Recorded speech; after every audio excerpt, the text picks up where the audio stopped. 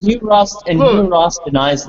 Hugh Ross also denies the theory of evolution as well and common descent, but he is pretty good on the age of the Earth, and he pretty much mopped the floor with Kent Hovind. At one point, when he was describing light, and he said light is contained in a pocket.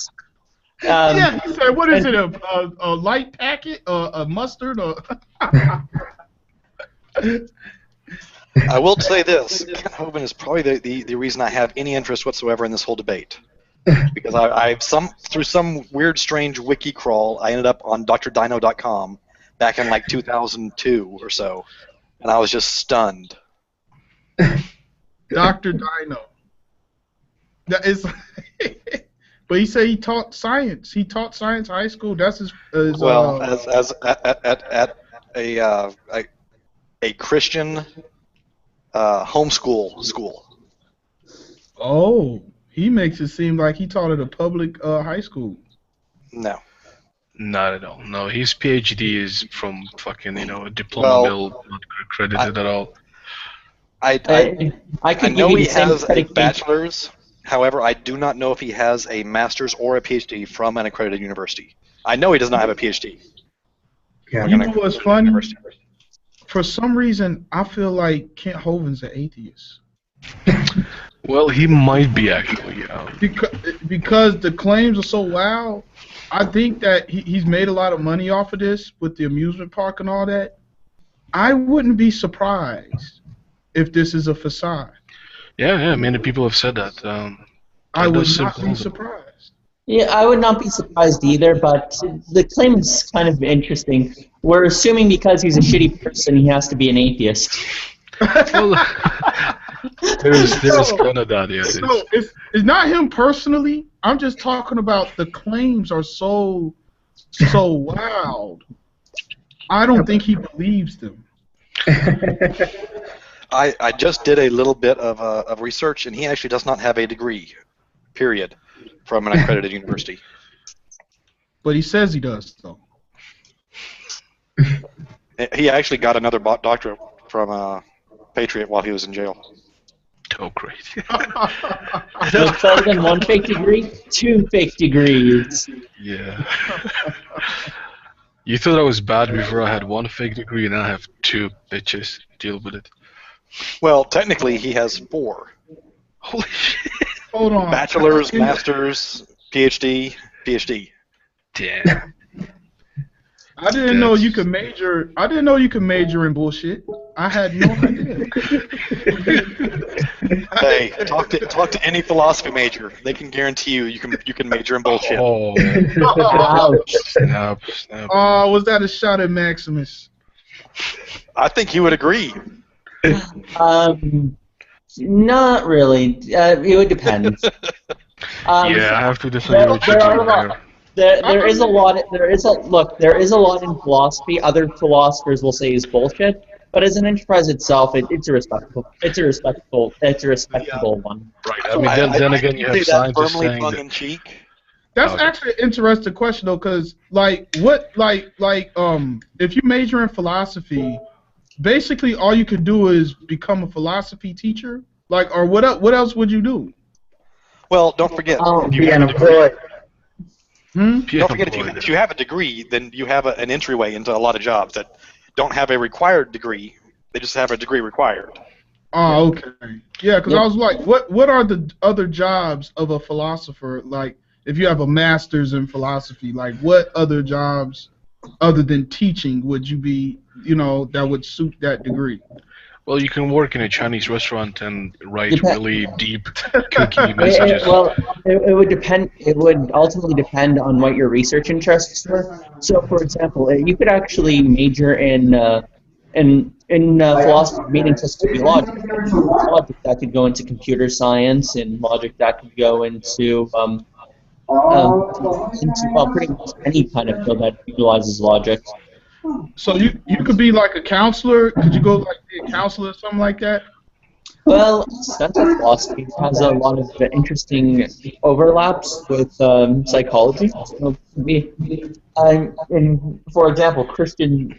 I work at a seminary. I studied at the seminary, and you can actually major in counseling there. And part of that involves studying Christian existential philosophy and understanding conceptions of faith as believers understand it. So there could be overlap there too. Right. I found that interesting. Hey guys, Laurent shared Ken Hoven's PhD dissertation. That wasn't Laurent. That was Fruit. Oh, Fruit. Oh, okay, sorry. Oh, right. Oh, So, yes, yeah. this is PhD? Of course, when you even if you apply for a fake one, you kind of need some, some pretend dissertation, and this one is gold. I know Logic made a video about it, just pulling it to shreds, and just the fucking beginning itself. Hello, my name is Ken Hoven. He's been a high school science teacher since 1976. Yep. Oh, Dragnot. Yeah. Hey, Drag. Oh my gosh, there's 4 black people in this hangout. This is. What are we gonna do now? No. And one worships. One worships an eyeball ass. Dragnot worships an eyeball ass. Y'all I gonna do not worship. What? No, it's a Shirami, and I do not worship it. I have a fascination with Japanese mythology. Did she see the eye? Did y'all see the eyeball ass? Was y'all in here with that? I still have it. You know, I secretly went back and researched that thing. It's kind of quite fascinating. You see, I told you. I think you just typed in ass in Google search and you were like, I might as well look at the eyeball parts too. Yeah, it automatically pops up. If you put eyeball ass in Google, that image is like the first thing that comes up. Well, that's not how I found it. I have a website called, I think it's godchecker.com, and so it goes over each and every culture and the gods that they worship and all that other kind of stuff in little detail. So I was researching Akumas, or Oni, and they're the Japanese version of demons, which are very different from the our Western ideas of demons. And so from there, I said that there are a larger class of yokai, apparitions, and so among them were the Shirami. These words sound familiar in anime. The Yoma, isn't that Yeah, from Claymore. not Basilisk, Claymore. Yeah. No. Yeah. Similar concept, very similar. Actually, I'm thinking of Shinigami now. Yeah, Shinigami. Yeah, that's the other thing. Well, Shinigami aren't technically yokai. Well, I think they would be actually, because they're apparitions, but they're of a higher class. There's not necessarily a structured hierarchy, but there are certain gods, and then there are just supernatural entities that we would call spirits. So I'd have to go back and see where I think Shinigami kind of rests somewhere in between yokai and the actual gods like Yamato no Orochi and Susanoo. Now, if I'm not mistaken, the Yoma are kind of mindless beast kind of things, and the Shinigami are can think and stuff. Is that how it works? Well, for the anime Claymore, they're just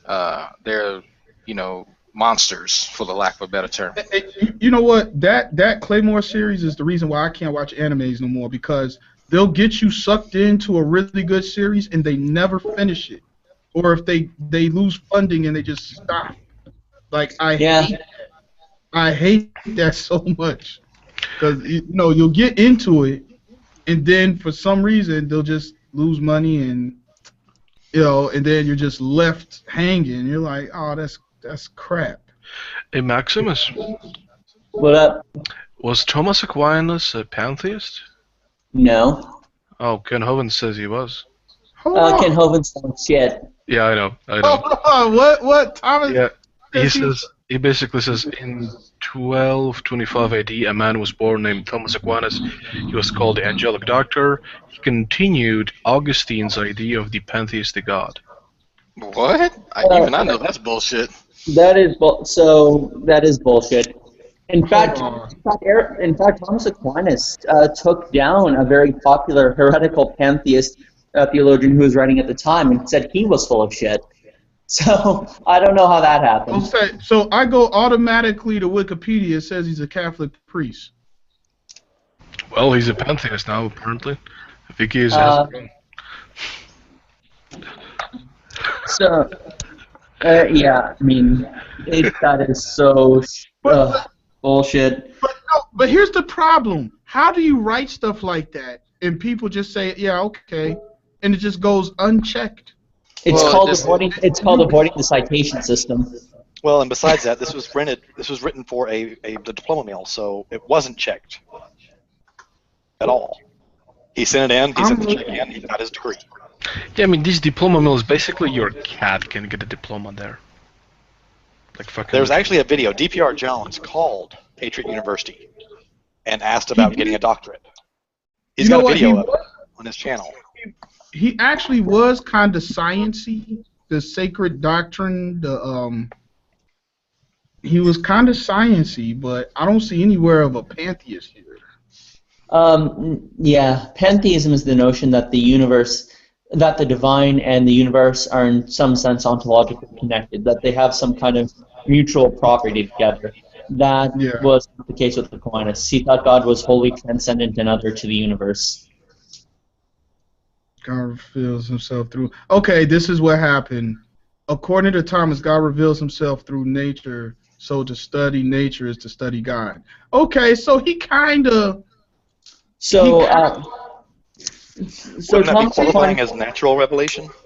no, so Thomas Aquinas, so the notion that of Thomas Aquinas was that because nature is an effect of God who is the cause of it, we study God, the cause, by studying the nature of the effect, the universe, which is essentially what Paul says in the first chapter of Romans, that we see God's invisible qualities through the visible qualities of nature.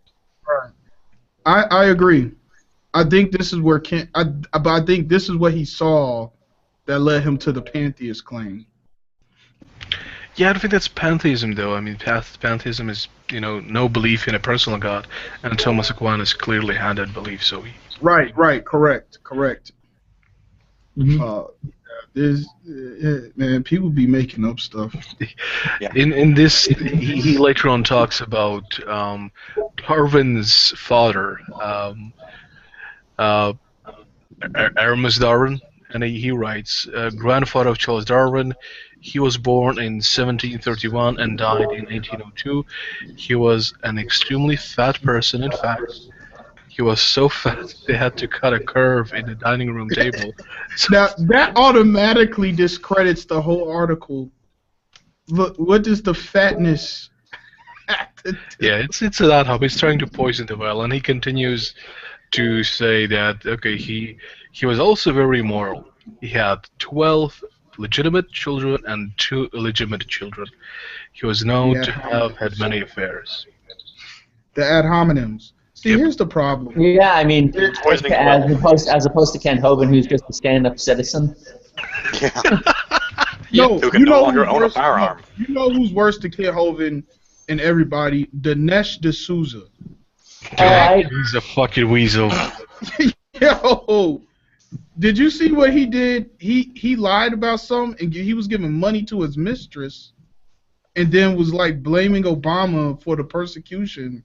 Like Because people are going to believe it. I mean, if it's a blatant lie, but you don't if someone already doesn't like them, then they're just going to believe, whatever. It's confirmation bias, and we're all guilty of it at some point, but some more than others. Dinesh D'Souza. That's what old boy called it. What is that? Jank. Y'all be watching Young Turks? Sometimes, not all the time. That's what he calls him. Dinesh D'Souza. That's just lame. Hey, drag nuts. Somebody trying to say my name? He calling you out, Drag. Drag nuts. Drag nuts. Okay, you know what? That is actually, you know what? No, I'll give it to Laurent. That was pretty clever. I might take that one and run with it, Drag. Hey.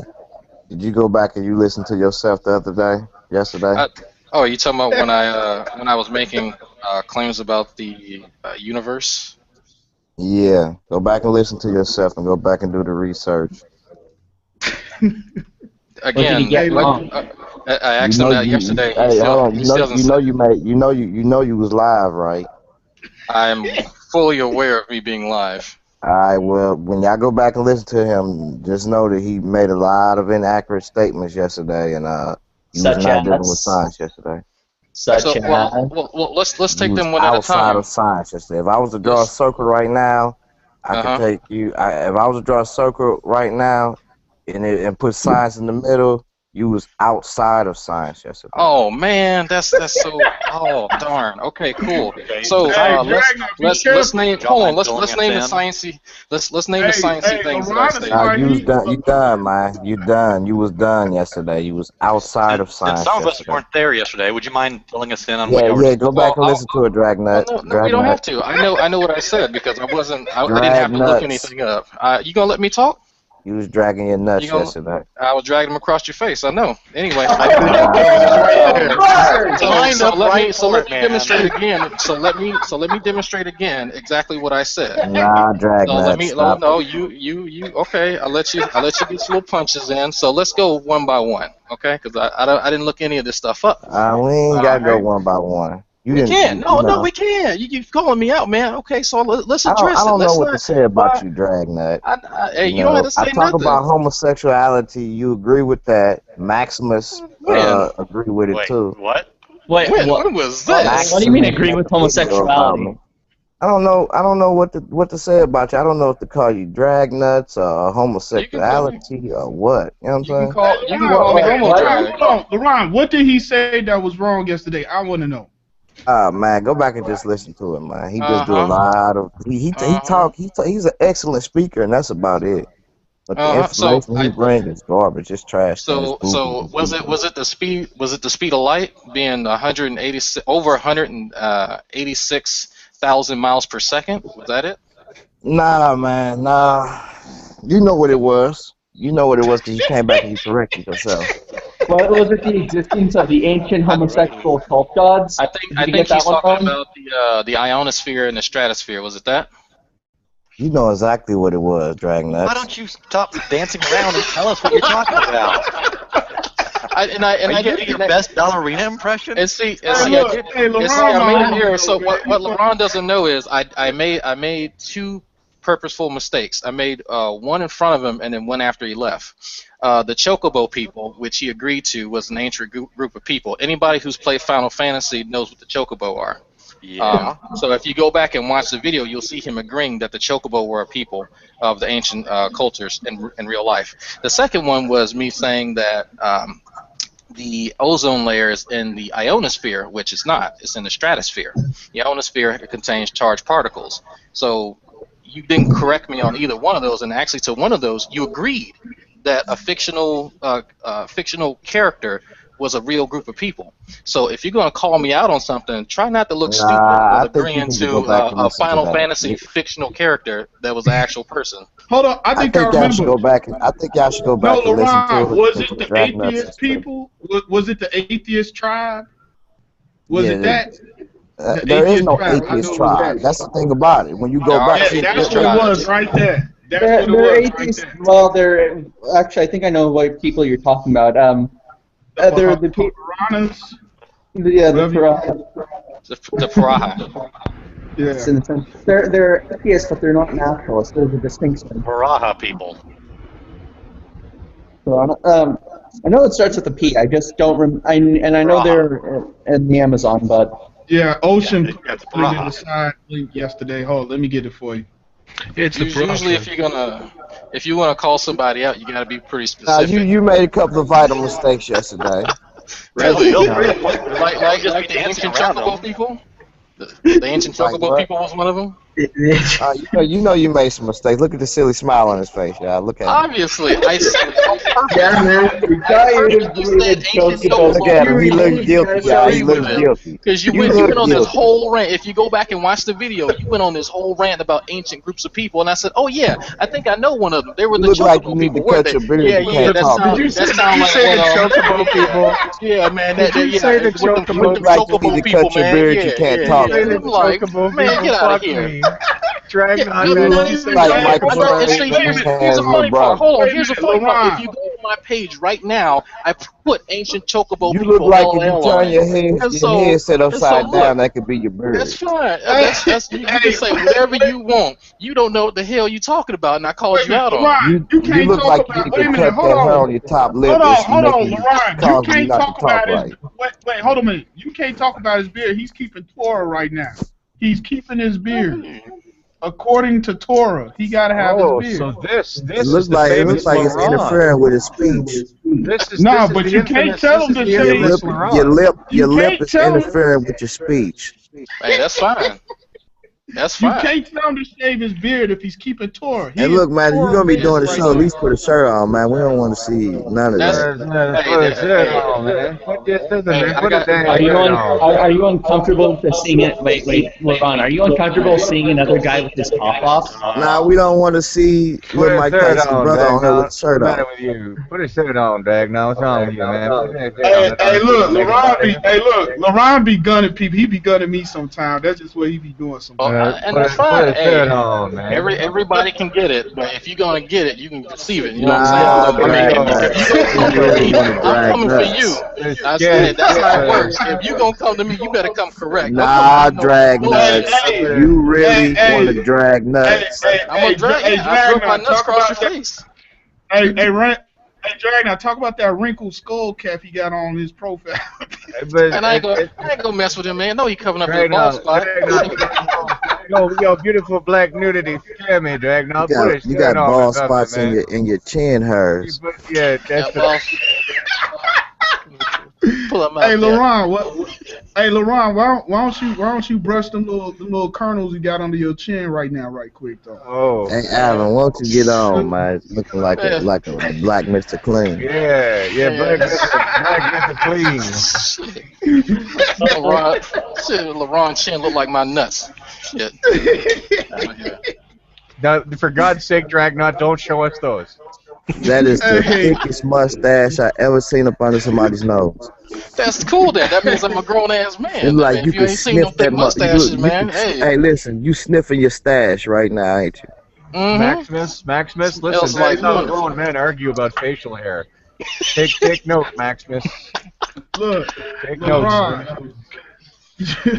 LeRon, you talking about a man that's keeping Torah. I'm looking at Mario right now. I'm looking at Mario. Where's Luigi at? Oh man, where's Luigi?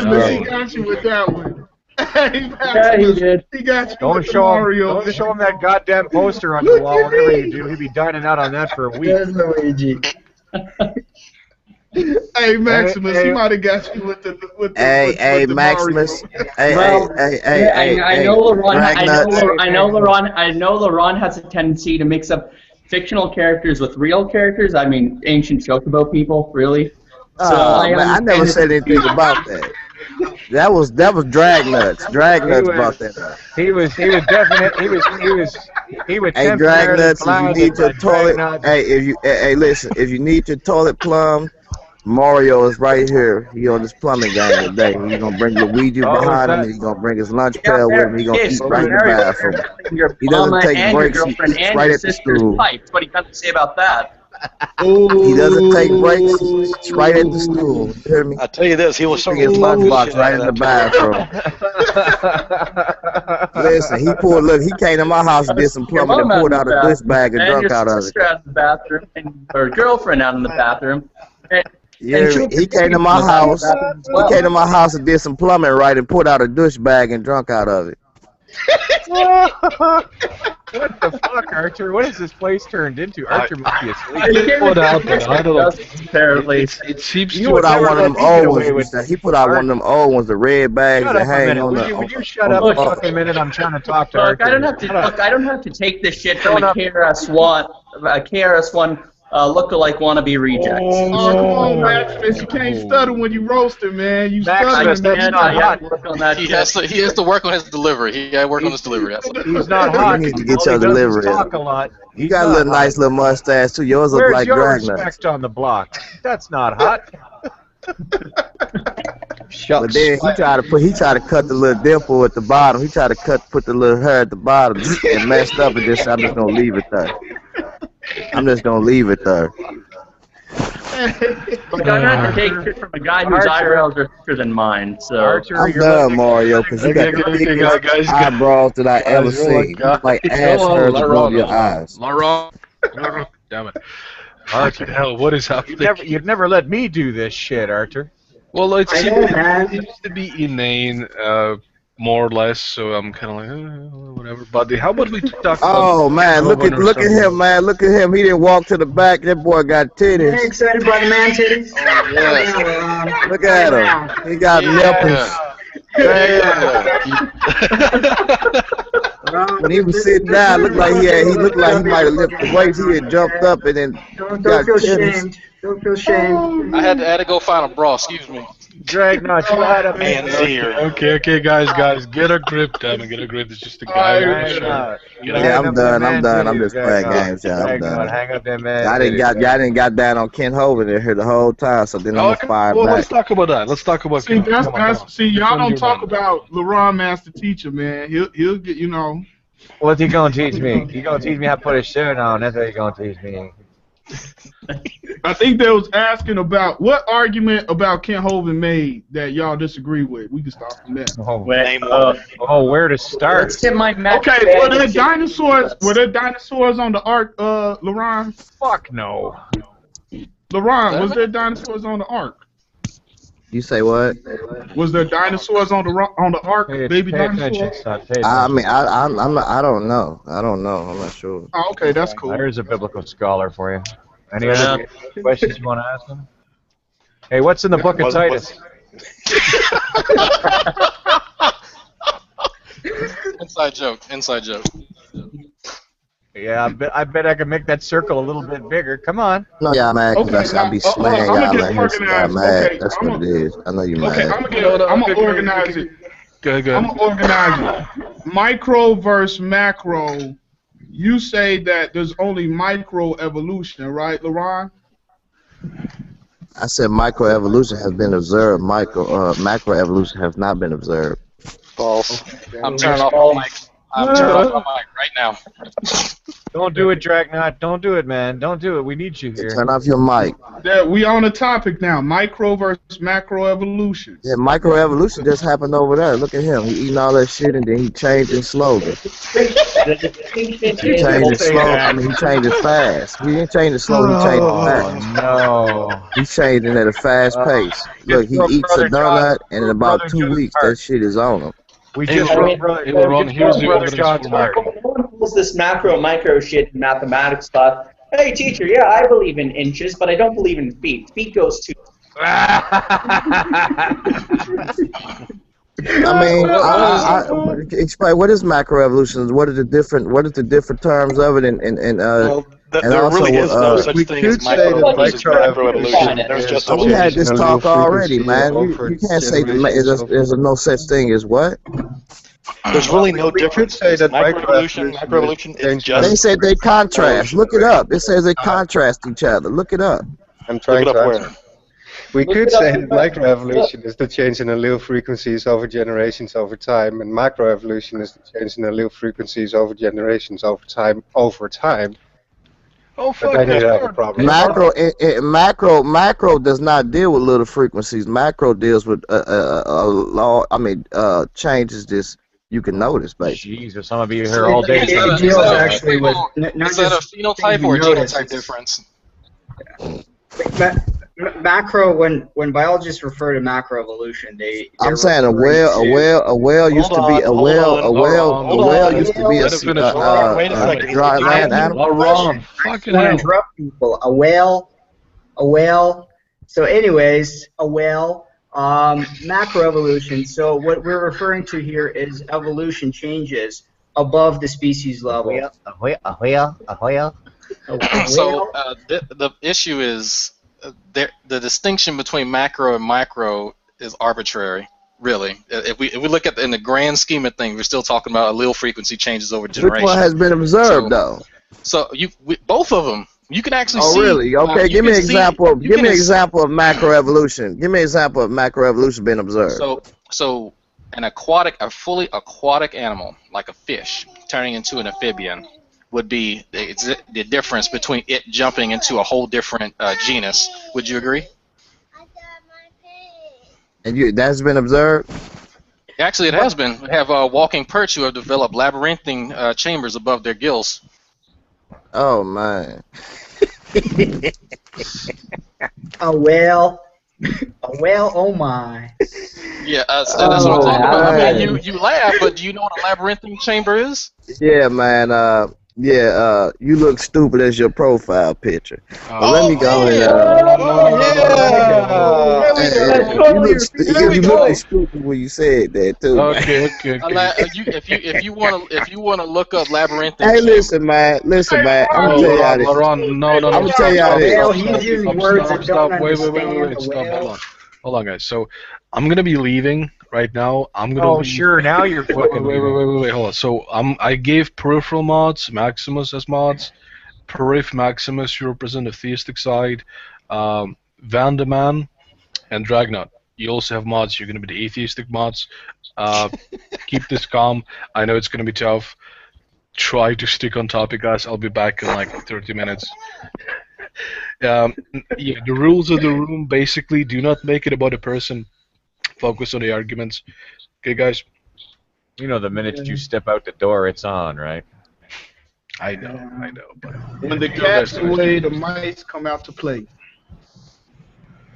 I'm Hey, sorry, Laurent, you on some bullshit though, man. Let's define a few terms. What would you consider the difference between micro and macroevolution? Would a change in species qualify as macroevolution for you? Yeah, I don't think Laurent knows he's muted. Laurent, I muted you. Have to unmute, dude, if you want to speak. Because Laurent, you muted. All right. Hey, Drag. I think we should go back to Laurent's poignant example of Dragnut looking stupid as the main defeater for evolution right now. I think that was a pretty solid. No. Yesterday when I was talking, I was all types of stupid and assholes. Was I not? I like when he stand up and Dragnot show us his fine body. I like that. Get that good. Look at you. See, this is the type of stuff I'm talking about, man. Excellent, Yesterday, Dragnut, all of them was in here calling me dumbass and stupid and all types of stuff, man. And when I get to spazzing out today, I'm the foolish. Wrong Peter for evolution. How could something so dumb ever further Dragnot, I think I love you, man. I do. I think that. Who is that, man? Is that Maximus? Dragnot, who that? Is that me, Dragnot? Who that? That's what I'm talking about, man. A lot of homosexual. Alvin, is this the type of stuff you like to hang around? I'm so homosexual, I even love myself. That's how much I'm. Look, Drag, you didn't got up. Dragnet, you didn't got up with your titties out. Now he want to show me them fine titties. Now he over there popping his mouth, smelling milk. Butter my biscuits, them titties. I had to make my son something to eat. So I'm just throw that out there. No, and then you're right. I was doggy. I mean, I'm not gonna sit here and lie like I was. Here, man. You were talking bullshit.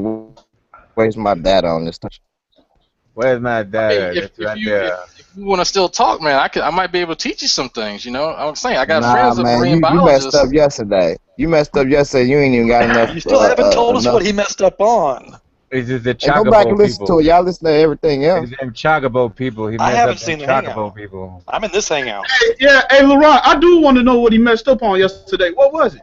Hey, Alvin, listen, man. Won't you go Alvin. get you a direct cut and be quiet? Yeah, that's a good direct cut. Hey, wait, I know about them Chocobos. Oh, where'd he go? Oh. I'll admit those are some pretty nice experiences. Hey, why everybody got mad he left though? I mean, there wasn't nobody mad. He was dogging me, and I was like, okay, that's fine. That's fine. I really don't mind because I was talking shit to him. You know, he was talking shit to me first, but LeRon be Maybe he getting called that a everybody. princess. LeRon Yeah. be roasting me sometimes too. That's what he do. Eric Silverman, oh boy. hey, that's fine. Oh, I didn't see Eric in a minute, but yeah, I mean, no, he can roast me. I have no problem with that. I mean, it's a good fun. I know he's bullshit, but it's fine. I'm gonna just point out that he don't know what the hell he's talking about. Look, I bet. No, listen. He mad at me because I blasted his master teacher, Ken Hovind. That's a massive background. Okay, Who hey, the fuck Eric, is at the bus terminal? Oh, Eric, I'm at the mute you, man. No, Dragnut. I said Dragnut. I ain't gonna call you Dragnut. No, Dragnut. He be getting mad because I'll be roasting his master teacher, Ken Hovind, and he be trying to roast me because I be talking. Oh, that's why he be talking about homosexuality so much. He wanna hang on Ken Hovind's nuts. It makes sense now. I thought he was upset because his hairline goes all the way the fuck back here, and he's trying to hide it with that cap. You was supposed to tell him that when he was. That's why he wear that cap. I was trying to throw little. I didn't want to hurt his feelings. That them fine white people nuts. I love to hang on them fine white people nuts. Yeah. That we was playing the dozens.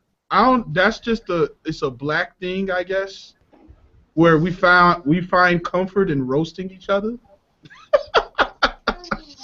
It's somewhat of a bonding thing. I mean, no, yeah, I didn't take it. I knew he legitimately has a problem with my position, but he was just, bullshit with me because he was trying to form a connection there. But I think he did get a little hurt at the end, so that's all right. He'll be back. Well, Laurent thinks he's kind of a wet, and he's half right. We gonna work on Max. We gonna get you. Yeah, see Max. This is where you was messed up, Max. Okay, I know. I was trying to think of people he looked like. You had some good. Listen, Max. You had some good roast points. It's just the delivery, man. Yeah, I know. That is true. You had him a couple times. I'm like, dang, if you just would have timed it just a little bit more. You gotta avoid the stutter. Oh, don't make fun of his stutter. No. I say this as a stutterer. Shut the fuck up, Max. Oh, there you go. Beat me to it. Eric, what up, man? What is it, Alvin? No, I just said what's up to Eric. I could actually hear him that time for me. Oh, I see.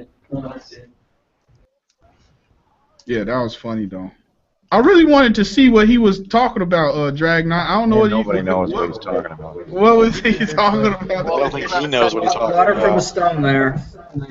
No, see, he wanted to get into this topic about. Well, let me try to rewind it. He wanted to just get into this whole. Every time we do something, or we create. No, he didn't like the word create. Every time we produce something, like a certain chemical or something like that, or a medication, that there's a side effect to it. So if we're splitting dihydrogen oxide, we're getting hydrogen and oxygen, but then in his mind there's some catastrophic event that's happening all the way in fucking Pluto that's signaling the end of the fucking universe. So I mean, he's just going all types of craziness. So I had to break down and explain, no, we got this shit under control. When we can create, we can produce ozone, O3, by splitting dihydrogen oxide, separating the hydrogen from the oxygen, and then just combining the oxygen elements into that O3. I mean, that's not a big deal. We know the flashpoints. We can control that.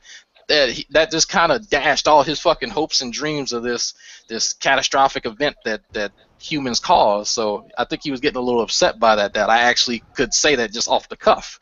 And so he went into this whole diatribe about shit that's happening in the universe and about, stuff right outside our galaxy. And I was like, well, man, we actually can measure shit like that. We can measure how big our universe is, or to an approximate point, even back to the Big Bang. And that's a good question.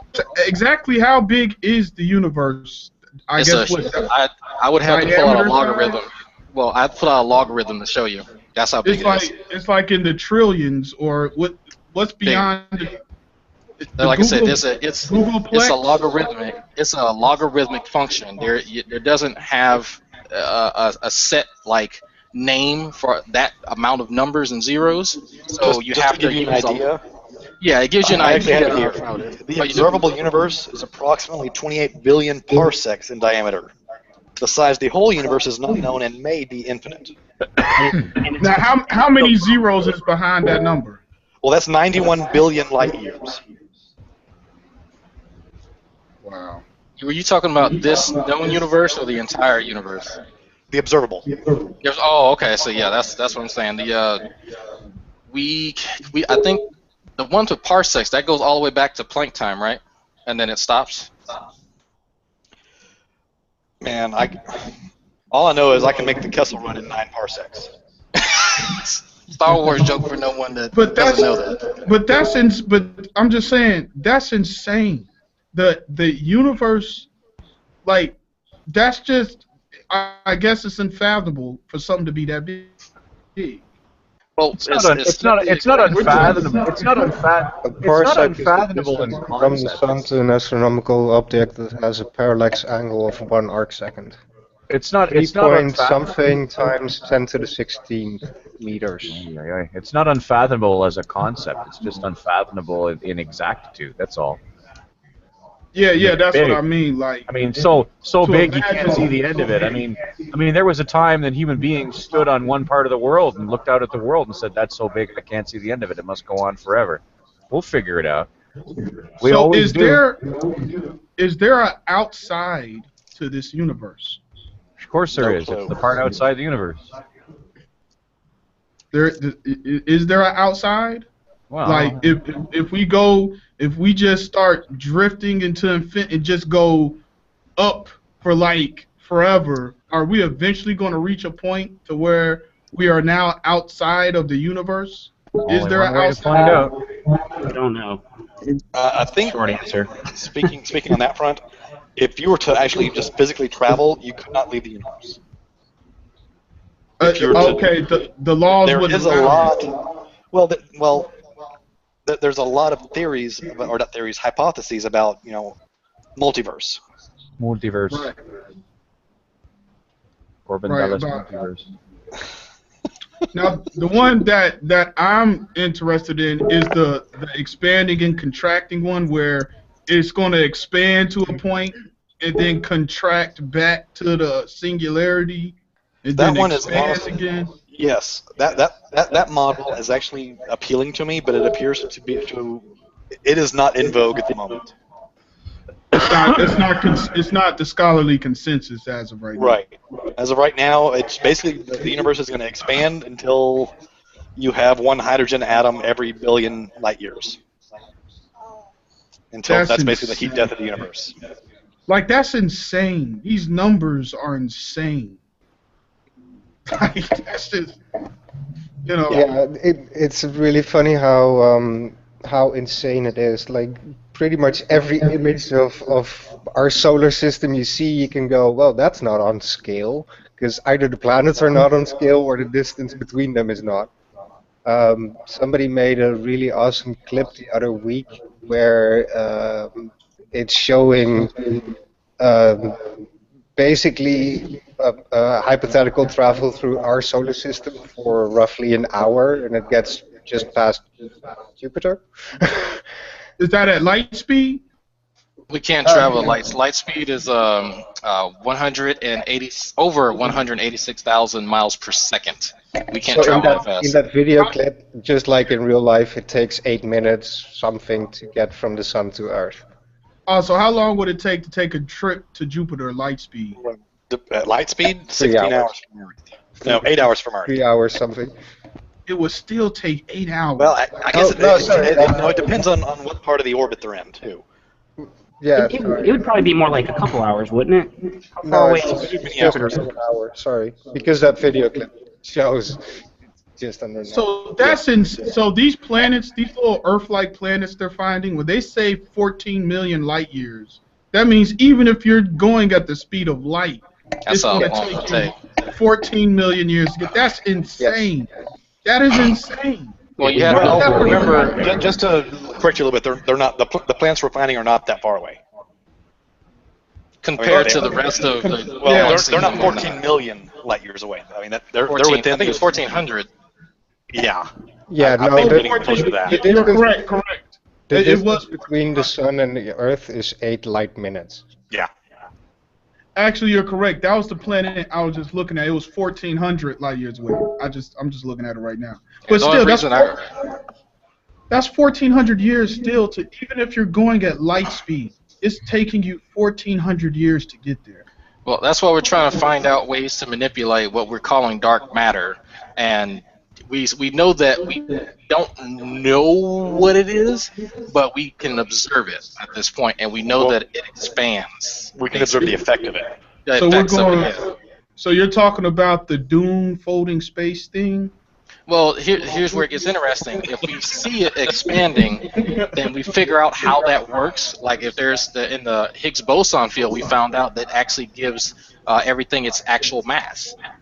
So if we can figure out how to manipulate that, maybe with the dark matter, maybe we can find a way to contract, subset, a quantum, let's say we'll call it a quantum cube of this particular part in space, and then travel through it, and then cut that time. Rosen bridge. Yeah, because in Contact they called it the Einstein-Rosen bridge, the wormhole. It's a wormhole. Yeah, the wormhole. Basically. So it's basically like this. We're not going anywhere, even with the speed of light. We need to find these wormholes, because the speed of light ain't really going to do nothing for us. Alvin, we don't even know if anything that humans can currently create can go through a wormhole safely.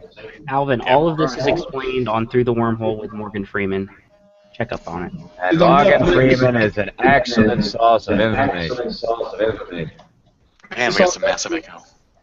Yeah, it's Alvin.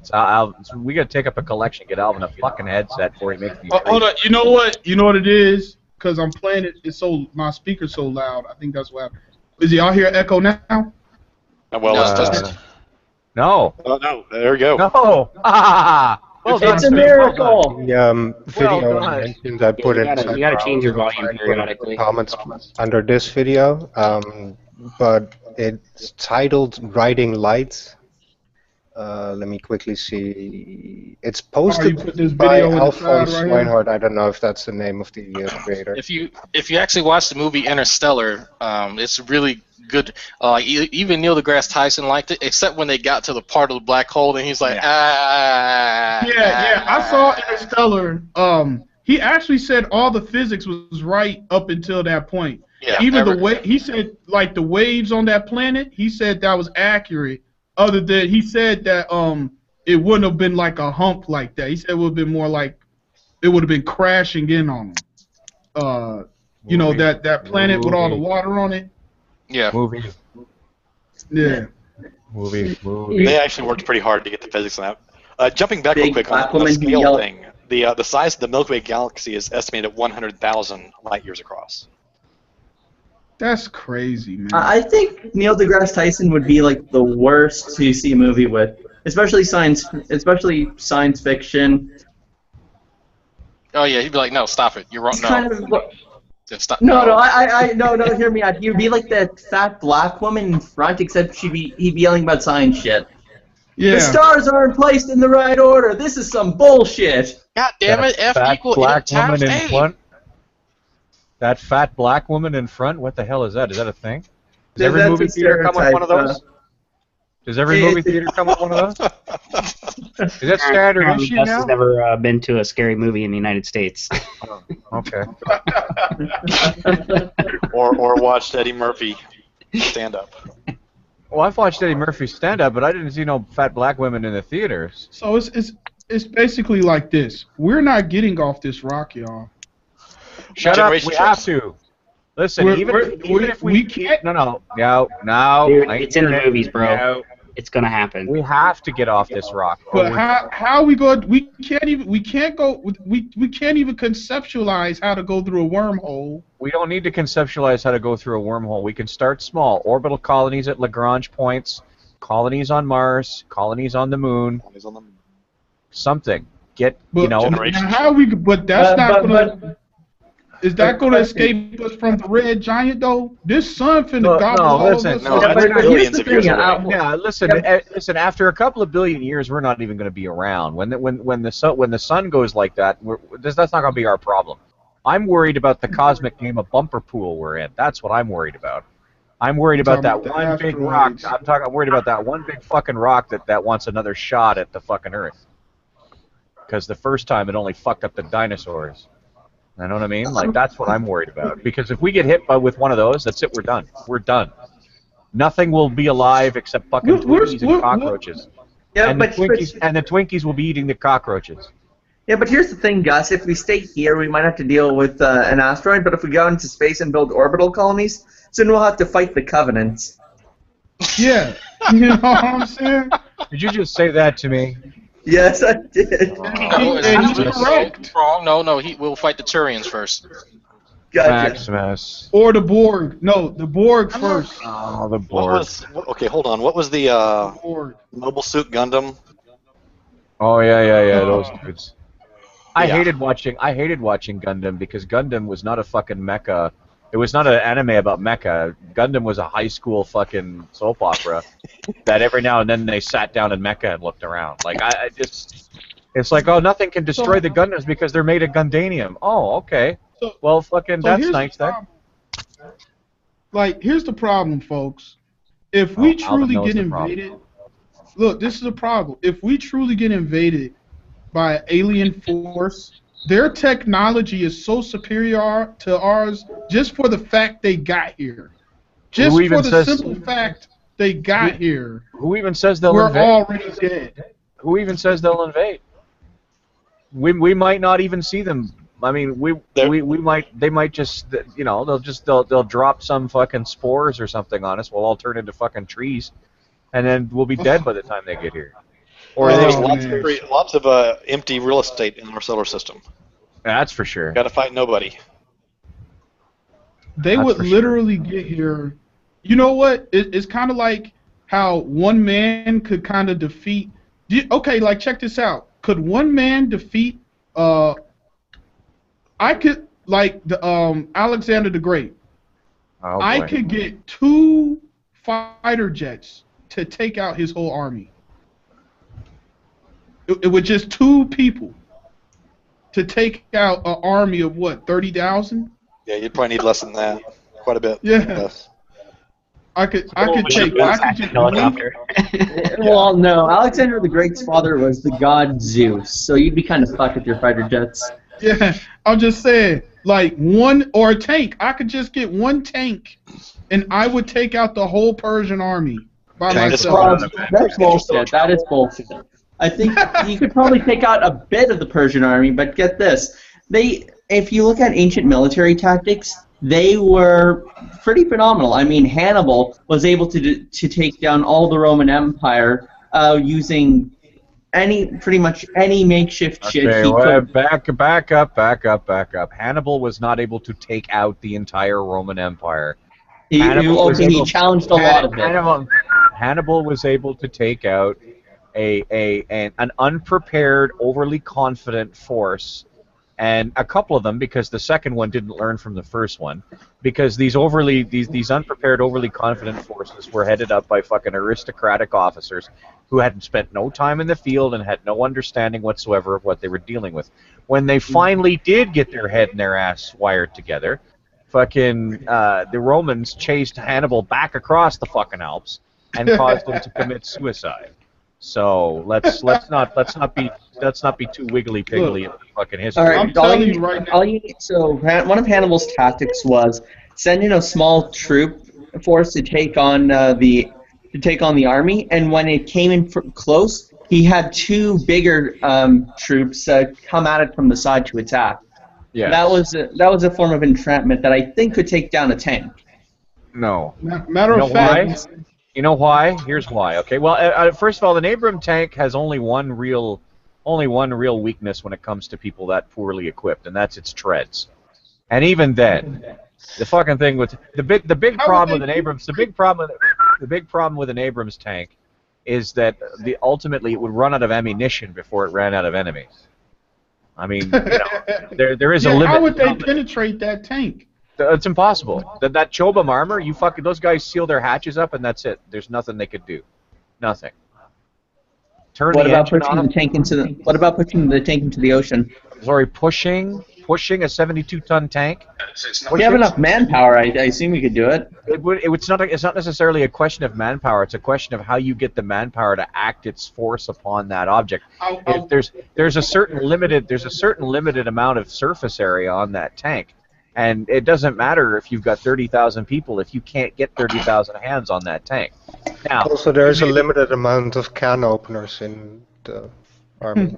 Well, just if you think a can opener can get that tank open, and you're about 70 years too late, brother. Okay, What about getting a bunch of levers and pulleys and just flipping the tank over?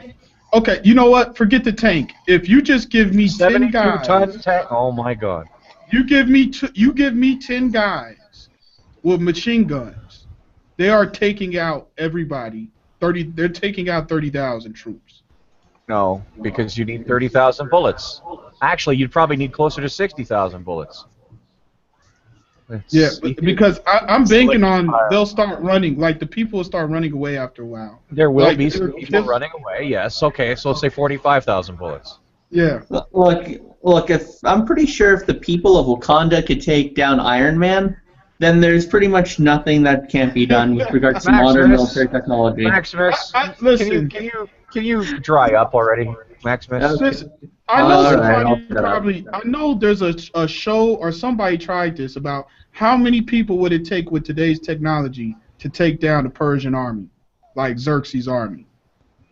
What they said, they had over 1 million people in his army. Well, I think that was exaggerated. Closer to about 500,000, but it didn't really matter. We weren't counting very carefully back then. Yeah, okay. I could just see some Greek out there going 1, 2, 3. Oh, for fuck's sakes, I lost my count. 1. So 500,000. How many people would it take to take out that army with today's technology? Well, okay. So when you say today's technology, we have different units in the, and I'll just say army. Different units in the army are going to be good at different things. You're going to have armored. You're going to have those who are indirect fire. You're going to have those who just plain old fucking infantry. Light infantry. Just light infantry. Just pure light infantry. Of an army about how big? 500,000. How many would it take with their technology and weaponry, and with our technology? How many people would it take for us to wipe out? Just to be perfectly clear, we don't have access to artillery. We don't have access to mortars. We don't have access to explosives any bigger than a claymore. The entire 4th Infantry Division could do it. Yeah, we have grenades. We have somebody can carry a bazooka, machine guns. We have all of that. I would say 100 infantry guys would take out that whole 500,000 person army. You'd need more than that. How much? What, a couple thousand? I would say the entire 4th Infantry Division. I'd like to examine. How many people is that? I'd like to go back and study the numbers on the Battle of Rorke's Drift, where the British took on the Zulus, because the British had I don't know, maybe 60, 70 men plus 2 cannons, and they took out like more fucking Zulus than anybody could count. But right. You're talking about during Shaka Zulu, right? The Zulus were being very obliging, though. They were marching up in rows, and they were doing their little Zulu power dance in front of the British before they attacked. So I don't know if you can compare the two because of the differences in tactics. Hey, how many people in the infantry, Dragnot? Well, let's see. I had to look this up because you have a striker brigade, you have infantry, armored, there's a fires brigade, combat aviation. So I have to take out aviation. I have to take out fires brigade.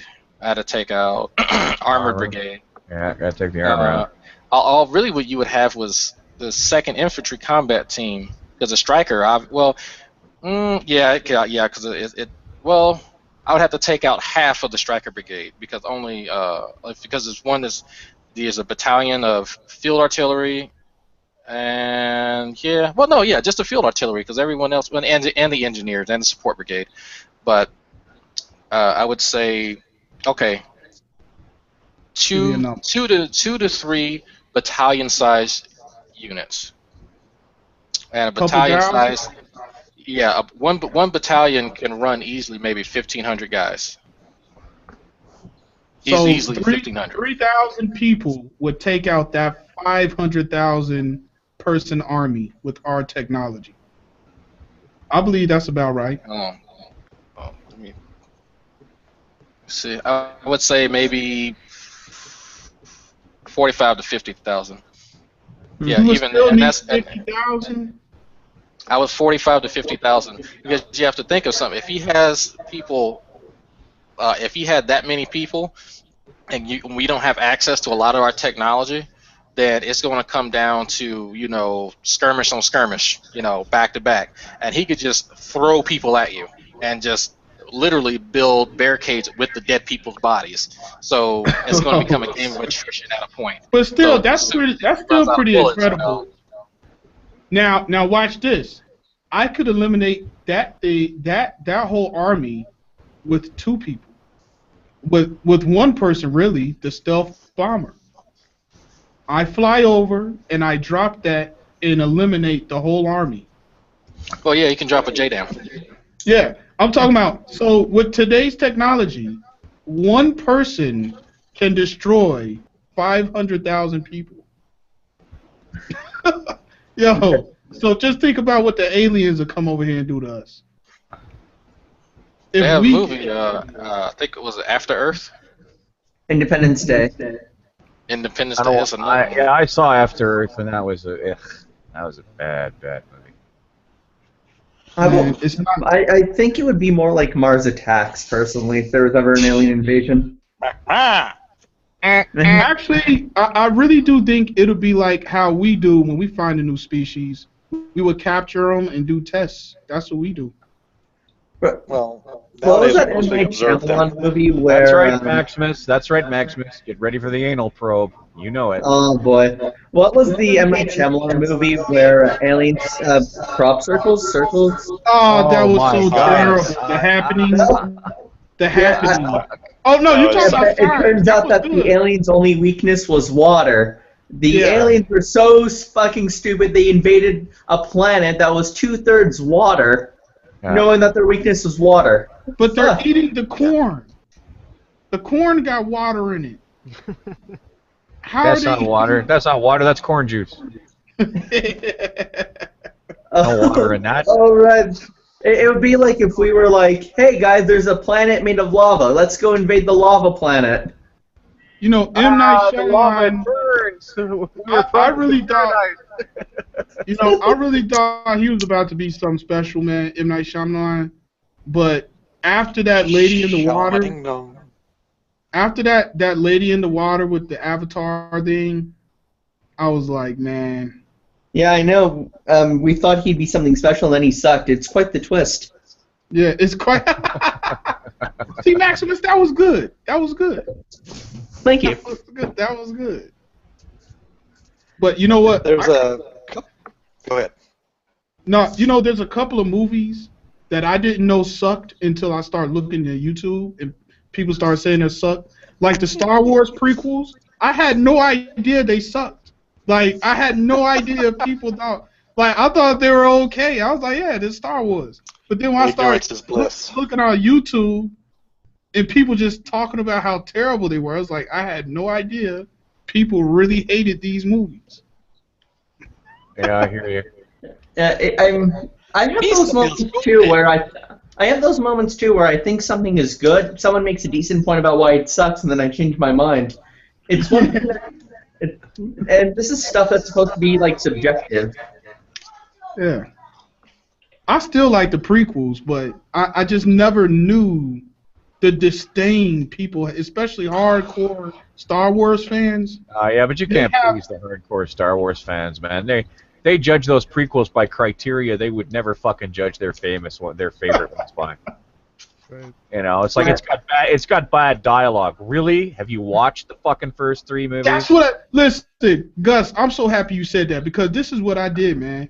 I looked at all the prequels, right, and then I tried to look at A New Hope, and I was like, okay, I just looked at these lightsaber scenes where you're flipping and jumping around and doing backflips, and now I look at this Obi-Wan and Darth Vader, and they're going tap tap. And they got arthritis and shit. They're like, they're like, I need my pain pills.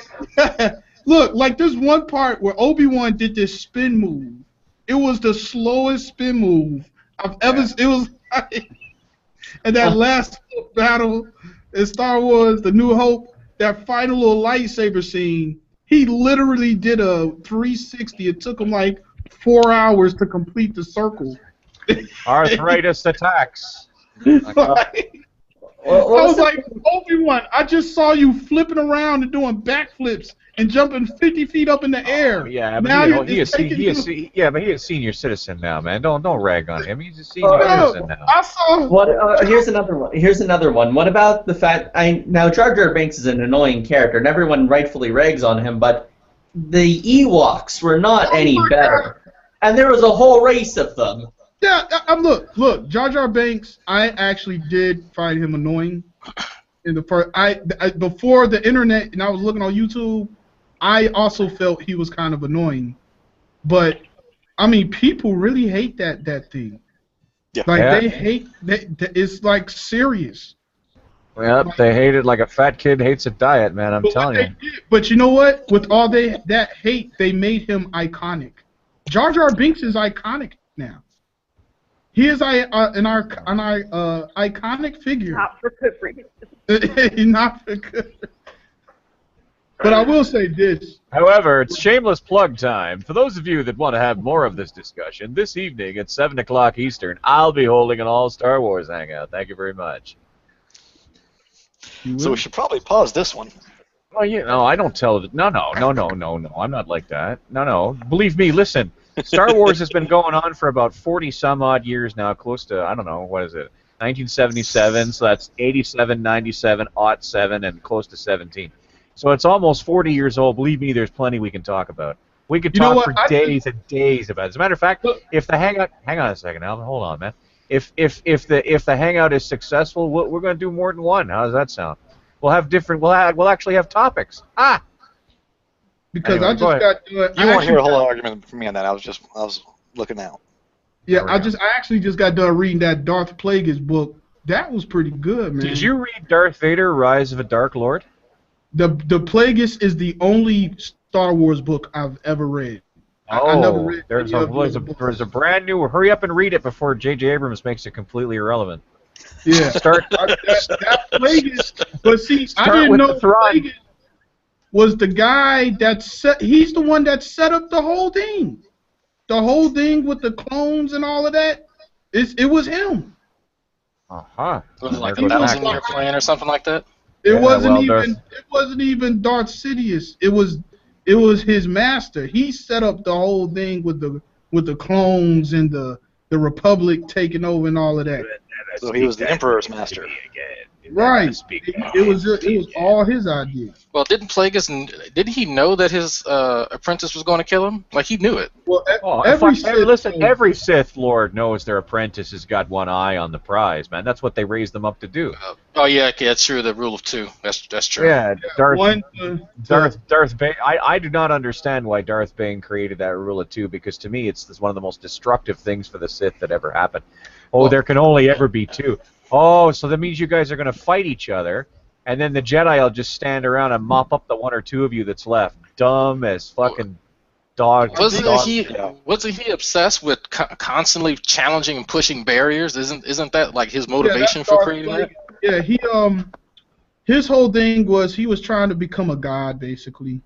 He wanted to create life and stop death and all that type of stuff. It was a pretty good book, man. I am a biotic god. Yeah, I would. Somebody told me to read it. I read it. It was pretty good. I haven't even read any of the Star Wars books. Read Darth Vader: Rise of a Dark Lord. One of the things that it does very well is it talks about some of the shit that Vader had to go through just as he'd been converted, and some of the really, like, one of the things that never really gets explored all that much in episodes 4, 5, and 6 is just the utter prison that Anakin Skywalker finds himself in vis-a-vis his own body, and Rise of a Dark Lord really talks about that. Like it talks about how he was rebuilt in many cases with substandard materials and poor systems, and he kind of had to grow into that mechanic body he got. Well, that part of the reason that was done, of course, is because Palpatine didn't want him to become more powerful, right? So he stunted his own apprentice, and even that, like one of the reasons that Darth Sidious was so permissive with Vader about his son was that he wanted because he saw Vader as being only semi-useful. It's the same thing. It's the same thing with Darth Tyrannus. When Count Dooku was no longer of any use, Sidious just threw him away. Right. I mean, so. They had a weird naming scheme to start with, though. Vader, Invader, Sidious, Insidious, and they got away from it. Yeah. Do you know in the original Star Wars they had a woman playing Darth Sidious? That was a woman. The Empire Strikes Back, yeah. Yeah. I think in Empire Strikes Back that was a woman actress playing the Emperor. That doesn't surprise me. With chimpanzee eyes superimposed. Yeah. Now that's tripped out, man. But you know what? Because look, let me tell you what happened. I did the whole Star Wars thing. I looked at Episode 1, Episode 2, then I watched the whole Clone Wars series, then I watched Revenge of the Sith. Okay? Like, I did that just to go through the whole thing. Yeah. And then what happened is I got so used to seeing all these lush worlds and graphics and lightsaber scenes, I then go to New Hope, and I try to look at that, and it's like... God. Tatooine looks like a suburb of Arizona with weird people walking around. Well, actually... It took me out of it, because I just got used, like, all these big worlds and graphics, and now I see this new one, it's like, There's actually an in-universe explanation for that. There's actually an explanation for why everything is looking so drab and so boring. Is because, well, the Empire has stifled everything, and all the art. That's what I did with that. That's exactly what I did to rationalize it in my brain. Yeah. Well, see, everything is all fucked up now, so that's why it looked like that. But you know what? That didn't help the lightsaber scene at the end, though. That didn't help. No, I imagine that didn't do much for that. That's it. It did help it, man. I really tried to make it work, man. It's kind of funny. There's a lot of stuff from the original trilogy, 4, 5, and 6, that they had to drop for budget reasons or whatever. That he ends up working into the original. Like originally, they were supposed to have the Endor was supposed to be Kashyyyk, with the Wookiee homeworld, and they couldn't do it. So that's how they came up with the Ewoks. They worked that into the original, the sequel trilogy or the prequel trilogy. But now with technology, there's nothing a person can't do in a movie. Yeah, it's amazing. By the way, it's amazing. In Episode 6, the studios actually fought George Lucas, in terms of funding. Like they fought him. I can't believe that. Like the Star Wars and the Empire Strikes Back made fucking hundreds of millions of dollars for the studio, and yet they fought him on funding. Now you know what? Star Wars. When I saw Empire Strikes Back, that kind of brought me back into the world. I could actually look at that one. Yeah, I mean, well, some of the graphics are still a little cheesy, but it was still manageable. It wasn't like the first one. the only reason that I can possibly think of why they might have fought him was that in 80, 81, and 82, you sort of had the death of the director gods. Like I think it started with that movie Heaven's Gate, Right.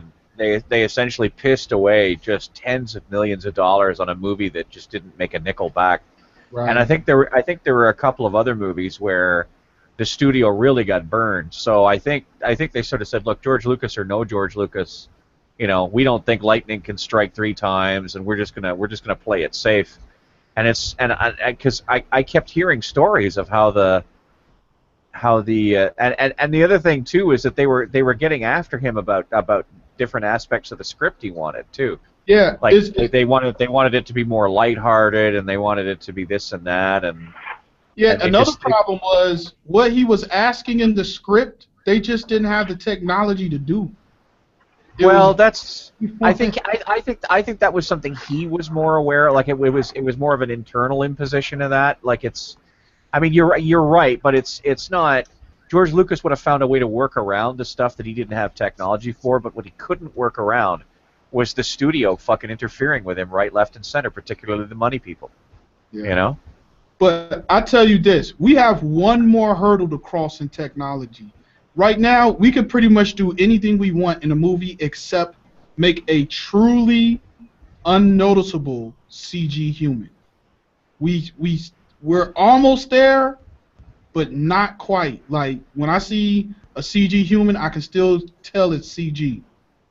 I will say maybe in the next 5 to 10 years, you will be able to see a CG human and not tell the difference. Well, they could do it, but man, the level of detail that they would have to go into to pull that off, it's just there's also something called the uncanny valley, which essentially says that the closer that things look to being human, if they're not human, the more fucking creeped out human beings get dealing with it. Now, what I've noticed is they've mastered it if it's a still shot. Some still shots, I can't tell if it's a real human or not. It's only when they start moving. Yeah, the amount of data that you need to push from point A to point B is enormous, and we barely have computers that can handle it. But that'll come. Now here's a few years what's back. That? Wait, what, Groovy? Oh, no, I was just reacting to what you said. We don't even have computers that can handle Black MIDI easily. The freaking 8 billion note songs. Yeah. But I'll say this. See, once we get that technology to where we can actually make humans unnoticeable, then we can do stuff like have a movie with Bruce Lee, starring Bruce Lee. And it will be him, and you won't even be able to tell the difference that it's not real. Well, we do have a Tupac at the Coachella, but there is actually a YouTube video of animated Donnie Chen versus Bruce Lee that a lot of people haven't seen for some reason. I saw that, but it still looked fake. Now, there's a YouTube video of a realistic head. It's only about 5 seconds. That was the most realistic human-looking head I've ever seen, because they had the pores and the... Oh, let me put it on the side for you. That was the most realistic human head. And look, I actually talked to the guy on there. It's about 15 seconds of footage. He told me that it took him about 3 weeks to render it out. 15 seconds of footage. Okay? And in 3 weeks to render it out. Now imagine making a whole movie like that. Oh, let me put... But they're going to be able to find out to do it eventually. I remember a few years back, the Final Fantasy movie, The Spirits Within. I remember that. Oh yeah. Yeah, I remember it too. They worked really hard on the CGI for those characters, and it shut down several computer farms for months to do that movie. Yeah, I'm not surprised. Check this. This isn't even a full face, but this is the most realistic CG I've ever seen. It's just an eyeball. But if they can get this the whole body, then we're going to see something, man. That's the most realistic eyeball. You see that? Screen Actors Guild will flip Like- right out. Now you see how realistic that I see it, close up I see shot it, of eyeball. I see it. I see it. Now that looks like a real human eyeball.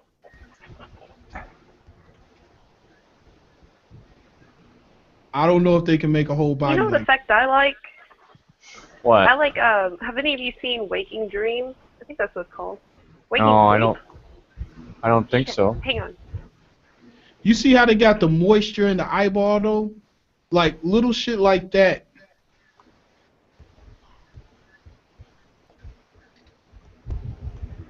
Yeah, see the amount of computer to make a whole live action movie with this kind of detail, you're going to need some shit from NASA.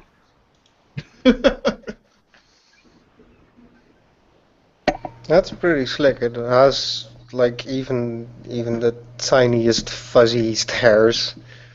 Yeah, you That's see that? really detailed. Even like the twitch of the animation, like the twitch of the eye, like how it twitches. He's got that same guy's got a full face kind of demonstration. Oh yeah, Ed. Yeah, I'm looking at that. Yeah, So see I this. had them mixed up. It was Waking Life, and they used the rotoscope effect. Now see the full head. It's real. It does look human, you know, but you can still kind of tell it's CG just a little bit. That full head thing you clicked on, like you looking at it too, right? Yeah. You can still kind of tell it's CG a little bit. Yeah. Just a little bit. Only when it starts moving you can tell it.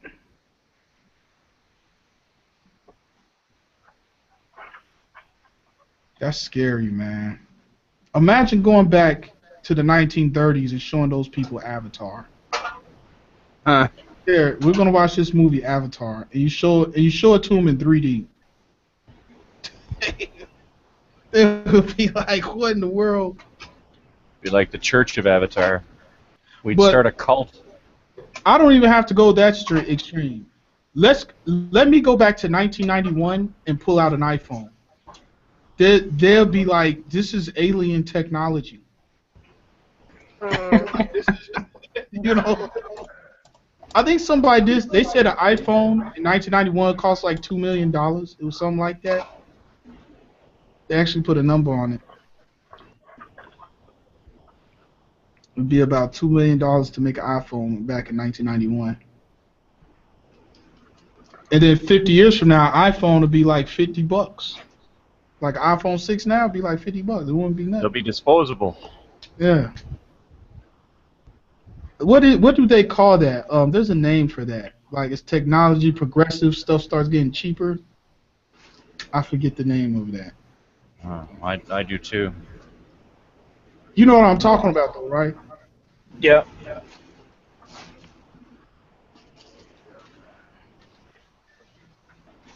Then they'll say there'll be Michio Kaku actually did a seminar about this. He said like there'll be computers on the wallpaper. Like when you start walking into places, like a computer, it won't be like a desktop anymore. It's like they'll be so inexpensive to make, they'll just be everywhere. You know, to where you'll just bring your memory, whatever you stored your data on, with you, and wherever there's a computer at, it'll be like a light switch or something. And when that happens, all of a sudden, the primary moneymaker with computers will no longer be technology; it will be time. Yes. Like You will. I'm telling you right now, the old-fashioned model of the internet as an endless buffet of free stuff will die. It will have to, one way or another. we're not going to have the utopia. I thought so. So we're not headed toward a completely free internet. No, never, never, never, never, never. As long as that which is required to make the internet costs money. It's all racist. Black people or white people? Black What the hell? What the hell? What? Because black people hate black people too. Oh, Everything white people don't like about black people. Looking at Fucking atheism is unstoppable. Atheism is unstoppable. Fuck. Love black people. Drag. You're ruining my vibe. What was anyways, like I was saying, as long as what Art. doesn't matter. Sorry, yeah, I was watching Atheism is Unstoppable, and one of his supporters is on my channel. Gotcha. No, I was just saying that as long as it costs money to make the internet happen, you know, the internet will never be free. And porn's not doing it anymore because, quite frankly, I don't care what the porn industry says. People by and large are not paying money for porn. Why would you? There's no point to it. You can get perfectly safe, perfectly fucking normal. You don't have to get that harebrained stuff. Perfectly fucking normal, perfectly fucking safe porno for like not a nickel. So why in heaven's name would anybody pay any money for porn? It's craziness. So that's what I was trying to understand. How are they making money? Because they can. What's that? Was that Because groovy? they can. But I don't know. What does that mean? Because What does they that can mean? pay for it. Well, People yeah, can but pay there's for fancy wannabe fucking water. I suppose, yeah. I guess. I mean, But the I guess the real sick stuff is the one that's like the real crazy bondage, like that. the specialty stuff. Yeah. Yeah, No, I mean, they I guess it'll be. But I mean, the thing is, though, it used to be that if you wanted porn, you pretty much had to pay for it. One way or another, you had to pay for it. But now, I mean, you just don't need to. Yeah, that's what I'm trying to understand. How do they make money? It must be through. It must be through advertising or something. Right. It must be through. Yeah. Like, I mean, I'm sheltered from a lot of the advertising on the internet because I've got ad block. But you watch, eventually what's going to happen is those programs are either going to be stuck behind pretty hefty paywalls, or they're just not going to be available. People just won't be able to get them, unless you become so good at computer programming that you can basically create your own. But then, it becomes like friggin' cookies, right? I mean, now I used to know people back in the early days of the internet who were fucking fanatically against cookies. Now they have no choice because the cookie is part of the fucking cost of doing business. You must accept a cookie, otherwise you don't get to that website you want. That's simple. There's no way around it. So, so I got a question. So, what exactly is the cost coming from as far as the internet? Like, what is costing money to put it? Servers, electricity. Okay. Servers, electricity, for in some cases content, in some cases. But Programmers. as far as just getting it running, it's the servers and the electricity. Well, the servers, electricity, and some of the programming. You know, but it's mostly just real estate, it's servers, and it's electricity. And I mean, I know, for instance, in my province in Canada, in Ontario, the cost of electricity has gone up something like 400% in the last couple of years, because it was artificially kept low, and then all of a sudden people said, oh well, we can't afford the subsidy anymore. Yeah, that's what I guess that was basically what I'm thinking, is that internet would just be like water or electricity. It'd just be like one of the necessities you'll have. There is no way on earth anybody will allow the internet to become anybody with any political power and money invested will allow the internet to become a basic human right. And fuck, even if they do, there are still countries, a number of countries on this planet that don't observe the notion of basic human rights. I mean, they're like, oh yeah, that's nice. I mean, look at the United States. Housing is a basic human right. How many people are homeless? Food is a basic human right. How many people go hungry every day? Yeah, but aren't they already setting up hotspots around cities? Sure, but that's free fucking Wi-Fi. Sure, but that's I mean, eventually, we're slowly seeing big money moving in and taking over. Now, how about this? The internet is a wonderful government surveillance tool. Would they not want people to have at least affordable internet to keep an eye on them? Would that not be a good motive to have? I don't know about free internet, but I guess at that point it becomes a question of competing interests, right? I mean, on the one hand, you've got your security advisors saying that having Big Brother style screens where people can watch you while you're watching them is one thing. Meanwhile, on the other side, you've got campaign contributors in the hundreds of millions of dollars across Congress fighting to keep the internet for pay only. Which one are you going to listen to? After all, those security advisors don't control whether or not you get elected again, but the money guys do. Follow the money trail. It'll always lead you to the truth. We're, we in the first world are going to have one hell of a fucking time over the next little while trying to extricate corporate influence from the rest of fucking politics. I don't know how the hell we're going to do it. Okay, Gus, it seems like you're real educated on the politics and stuff. Please explain this to me. How is Donald Trump doing what he's doing? I don't understand the question. I mean, you mean how is it?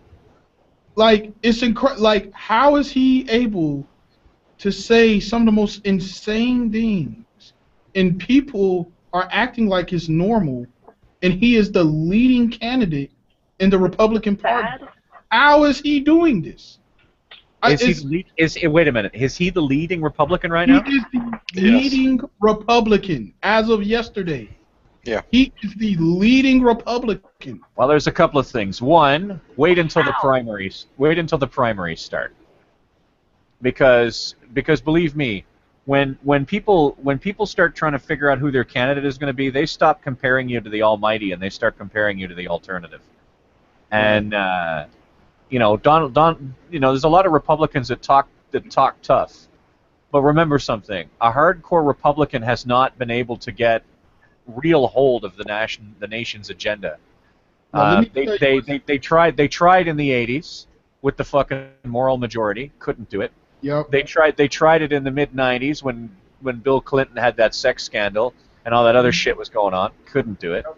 They tried the last congressional election, I think, saw a whole bunch of fucking Tea Partiers and neocons kicked out of office. I don't think Michelle Bachmann has a job anymore. Colonel West, the congressman named West, James or Alan. West, he's gone. Fucking the only one left, I think, is Louis Gohmert. Now, and I don't know why the fuck they left him in there. Oh my God, Louis Gohmert. How does he have a position anywhere? There's always two reasons that any politician has their job. The first is how much money they have in the bank, and the second one is how fucking stupid their constituents are. I'm sorry, but there it is. Louis Gohmert says some of the most insane things. But if you really want to keep yourself up at night, Alvin, don't think so much about what Louis Gohmert says. Think about the fucking constituents that put that silly cunt into power. Right. Think about the people who voted for Louis Gohmert if you're interested in keeping yourself up with. Actually, that's actually what I'm asking you, because here's the thing about Donald Trump that scares me. Because I remember, like, Herman Cain, that was crazy. He was leading for a while, right? Herman Cain fucking had a couple of campaign speeches that came right out of Pokemon songs. But look, I'm serious. They stripped the music out. They took some of the lyrics and they put them from Pokemon, and they put them. I swear, man. I got this from Rachel Maddow, man. I'm telling you. Rachel Maddow did a comparison. But let me I thought I was gonna fucking die. Herman Cain was bad. He was the leading Republican Party from it, and he was crazy. But Donald Trump is doing things I've never seen before. Like what? He said like this. Growing his hair back? He basically called John McCain a bitch for getting caught, and John McCain apologized to Donald Trump. Yeah, that is incredible. Dragnot, I'm not near my computer. Are you still here, Dragnot? Drag, you still here? Yep, I'm here. Yep. How many soldiers you think are going to vote for Donald Trump, who was a fucking draft dodger because he shat all over McCain, who got shot down over Hanoi? Probably a lot. There are some that's going to vote Republican simply because he is because he is a Republican. It doesn't matter. As long as he says I hate Obama and I hate the left, and then liberal, bad, that it really does not matter. They can shit on the GI Bill, they can shit on everything, and they will still do it. And a good number. And Gus, this is what I stand schooled. But Gus, this is what you got to understand. The other Republican candidates are following Trump's lead. Like Huckabee's talking about that nuke deal is bringing Israel back into the oven. Like he bringing up Holocaust shit, and it's like okay.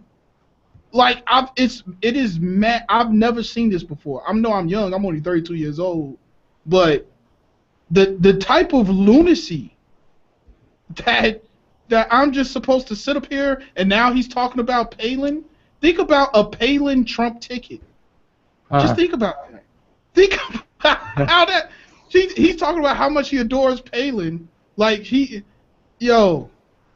like this is madness. Well, like this all boils down to the electorate, man. I'm telling you, the electorate. This is what happens when you don't teach civics in school, man. This is what happens. But you know what's interesting? People always have conspiracy theories about the Illuminati and all that. You don't have to have a conspiracy theory. All you have to do is look at the Koch brothers. The Koch brothers almost successfully bought a president. They almost did it. But you know why you should have hope? Because they didn't. They didn't, but they were very close. If it was a weaker because people aren't stupid, Like right now, listen, it's not election time yet. So right now you're hearing about all the fucking people who swinging their big fucking nuts around, going, oh, we got to reform this and reform that and reform the other, and the people who that shit is affecting aren't paying attention right now. Okay, the single moms are feeding their fucking babies. All right. But when it comes right down to it, and these people who in the past have paid attention, they open their fucking eyes and they go to the polls, they're going to know the difference between somebody who's going to take their shit away and somebody who's going to leave the little things that they need to fucking stay alive in place. My only saving grace is I know Trump is going to be terrible in the debates. That's the one thing I know for certain is going to happen. I'm trying to figure out who he's going to debate. Who's the leading Democratic candidate? Hillary. I think Sanders is not too far behind though. Well, they got some big. God, I wish they could get Elizabeth Warren to run. Fuck, I wish they could do that. She's gonna wait she's gonna run after Hillary. I don't think she wanted to. I'd like to see her run while you guys still have a political process left to fucking preserve. Yeah. No, but see, she don't want to. But Elizabeth Warren don't want to play ball though with the banks. Well, of course not. But she don't want to play ball. That's part of what makes her great is because she fucking, she doesn't sit there fucking shitting on welfare queens and whatever all else. Yeah, she don't want to play ball. See, it's like Obama. I like Obama, but to me, Obama is like a very good center-right Republican. He's like a very good Republican president. Oh, that guy was doomed. Obama was doomed. He was doomed. They gave that poor fucker a Nobel Peace Prize for not being George Bush. Right. What the hell was he supposed to do then? Like, I knew the minute he took that fucking prize, he was fucked. Hey, you know what? Listen, I'm telling you, as far as a grade as a president, I gave him a B. You have to at least give him a B. Because I won't argue with that. Yeah, because it's better in 2015 than it was in 2009. For that reason alone, I have to give him a passing grade. I mean, the guy basically inherits a recession and 2 wars. Yeah. And smooths it out. It's not perfect. It's still fucked up now, but damn it, it's better than it was in 2009. A recession, 2 wars, and a fucking country full of idiots. I'm sorry, but don't feel bad because Canada's the same way. Yeah. So it's politically, Canadians are no more fucking astute than Americans are. Trust me. And we got fewer parties to keep. Well, actually, we have an extra party. Sorry about that. I was wrong. We have 1 extra party to keep track. But you know what? The vibe in Canada a lot different. Like I've been to Toronto. Where you at? Ottawa. Ottawa, yeah. See, I've been to Toronto. I actually like. I like Toronto. I haven't been all in Canada, but it seemed like a pretty cool place. Well, there are parts of Canada you'll go to, and except for the accent, you're not going to know that you're in any different place from somewhere. Yeah, in it didn't Podunk. really feel like I was in a foreign land when I was there. But there are parts of our country that are fundamentally in their attitudes not much different from parts of rural U.S. Yeah, I just didn't understand why there are so many French and Jamaican people up there. I'm like, Are you sure they were Jamaican? There was Ethiopians and Jamaicans. Ethiopians, Eritreans, Somalis. So Ottawa's got a pretty hefty Somali community. Yeah. Because there was that big fucking war between Somalia and Eritrea, and Right. so people from civilians from both sides of that conflict ended up here in Canada. We said, fine, come on in, we got space. Come on in. Yeah, Canada. Yeah, I mean, from what I've known, it seemed like a pretty cool place to me. At least in Toronto, it kind of, because I'm in Chicago, it kind of just reminded me of like a more cleaner Chicago. Yeah. Yeah, but so no Bigfoot you've seen up there? No Bigfoot. In Toronto? No. No, I'm talking about in Ottawa. Well, Ottawa is the capital city of the country. Do you guys have Bigfoot walking through Washington? Of course. Okay. As long as you know for sure. Fucking excuse me for asking then, buddy. No, but look, man, I'm telling you, I'm not gonna panic for right now, but Donald Trump, like, I almost want to see it just so I can marvel at it. That dude will. You watch, like Nostradamus. I'll predict this. That guy will fizzle and die. He is a joke. He is a joke. I will say this though. Rand Paul is the only one I can see that could even put up a fight a little bit. He's as fucking retarded as his father. Two of them fucking fever swamped kooks. But out of the cesspool that is the Republican Party right now, he's the only one that could put up somewhat of a fight. I'm not sure what he'd be fighting about. Probably fighting with himself about what to have for breakfast in the morning. I've never seen a guy so fucking indecisive. I watched Rachel Maddow ask him the same question 6 times, and he gave her 6 different answers. Unbelievable. Yeah, I think I saw that. No, but see, this is where he'll win. Please, Mr. Please. If I was Rand Paul, I would run on the weed ticket, because he libertarian kind of. He legalized weed federally. If Rand Paul got into fucking office, so you guys would be in even worse shape than if Donald Trump did. We would. We would. Everybody's crazy over there.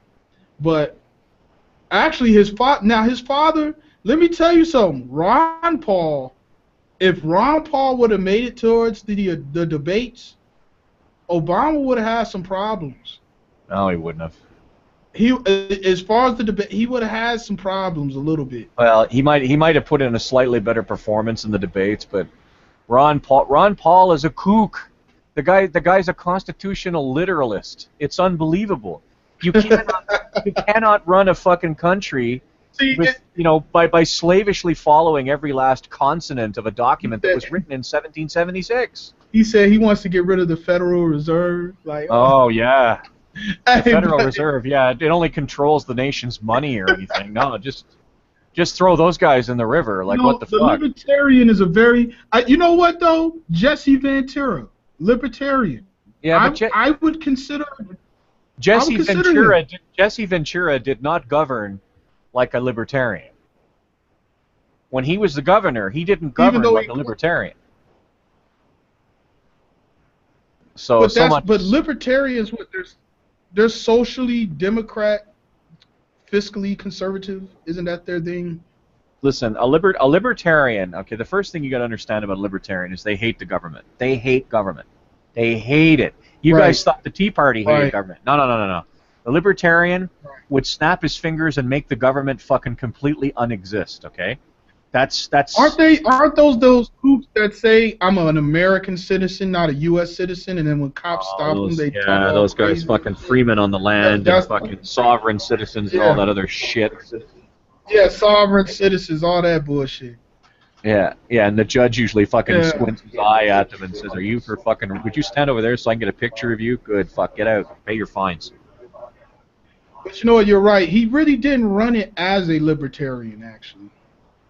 Did he? Minnesota? He did or he didn't run Minnesota as a libertarian? Yeah, I don't think he. I think I'll agree with you as far as that. He really didn't run it as a libertarian. No, of course, because you can't have the modern American democracy will not survive the incursion of libertarian ideology. It'll friggin' tear it apart. Yeah. And many of the very things that made certain aspects of life bearable for people who don't have anything will be fucking thrown to the wind because the libertarian is more concerned about people forcibly using force to take their tax money away, than they are about the fact that there's people who without the money that is taken away from them, they fucking starve to death. See, the libertarian is the one that went, like, as far as guns, if you threaten to take any libertarian gun away, they ready for a civil war. Well, whatever. That'd be the shortest fucking civil war on record, I'm telling you right now. It's like, oh, we've got a compound with people with guns in it. Hi, we have tanks. Now hold up. Now hold up. Please, how did that dude on the ranch, what's his name? Which dude on the ranch?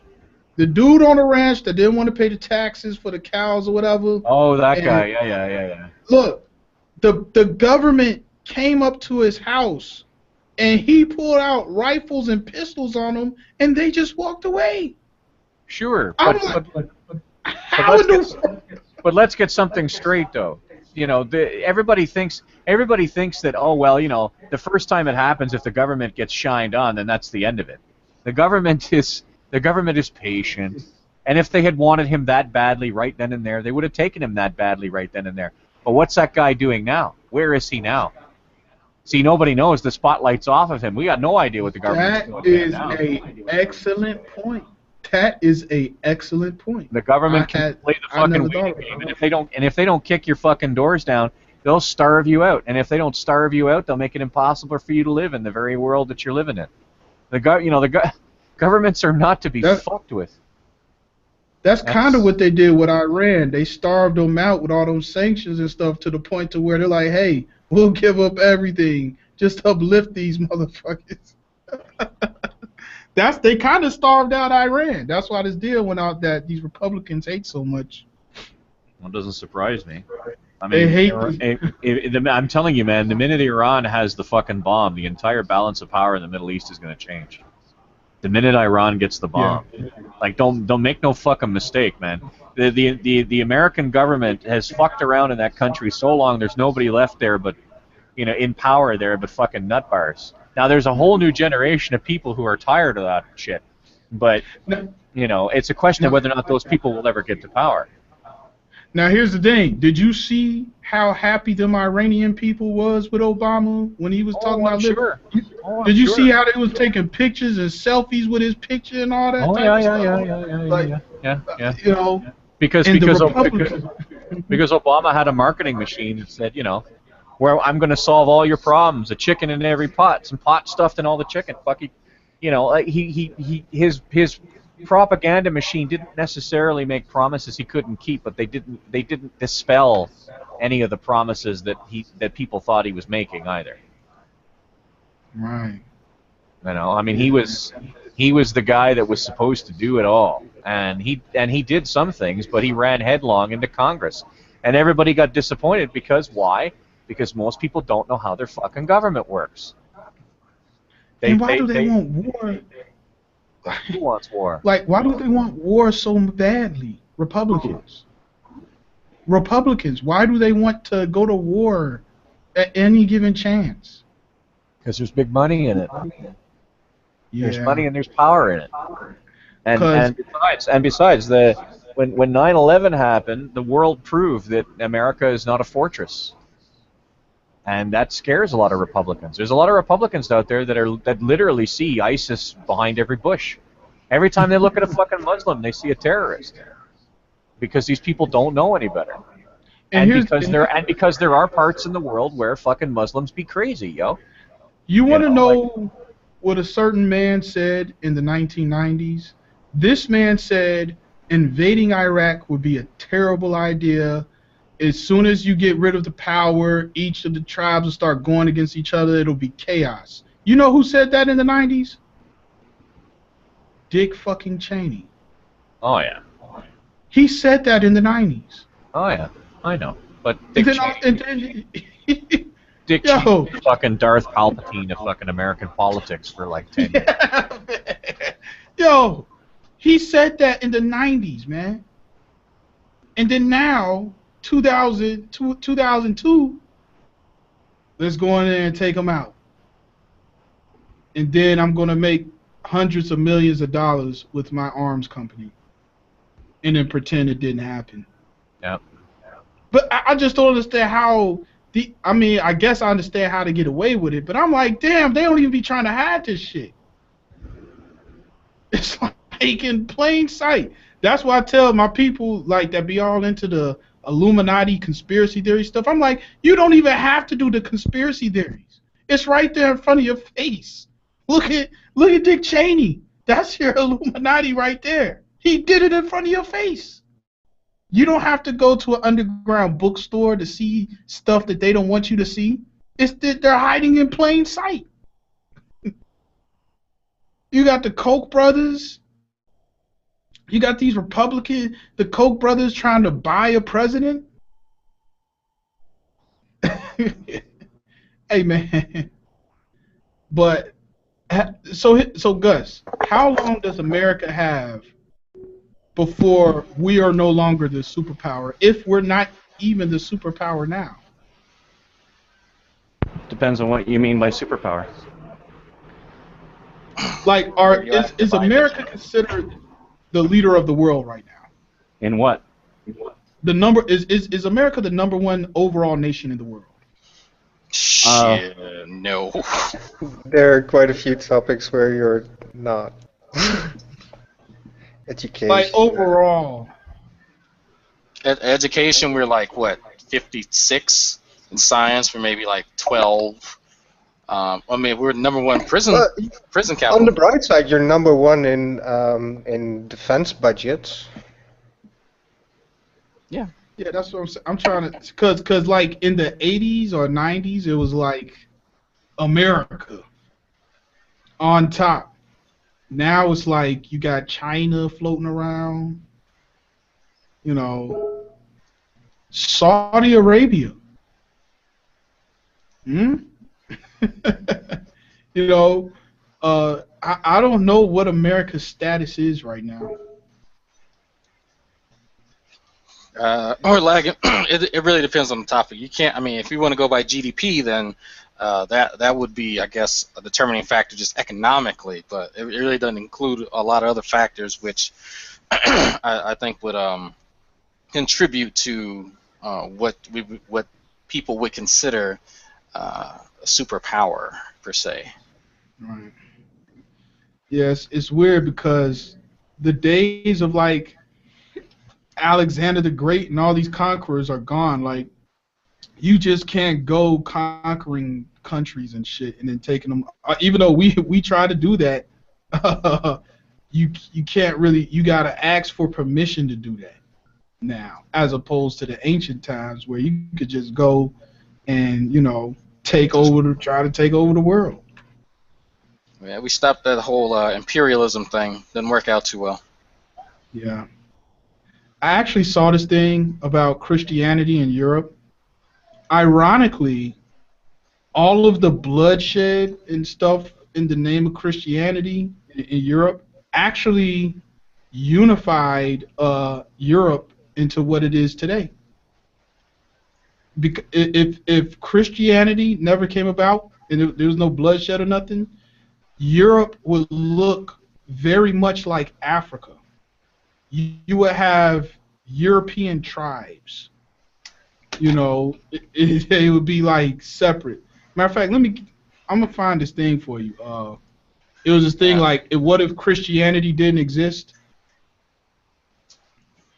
Let me get this. It sounds like apologetic propaganda to me. I mean, I will say, religion has had a does have an effect to unify people, but it has an equal effect to also divide people. Yeah, it was made by atheists though. This video, it was like negative, like it was negative in how it happened, like the bloodshed and stuff. Like through it's almost like how Ragnar Lothbrok, the Viking. No, I mean Ivar the Terrible. I mean Ivar the Boneless. He defeated all the main kingdoms in England, and he was like slaughtering everybody and pillaging them. But it's like after he died, somebody took it over, and then now you have a united England because of what it's kind of like that thing, where it's a real negative thing that happened, but then the outcome was this.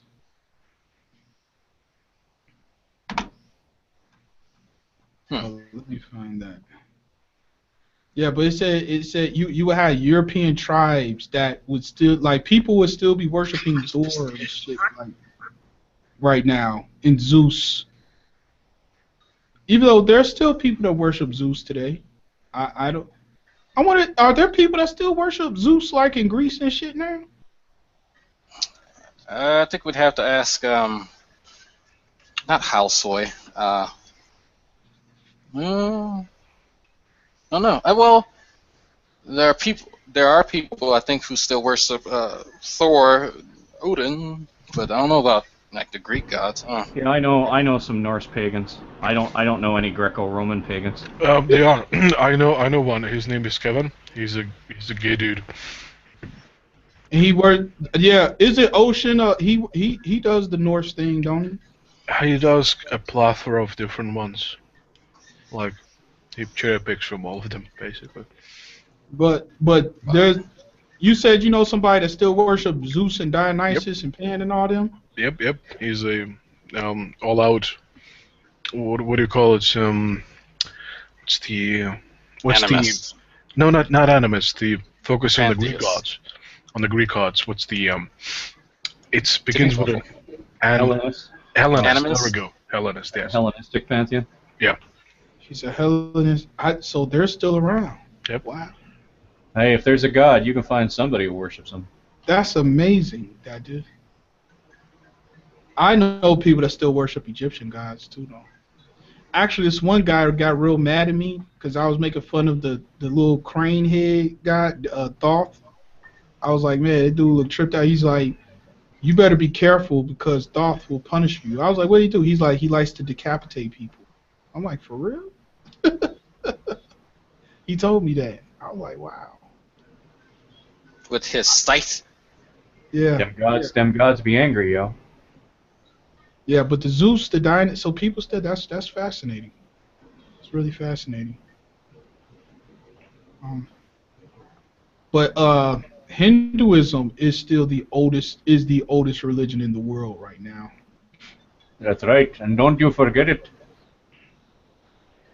It's very old, man. You notice the older the religion, the more like I don't know, more tripped out it gets. The more relaxed they are, the less likely they are to yell and scream and jump up and down.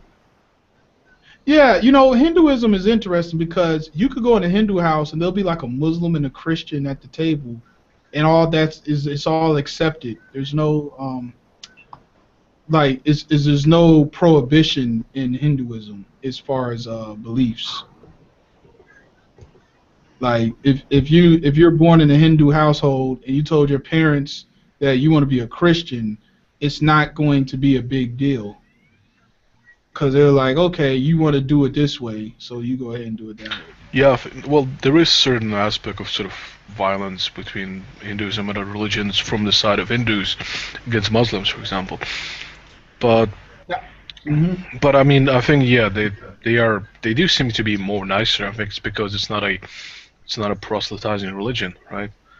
Yeah, well, there is a big beef of Sikhs and Muslims. There was I actually saw there's a history of that. Those two were going at it pretty rough. Oh yeah. Like around Pakistan, like right around the border, the Muslims and the Sikhs were like, that was like a big beef. Couple of massacres. Yeah, the Quran doesn't speak politely about Sikhs. Yeah. And Sikhs, I don't really know what. Do they worship the Hindu gods or? I think they have one god. But it's one. It's probably one of the Hindu gods. I'm gonna use my Google Folk here. Oh.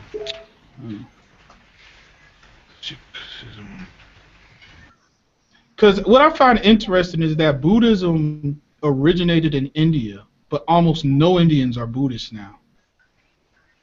I'm like, how did that happen? Yeah, that's a good question. But yeah, apparently according to Wiki, Sikhism is a pantheistic religion. So, I guess you're right. Yeah, but I wonder how that happened because I saw this thing where Buddhism originated in India, and it was real prevalent in India, and then it just moved into China and just left India. I'm like, how did that happen? I don't know. Don't ask me. Yeah, it's very interesting. I like because I'm actually I know I had to learn a very valuable lesson. Don't ever call somebody from India a Pakistani, and don't call a Pakistani an Indian, or else they will whoop your ass, or at least try to be nice. Like, that's a big deal. Well, Pakistan and Indian don't like each other? Wow. It's just like Mexicans and Puerto Ricans and Chinese and Japanese. It's like the people that are like the same hate each other. Like, it's a rivalry thing or something. You know. Well, they got history. Yeah, it's like that rivalry thing. You got Vulcans and Romulans, same thing. Well, Chinese and Japanese. Well, they've had ever since part of the migrants from China went to Japan and carried with them all their culture and language and literally everything Chinese, and then kind of said, oh well, okay, well we'll start making our own culture, still based on all the Chinese stuff, and so China just views them as like a cheap knockoff. But which is ironic coming from Chinese. Yeah, what about that legend of the dragon where the dragon left Japan and went to China and lost a couple of his claws? And then the other legend is that the dragon left China and gained a couple of his claws. I'm like paraphrasing terribly right now. But you know I'm talking about, Dragonite? I think I've heard that like a while back. I'm not too familiar with it now, but that does sound remotely familiar. It's like their flag, like the Japanese flag got the dragon with like one claw, and I think the Chinese flag got a dragon with 5 claws, and each one of their legends are different. You know, their explanation for why one got more claws than the other. You know, it was something like that. Yeah, I mean, it's just like I said, mostly everything Japanese comes from fucking China. You look at their language, the hiragana, the kirigana, the kanji, it's oddly similar to what you might learn if you're studying like Cantonese, but they don't like to really admit that. Can you speak any of that? Can you speak any of that? I speak very little Japanese, like just keywords and phrases. Is it really that hard? No, yeah, it's more structured. Keywords and phrases. Where are your eyeball asshole demons? Yeah, that's the only real important thing we need to know anyway. Show me where your asshole eyeball demons are. Have you seen any eyeball asshole demons? Like, to say your name is really easy. I actually had the Arcane experience the other day. He wasn't that bad. That's like the Jimi Hendrix experience, but with less fun. Yeah, he really wasn't that bad. At least when I was on there. He and I have history, so that plays a big role in it. Okay, yeah, I would probably have to see. You wasn't on. I'll have to see how y'all interact. I can be nice as soon as he doesn't start talking out of his ass, because he does the Laurent thing where he'll say that somebody's wrong, but then he won't elaborate as to why, and then I'll even go over exactly what I'd said to kind of put him on the spot and like, oh well, hey, you know. I never understand that one where you're wrong and then they don't explain. Because I'm like you. When somebody tells me I'm wrong, okay, let's go through the steps and let's take this step by step. What is your objection? And let's go from there. See, like that's how I like to do things. I don't want to be wrong if I'm still wrong. And like, even when he brought it up, I was like, oh, okay. I honestly I thought it was legitimate when he first said it and I thought back. I was like, well, he probably watched the rest of the video and then saw that I did make a correction, and he's right, I did, because I said you know what though. ionosphere. To be honest, I think LeBron was just fucking with you though. I don't He think probably was. He wasn't serious because you know he was just being an asshole. That's fine. I mean, and yeah, I'll take that in strides. I don't, have any like. I honestly don't like and I don't respect Arcane that much. But LeBron, I mean, he's gonna be him. LeBron, I don't have hard feelings. LeBron, it don't seem like it's from a hateful place. It's just like on some, this is a playground talking shit type stuff. It does, you know what I'm saying? Yeah, no, I got a buddy Larry that's kind of like he's real passionate about shit. So he'll eventually, he might get hyped up, but it's nothing real personal. It's just that's just how he expresses himself. So yeah. Yeah, it's like because LeBron will roast my ass. Like me and him done have some roast sessions, but it don't feel. I guess it's the tone of it. Like he doesn't sound angry. It's like when people start sounding angry and stuff. You know what I'm saying? Mm-hmm. Like when they're like, well, shut up, Alvin, you fucking asshole. You don't know shit. But like when it started turning into that thing, that's when I'd be quiet and I'd be like, oh, okay. Yeah, if it's not gotten to that point, then I'm all right because I take everything in stride. I mean, he's not the first one to make the drag nuts joke, and that's why I kind of wait for it. It's like, you're right, I have to drag my nuts across your face. That was a good one. Yeah, that was a good one. I'm gonna work with Maximus to get his delivery on point a little quicker. You were like, drag nuts, man. D's nuts. D's nuts. Nah, man. Yeah, but that Kent Hovind, man, that's the master teacher. I didn't know he was I thought you were joking. I really didn't think that he was real master teacher. Oh, really? Yes. He says Kent Hovind. Me and him got in a debate over that because I believe the Earth is the age that they say it is. What was that, 4 billion years old? And LeBron think it's like 6,000. So me and him had a debate about that, and he uses Kent Hovind to debate me. Kent Hovind got his damn degree from a diploma mill, man. Yeah, he printed that shit up himself. Man, that he got his diploma out of cereal box, man. New diplomios. Tastes great with. Right. Kent Hovind ain't got no diploma, man. You remember that? How they used to back in the. You guys are probably too young, but back in the day, they used to say this cereal tastes great with milk. I'm thinking, what the fuck else are you gonna put on it? Well, we tried it with beer. We tried it with beer, and then we tried it with maple syrup, and that just didn't do it. You want to know what's crazy?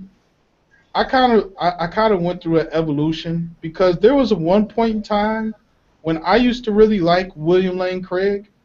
There was a point in time I was like, man, he's really getting them. Until I kept looking at him, and I was like, wait a minute, no.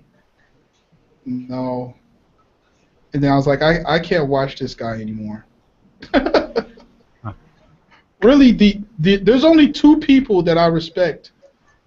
That's on my side. There's only I can look at Hugh Ross and I can look at Stephen Meyer. I mean, those two are, of course they're not popular consensus. You have the scientific consensus. They're definitely the minimalists, but they're way more plausible than a Kent Hovind and Cam and all them people. Mm-hmm. Like Kent Ham. It's like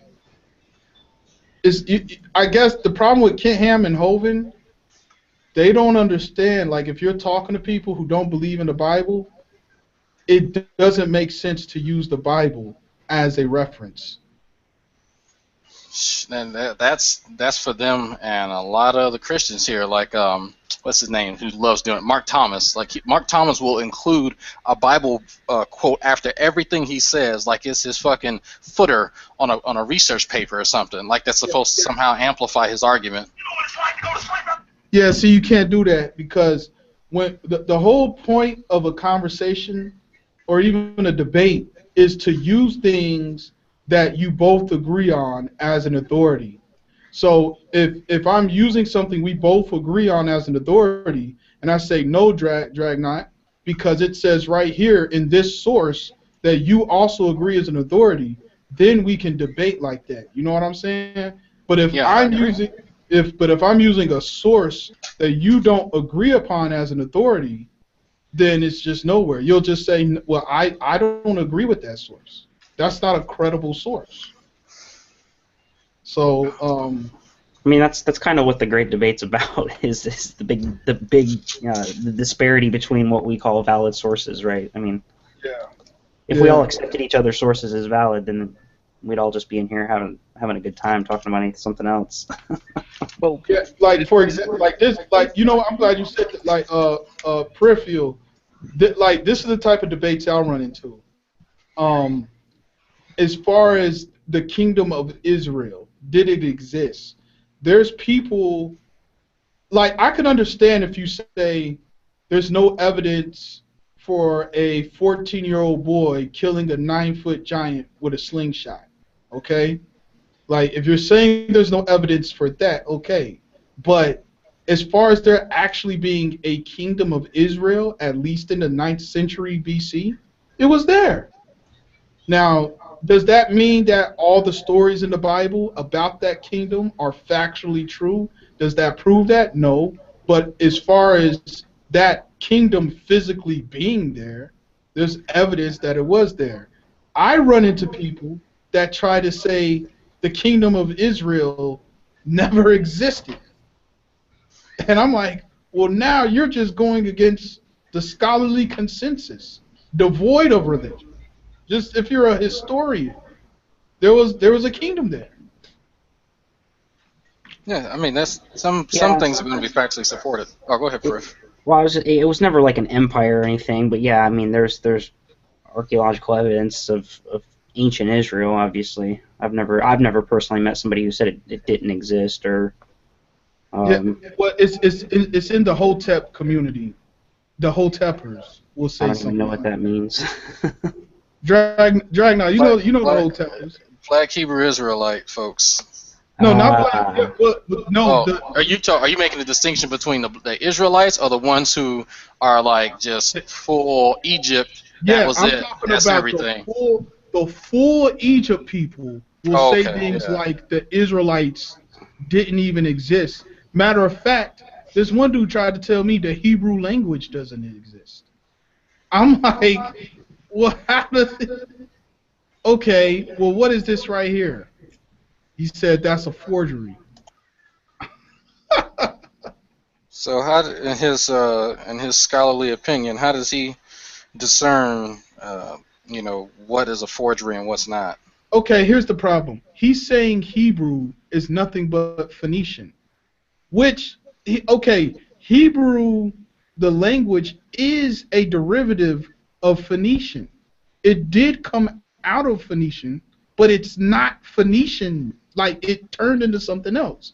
Just like English is a derivative of German. Even some of the words carried over, like mother in English is Mutter in German, and Father in German is father in English. Like, and we got the same letters. So the Phoenician is the Hebrew as German is to English. But English is not fucking German. You know what I'm saying? So yeah, I think isn't Jesus DiCaprio, isn't he one of them? No, he's a Hebrew. He's a Hebrew. Okay, like I said, I've rarely talked to the dude before, so I'm not sure where he kind of stands. I know he got some wild positions on stuff. There's one interaction with him. I'm not sure if it's really apt to call it a talk. Look, there's so many wild claims out here. It's ridiculous. There's claims of, okay, like for example, transatlantic trips prior to Christopher Columbus. Most definitely they probably happened. I know probably the Vikings did it. Yeah.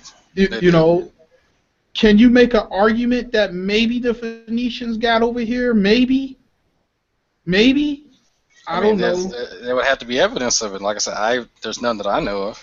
Yeah, that's what I'm saying. Now they did actually find this little head over here in Chicago that doesn't look Indian at all, and it's more consistent, but it's inconclusive. But these tales of Egyptians coming over here and establishing Mexico and building the pyramids over here, like, I have to deal with that type of shit. That's fine.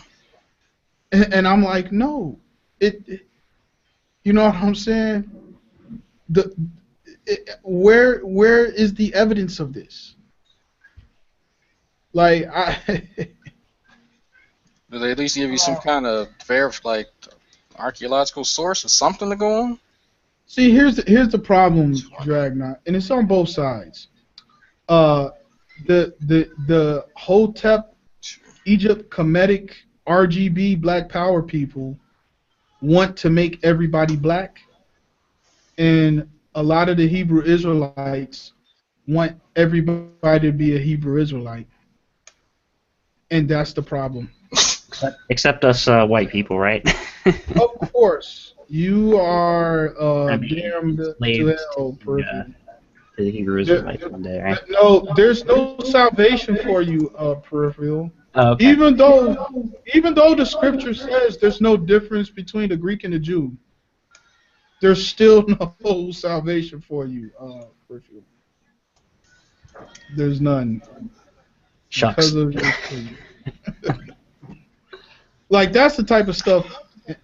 I don't know. I've talked to some Israel doctrine. He's me and him talk. He's cool. He's not, he's and not, Laurent, he's not racist at all, and he doesn't hold to, whatever. But I don't know. Me and him we talk on Skype and stuff, and he's just a really cool dude to talk to. Yeah, and Laurent, believe it or not, Laurent's like that too. Laurent don't hate white people. I do. I believe you. I see him picking out the biggest white girl in the trailer park and taking her out on dinner. I can't see him doing that. No, he actually debates people that because I didn't invite the real crazy people into these hangouts because I try to keep these hangouts sane. Please do. Please. No, but I deal with people because I'm the Uncle Tom Hebrew because I don't hate white people. Because I don't want to make white people my slaves, and I don't hate them. I'm not in the spirit, Like, I have people like that call me that, Dang. You know what I'm saying? So I so they'll end up getting mad at Laurent because Laurent says there's salvation for all who comes to Christ. You know what I'm saying? Laurent will say something like that, and then they'll go in at him and just call him an apostate and all that type of stuff. Like, it's real tripped out here, yo. Who's calling Laurent an apostate now? No, nah. I was just saying, I haven't invited the black KKK people that I know into these hangouts. Wait, black KKK? What the hell is that? Are they black? Look, there are people who believe in the Bible who say there's no salvation for you, Maximus, Art, or Peripheral, because you are white. And They're destiny. I'm Arabic. Wait, I'm Arabic. I'm not white. Well, you're not black, so in their eyes, right? But they're the guys that Dragnaut calls the Black Power Rangers. Yeah. Oh yeah, I know them. I always wanted to ask them whether or not the bottom half can get into heaven. Yeah. My bottom half, that is. He's getting there. Yeah. Yeah, that was pretty good. But yeah, they had that doctrine, and when you look at, but what I don't understand is they subscribe to the New Testament. I don't know how you can keep that doctrine and subscribe to the New Testament when Christ is like, no, everybody is accepted. You know, it's like, and Yami, what up, man? Peace. What's up? Now, Inyami is one of the reasonable ones, guys. He knows the one. Inyami, you know the guys who I'm talking about who say white people are all damned to hell, and you know they call me an Uncle Tom because I don't hate white people. You're not really an Uncle Tom, Alvin. You're more of a brother Tom. You're pretty young. That's pretty. That's pretty good. I think he's an anti-Thomasino. Oh. Yeah, but there's some doctrine out there, man, and I think the problem, like Israel doctrine to speak out against them, Laron to speak out against them, but you know, these black folks that you're talking about who hate white people, I think I had one of them, and I confused him for a troll because he came into my hangout and he started yelling that white people are the devil. Yeah, see, like that right there. What you mean you had one of them, Archer? What the fuck? Who was in the hangout? You know why I don't hate white people? Let me tell you why I don't hate white people. Because genetically, you guys are my children. Oh, stop it! Oh my God! Wait a minute. If you're our father, does that mean we should be getting some child support? Oh, that's good. That's good. Watch him back off that now. Oh, behave. I can never hate my children. I can't. Well, I'll tell you something. You gosh darn darkies making kids everywhere. You know, that's part of the problem in America today. I just want you to know that. Hey. Breathing up all our white air. That's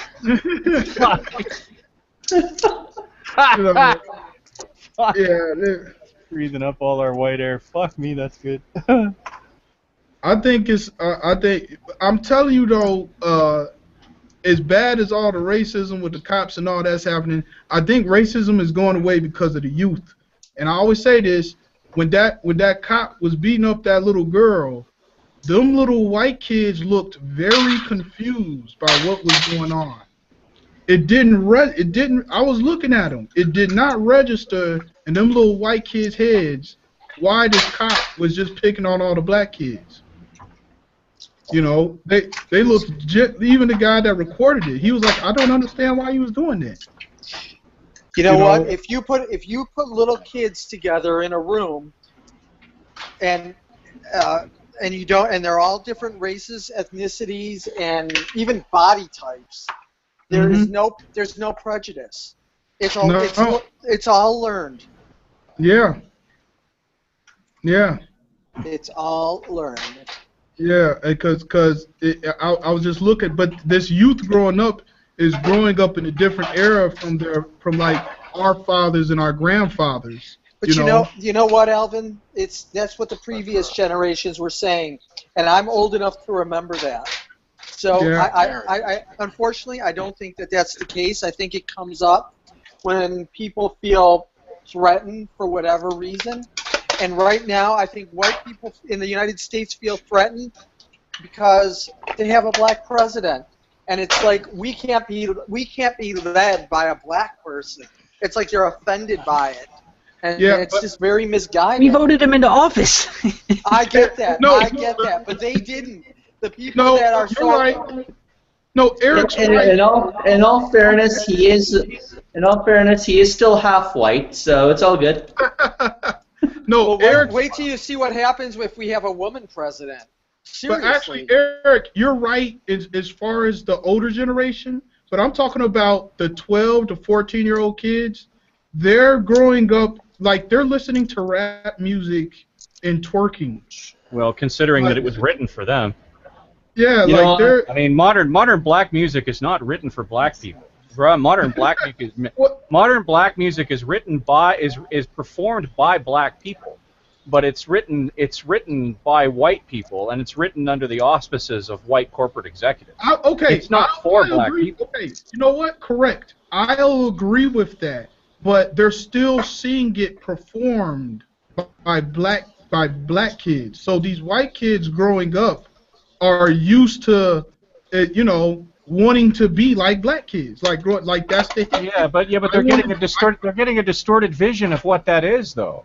True. You know? They're getting a distorted. I would feel an awful lot better if the black music white kids wanted to listen to was fucking KRS-One and Public Enemy, fucking Sister Souljah, Queen Latifah. Yeah. But no, they want to listen to fucking Flo Rida and fucking I don't even know now, like fucking Big Johnny Wackadoo or whatever the fuck. Gus, I agree 100% with what you just said, right?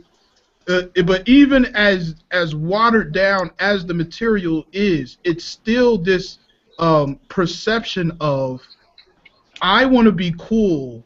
So, like this black person I see on TV, back in the 50s and the 60s or whatever, it was a different connotation, as opposed to these Was kids it really now. though? No, I don't think so, Alvin. I don't, because look at Motown. Motown is kind of the same thing, where Motown was listened to by white people, by a lot of white people. It was a lot of black people too, but it was. I gotta tell you, man, I think Gus has a really good point. I really do. I agree with Gus's point, but what they do, but let me tell you the difference. Back then, they would take Motown and make a white version of it. That's where you get an Ed Boon. I guess that's a good point. Yes, they would do that, but there was still enough of a presence in Motown Records that was black. I mean, I'm sorry, you can take one of Otis Redding's songs and redo it, but you can't redo Otis Redding, right? There is no Otis but Otis, No, that's true, but it's still like, okay, I'll put it like this.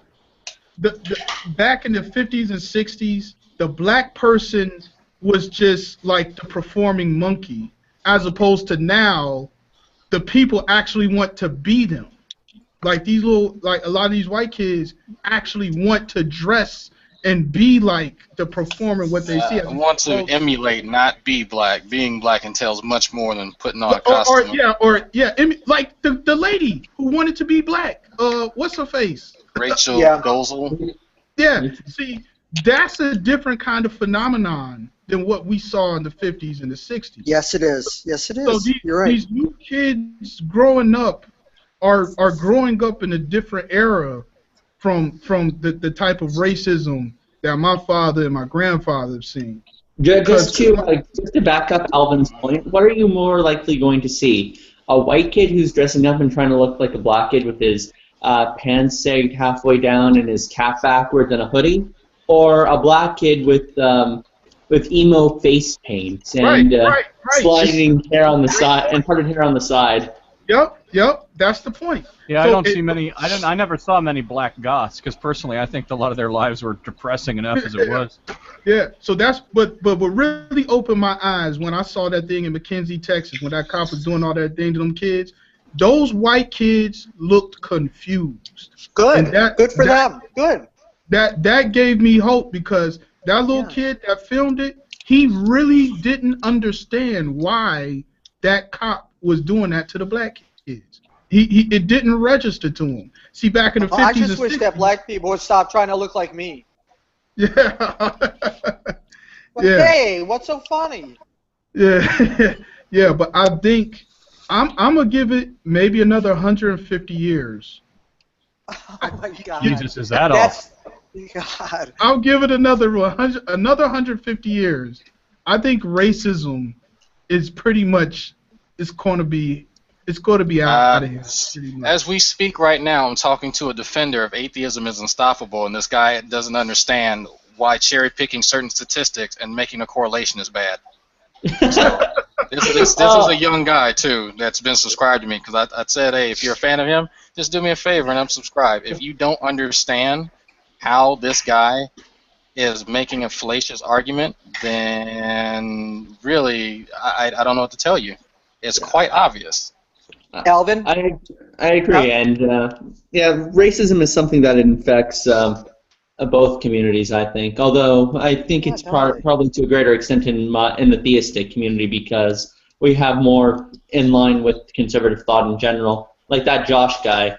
The people who were opposing Josh were political liberals of both theistic and atheistic stripe. So that would explain that.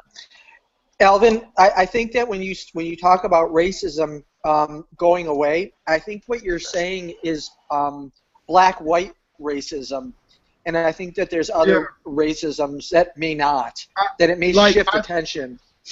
Like, for example, I feel it's diluted from what it was in the 60s.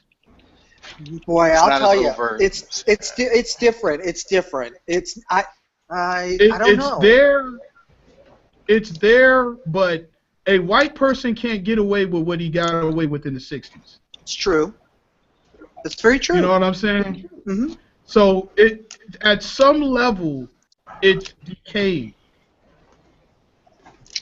You know, but what's really going to make it decay is when we all start looking the same because there's so many interracial couples now in America.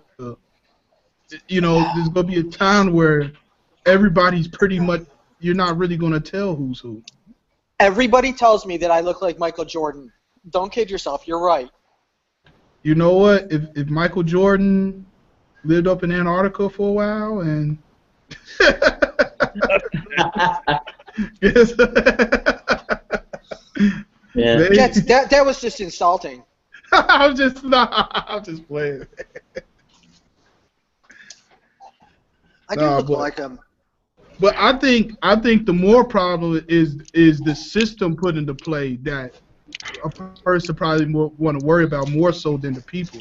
Because I even tell people there's a difference between the white person that lives across the street from you and the white system that's been put into play by his ancestors.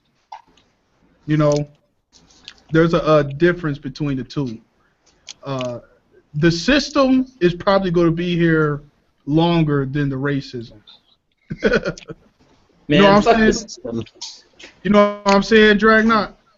Say it again. I'm still reading this dude's stupid ass comment. No, I'm saying that the system of racism is going to last longer than racism itself. Like, what do you think is the impact? What do you think is? Go ahead. Sorry, I interrupted. What do you guys think is the impact of social media on racism? I think it's good highlighting it. Mm-hmm. I agree.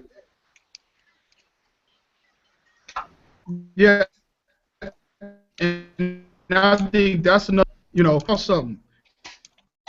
Not just that, there's a video on YouTube of a cop beating over there and jumps the cop and starts beating up the cop. I've seen that before. Like, it's changed. This stuff is for anyone else, it just went over there and knocked. No, he's breaking up. I see. It's because he's black. Oh, y'all can't hear me? Okay, you were breaking up. Can y'all I thought hear it was me? my connection. You gosh darn turkeys are no good on the No, but internet. Dragnot, you ain't saw that video where the black dude was getting beat up.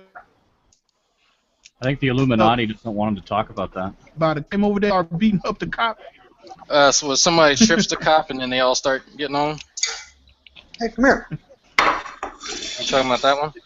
Yeah, no, I'm talking about where the cop was beating up this black guy, right? And then this white dude comes in out of nowhere and knocks the cop off the black dude and starts beating up the cop. I don't think I saw that video. Let me put that in this tab. That's messed up. Good. I'm glad. One of the funniest cases in the recent past was when a cop shot a black guy in the back as he was running away, and Sean Hannity was attacking the cop for his racist and dangerous behavior, and then this douchebag and internal racist Jesse Lee Peterson was like, no, you see, the real problem is... Fuck that guy. Yeah, fuck him. And then, Listen, he Jesse said the real Peterson- problem. He said the real problem wasn't that the black. He said the real problem wasn't that the black guy got shot in the back. The real problem was the hatred urban blacks have for cops. Yeah, I And wonder Sean why. Hannity was like, "What the fuck are you talking about?" Sean Hannity of all people. No, Well, that's a sign of the see, apocalypse. listen. I used to be real shocked at the things Jesse Lee Peterson used to say, until I understood that he's getting paid. Yeah, exactly. He does not. There's no way he believes the stuff he says. He's getting a check. Yeah, but he when has Sean to be. Hannity, yeah, but when Sean Hannity, He yeah, but when says something Sean- like a slave ship wasn't nothing more than an overcrowded airplane. Yeah, but here's the thing. When Sean Hannity tells you you're being ignorant of the racial tensions, what's really going on there, and you don't... I would have expected him to at least be like, okay, master, you're right. But no, he wasn't doing that shit. He was doubling down on his stupidity. Yeah. Okay, master, Yeah, you. no, Jesse Lee Peterson, he doesn't convince he believes what he says. I believe he's getting a check. It's like when a shooting happens, they hire him to go on Fox News and to demonize black people so they don't have to say it. But you know what, Alvin? Be like, hey, that's- I didn't say it. The black that's guy even- said it. But Alvin, that's even worse than him believing it. I agree. You know, it's even worse. If Yeah, he bel- it is. I mean, that's screwed up. And I do think he No, believes it to a that's degree, by the way. exactly what it is. It's messed And they do the same thing with gay people and feminists.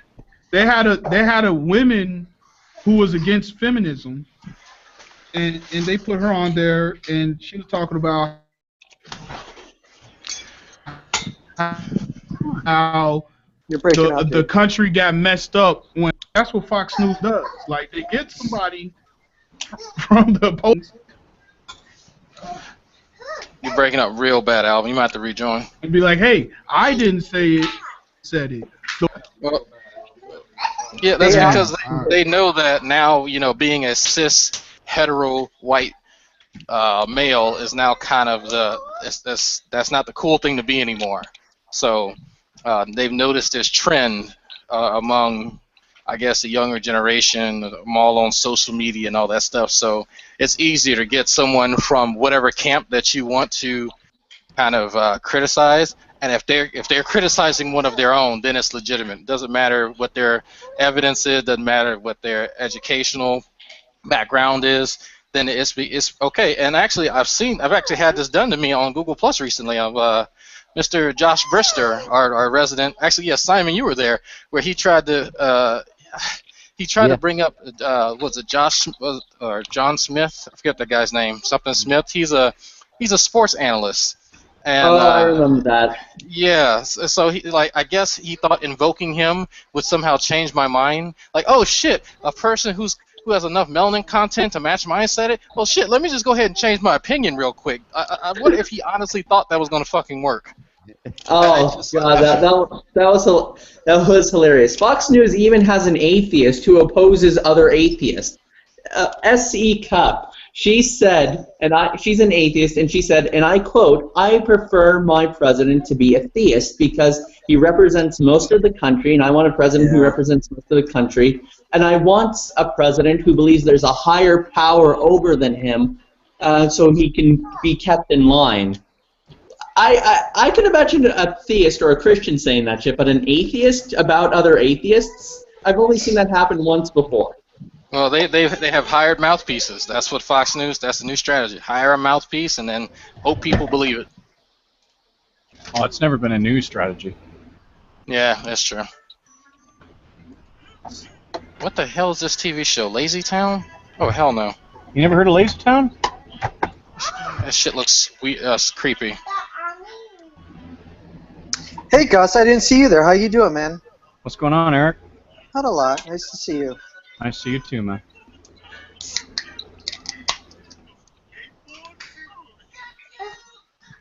Oh my goodness. Anyway, I gotta find the GoFundMe campaigns for all the people that were hurt or killed in the shooting in Lafayette, Louisiana, so I can go ahead and donate to them. There was 2 teachers that were hurt. One jumped in. I think one jumped in front of a bullet to protect someone else, and so now, of course, she has medical bills and other bills. So. Yeah, one of the women shot. I looks really familiar to me. The musician.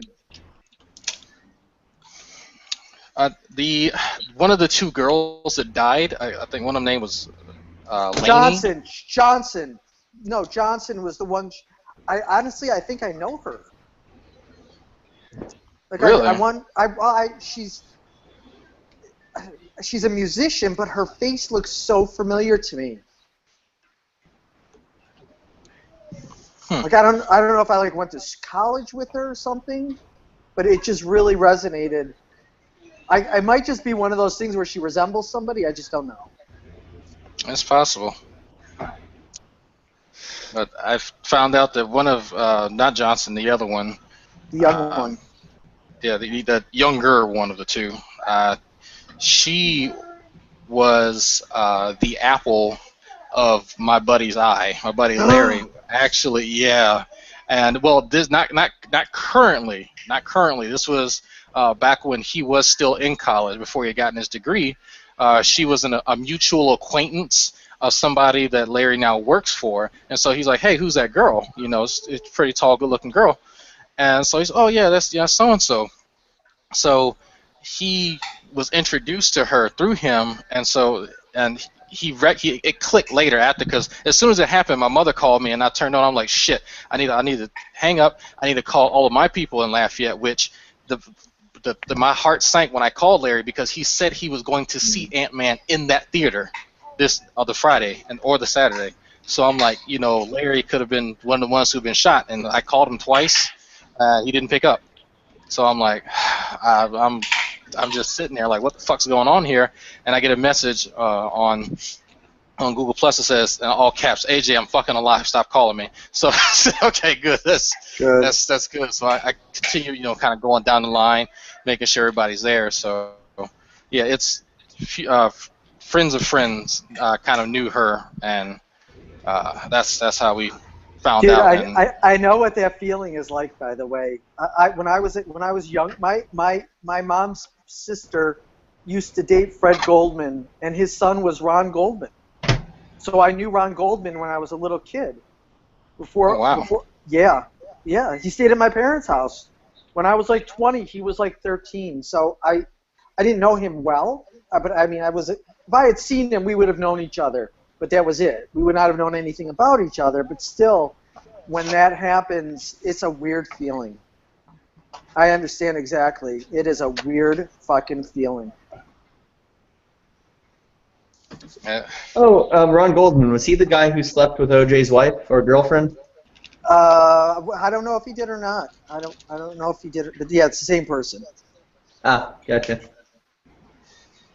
And he was a great guy. He was a really cool guy. Everybody liked him. Very likable person. How were his waiting skills? I don't know. He was a good tennis player. And I had a crush on Kim, his little sister. Not when I was 20, by the way. She was 12, but... Yeah, I was about to say, wait, hold on, his younger, because he was... No, she was... No, because we knew the family. So when she grew up, you got a crush on her then? Yeah. All right. So when you were like 26 and she was 18, okay, that works out.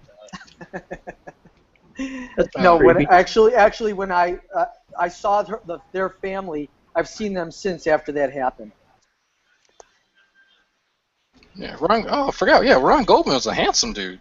Yeah, he's a handsome guy. Fred has the handlebar mustache. Can never get into that. That's just it's too much. I know. This kind of gives me a cringe. Like anytime Paul Mooney smiles too big, I just get a cringe.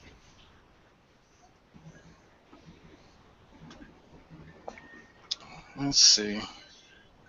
Oh, it looks like G-Man's active on G+. Oh yeah, I saw the No Fiona surprise. post. So much for his fucking self-imposed exile into the hinterlands. Well, it was a nice vacation while it lasted. What's going on with Dreas these days? Since yesterday. Well, actually, he spoke to me on a one of the hangouts that I was in. I'm trying to find it. Do you think he has ADHD just off the charts? I think he's just a moron. Just those saving Christians, like, go for the kill shot. He did write something this morning to evidence for you. Well, no, Mark Thomas says, at work but answering a Skylar Fiction post, the atheists in the comments do not approve rape is always bad. It is disturbing. And then Dreas actually responded and said, it was disturbing because reality demonstrates to us that morality is objective. Proved my entire point. And so I said, someone has a different view on a topic? Oh dear, the heavens will fall. Evidence for you says, how many hundreds of people have to tell you that you are wrong before listening, Dre? And then Drake copied my comment, someone has a different view on a topic, and then he responds and says, someone's view can change the truth about our world, ? Even though the truth precedes you, ridiculous claim. And then he responds, negation of P and I will be on live tonight talking, tune in, Dragnot, and then he leaves the chat. Whoa, He has no idea. He has no idea. Absolutely none. He doesn't have, he really doesn't have the first notion of how disconnected his whole thing is, everything he says. He's young, he's read a couple of books, he thinks he knows every fucking thing. He watched a couple of YouTube apologetics videos. I don't think he reads. I don't think so either. Oof.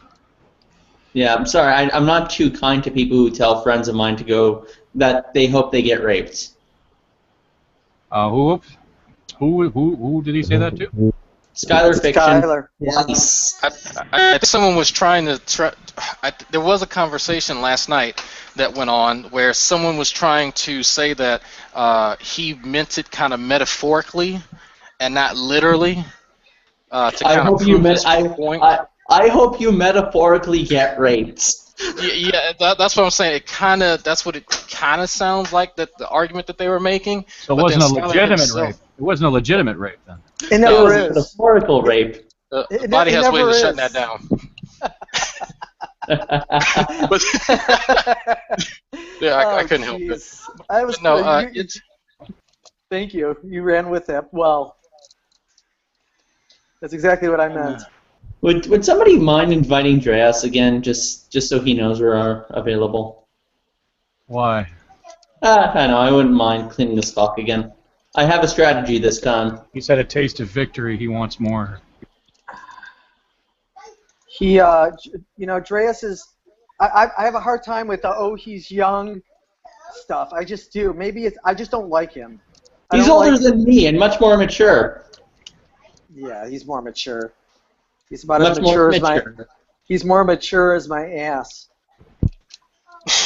Well, your ass is pretty matured. Watch it, mister. Fuck that, man. You walked into that one with your eyes open. That's true. Another country heard from. You stepped into the ring there. Now, why can't I be this clever when LeRon's here? Because you're not put on the spot. Yeah, that's true. Where did Alvin go? Is he still here? I told him to refresh, but you might be having. You might get that the bug. I'll tell you, Alvin's a good guy. I really like Alvin. He's every once in a while he goes in a direction and we get into it together. But I think that he's really a straightforward person. I think he's willing to challenge himself, and that's what I look for, is when somebody's willing to say, well, maybe I should consider this point of view that this person's presenting. They don't have to agree with it, but you know, it's. I just think it's a sign of integrity to at least consider.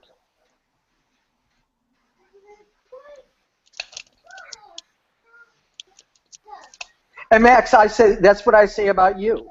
You know, it's you challenge yourself as much as you challenge other people, and I'm very grateful for that. Well, thank you. There are a lot of things Now challenge yourself to a shaving competition, would you? I have shaved before, you know. I'll shave my mature ass. You. That was gross.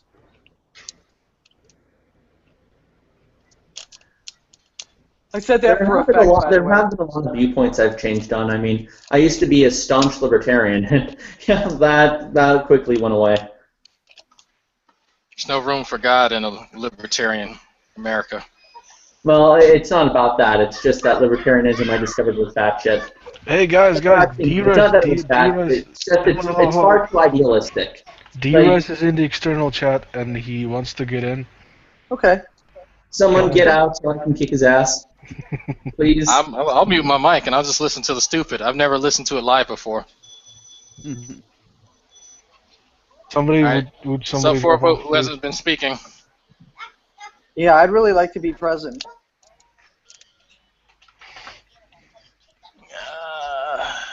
Groovy, would you be so kind, or Fruity? Fruits of Atheism. Somebody, come on. Alright, it's your Haga. Just be a dick. Fruit, are you even there? I'm not drunk enough. Oh, Groovy left. There we go. Thank you, hold on. Groovy. Is Fruit even there? No, Groovy already gave the spot. Oh, thank you so much, Groovy. I mean, well, come on. Just remember, just the tip. That's a tip. I'm going to copyright that. There we go. Hey, D-Res. Heard a lot about you. You guys there? Yeah, we can hear you perfectly. Hey, Dreas. What's up, bro?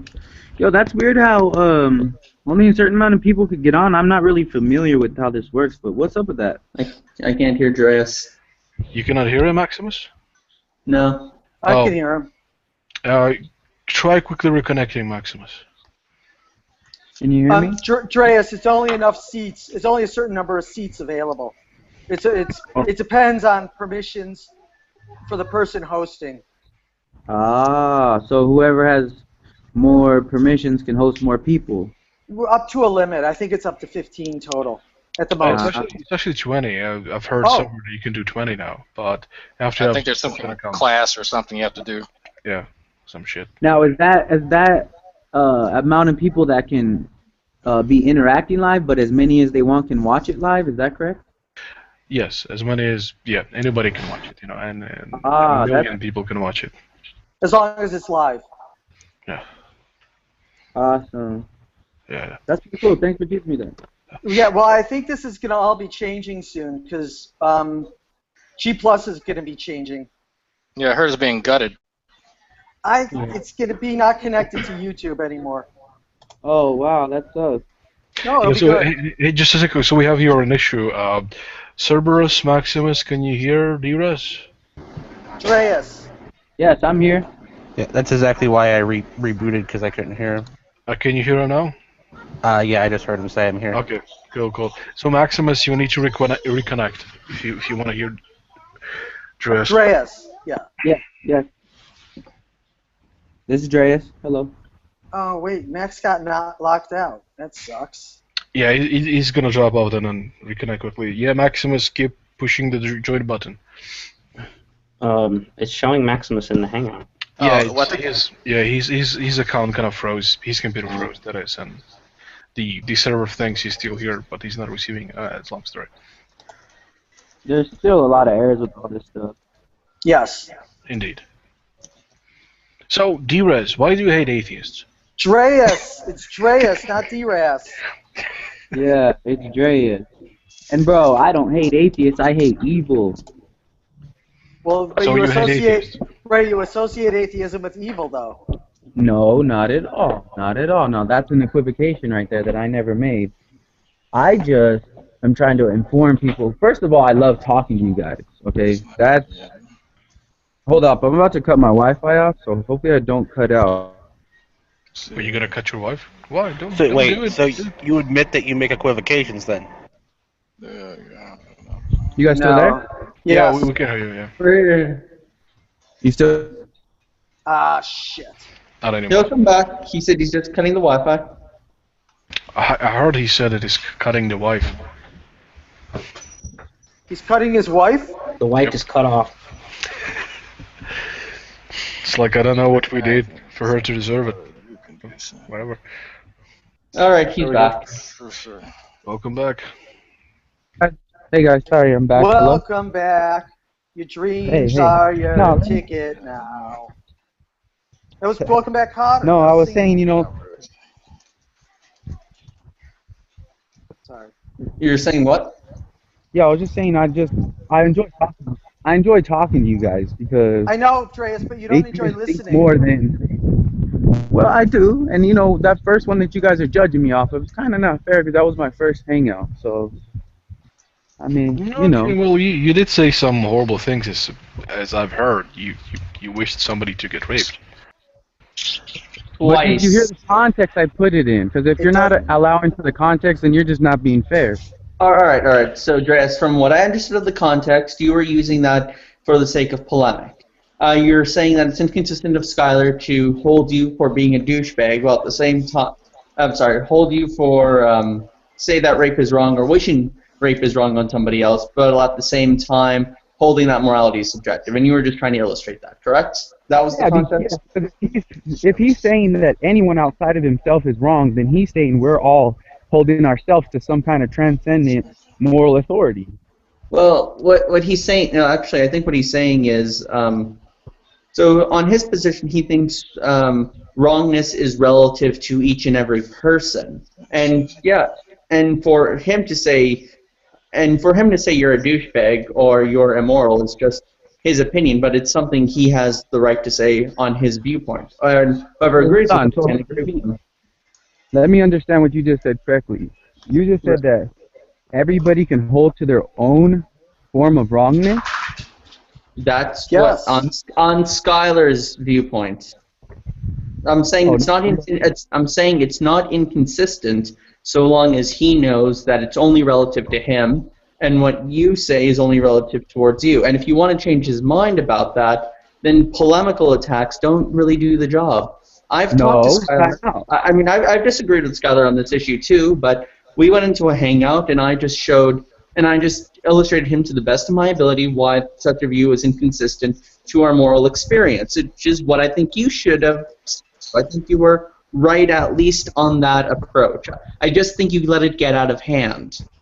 Well, listen up. It did get out of hand, and I apologize, but I want to show you, and I told everybody it's like a double-edged sword, because, yes, I did say the wrong words, and it came out without grace. I've apologized for that numerous times. I'm apologizing for it again. I said I was wrong. I'm doing a lot better, blah, blah, blah, all that good stuff, okay? But at the same time, that other sword, this serves as an example to what I said, because I didn't bring in God or nothing like that. All I said is what you just said, is our experiences, which is the only thing we can go off of, validates that every time I save a life, it's objective or so forth. So my argument actually was proven by the amount of response that I got saying that I did something wrong, I was so negative, blah, blah, blah. Like over 900 notifications in one day I got of people telling me I did something wrong. But every one of those people, it's so funny because they would hold to subjective morals because they don't want to admit in objective morals. Did they call you? Did they say you were wrong? Did they say you were wrong? Did they just say you were a douchebag, you were rude, you were this, that, or the other? Those are different from saying you're wrong. They're just associating what you said with other things. Okay, but in order to make those points, you're going off some kind of standard. Your presupposition, you're bringing a presupposition standard. Yes, you are. No, it's not. No, it's not. Max, can I say something really fast? No, it's not a You cannot base presupposition. something off of other than your experiences, bro. You have to go by experiences. You cannot not go off of them. You have no choice. Why is that? You tell me. Give me an example where you can do No, something you based said not off something, an experience. Dreas. When you say something and somebody asks for an explanation, if you can offer the explanation, that would be great. But asking me a question in lieu of an explanation is a deflection. So you It's said, not actually, because if you no, can't it respond, actually, no, it's the burden of proof is not on me based on your comment. okay, then put the burden of proof on me, and I'll put it right back on you. Then Because you're reality then you're not answering your own. Then you're not demonstrating your point. Eric, Give me the point you would like me to demonstrate, and I will. Okay. You said that. What is it that you had said that you need to about presuppositions? That they're all. I said everything. Go ahead. No, you can go. No, I want to hear what you were saying. I had interrupted you. Okay, yeah.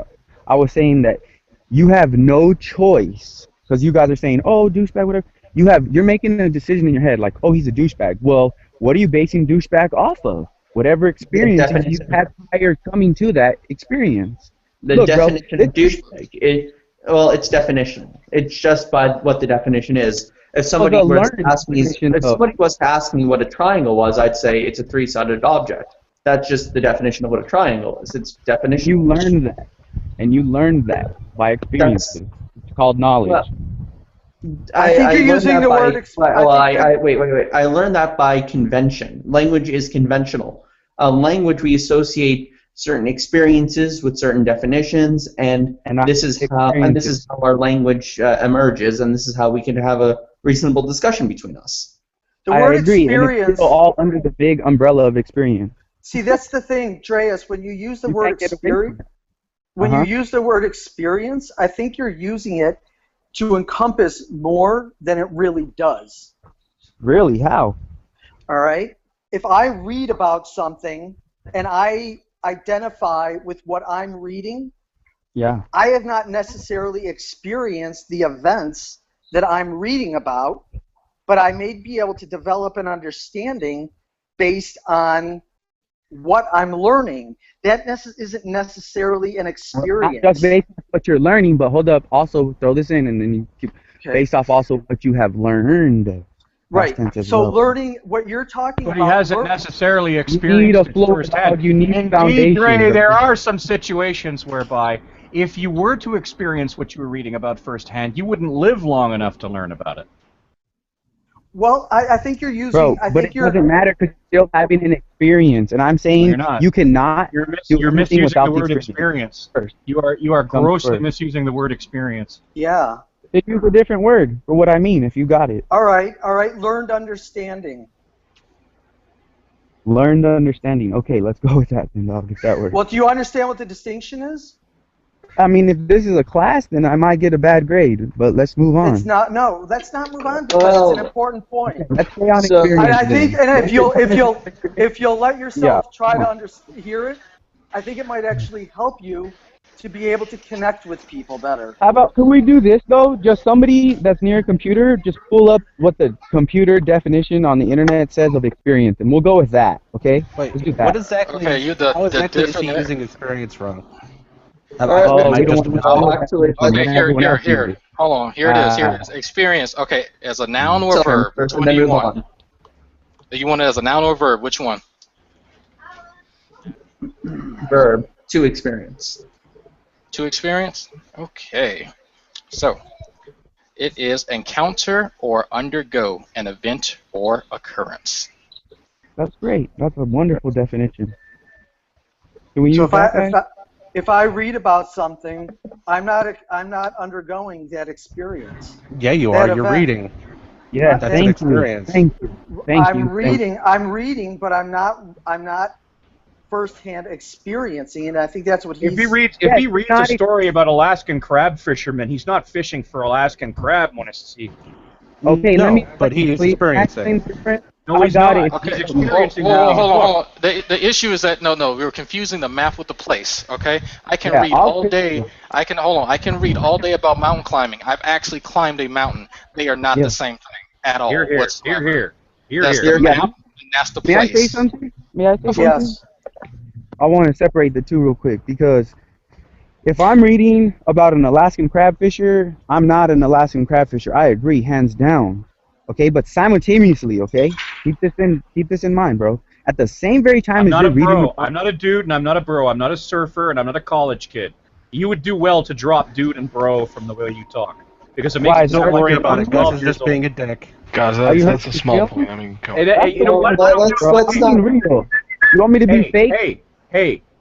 You know what? That is not a small thing. How you talk to people influences how you're perceived by people. And if you want your ideas to go anywhere, you need to be perceived as a cogent adult. And dropping 2 words that make you sound like you just had a fucking beer bong at a frat party is important. Okay? Well, listen up, bro. Fuck all y'all that Listen say up, otherwise. Hey, Saying dude and bro is Bro's I'm not gonna really. be- Art, I'm religious. so glad you could brush aside what I religious. just said to him, but I don't give a fuck, okay? Well, Hold on. I would agree. It would be Bro, like I- state guy or something like that. Bro, when we say bro in the United States, it's I don't like care. brother. It's I do it's not not like a care. bad thing. No, okay, wait. I think it is, okay? I don't. No one's settling Hey, into we this. have something that's religious.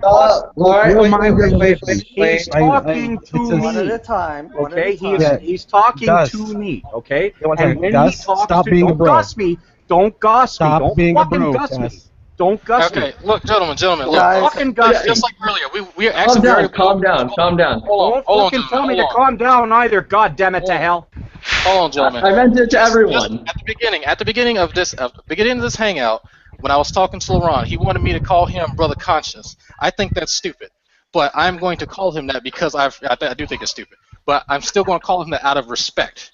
He can call me drag nuts as long as it's in jest. But we gotta have that understanding between us two people. So you know, And to quote scripture, let's not do what makes a stumbling block onto others.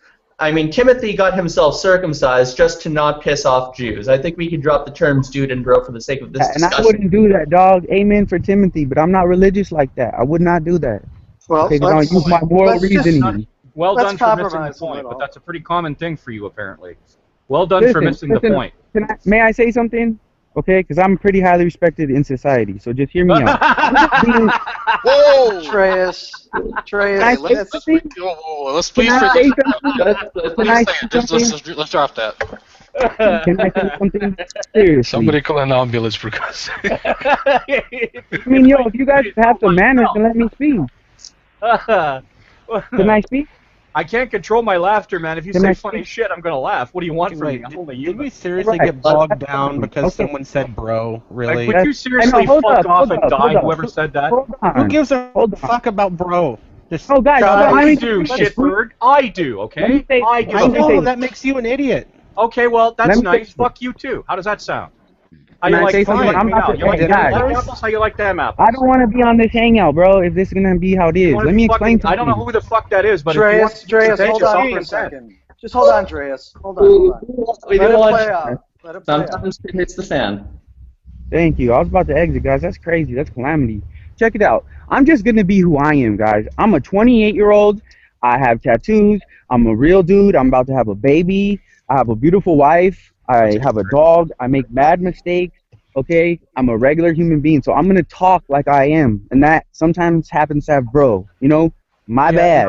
No, not a chance. Not a chance. You are intelligent. You are Gosh. capable of improving. Improve. Gus, you're a dick. Stop it. Dude, Fuck I you. understand. I can, That's- hey, if you want to read my this is papers from cultural. seminary, Who the fuck I don't give a cares, fuck really? if it's send me my Treyas, papers. In my Treyas, hold papers, on. I don't write bro. My bad. I don't want to be called Guys. dude. and I don't want to be called fucking bro. I don't give a fuck if it's something he's worked into his speech because he's never fucking learned any better. Dude, Alright, when I'm out. he Hey, calls you guys, bro, Treyas, dude, hold he on. He's doesn't learned mean a lot. anything. Fucking Gus. That's out. a really I'm minor out. He has point. learned a That's- lot of fucking things. Let him learn some more. I'm out, bro. Okay, Art, Gus, remove Gus, him from fuck it. broadcast. Thank you. You guys are religious, man. Let me be me. Yeah, I know. Gus, Talk about religion, dog. Let me be me, bro. I fought for your security, dog. I fought for your calm down, freedom. Diaz. Let him get it. Bro, it's Hold on, Ghost fine. Rider. Hold on, Ghost Rider. You're not the only person in this hangout who serves, so let's calm the dick waving, all right? Yeah. Then you should understand and speak up, No, bro. I don't. Be a Well, you know man. what? Don't Wait, be a hold on punk. for a second. If we want to get on the point, do you go up to your senior officers and call them by their first name? Are you my senior officer? Exactly. That's my point. You know how to show respect. You've done it before. I So am don't showing make respect, excuses. dude, by So being here's the me. problem. Hey, look, you religious cats. I'm out. I'm out, religion. Bro. That's like, okay, no, I understand. About the just Out of all the things to get him to storm over, yeah, I Gus, mean, what the fuck, dude? You know If he what? doesn't have- You know what, Arthur? I'm pretty sure if I looked hard enough for something that I could fucking call you that you wouldn't like, you wouldn't hesitate for 10 seconds not to fucking call me that. All right? You Sure, wouldn't hesitate for 10 right, seconds. right. And What I'm would starting it to be? get sick and fucking tired of having to put up with stupidities just because you want to see a fucking bloodletting. If you No. want to see a bloodletting, No, that's I one don't wanna- fucking thing. But I'm not blowing smoke up anybody's ass so you can make that happen. That's it. I'm so tired of hearing Gus bitch. I'm going to call him Broden Dude from now on. Shove it up your ass. How does Shut that up, bro? Calm down, bro. Okay, bro. Okay, stupid. Hey, stupid. Hey, stupid. Okay, Mad, Gus. bro? I want to say something. Hold on, I want to say something. And I need to overcast you for this, Gus, but fucking hell. Listen, Gus, when somebody calls you bro, dude, there's like no negative connotation to that at all. It's like this is a normal thing that people speak.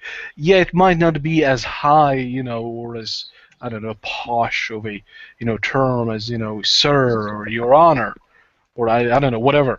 But that's not the thing. That's not the thing to, that's not the hill you want to die on, really, especially in this discussion.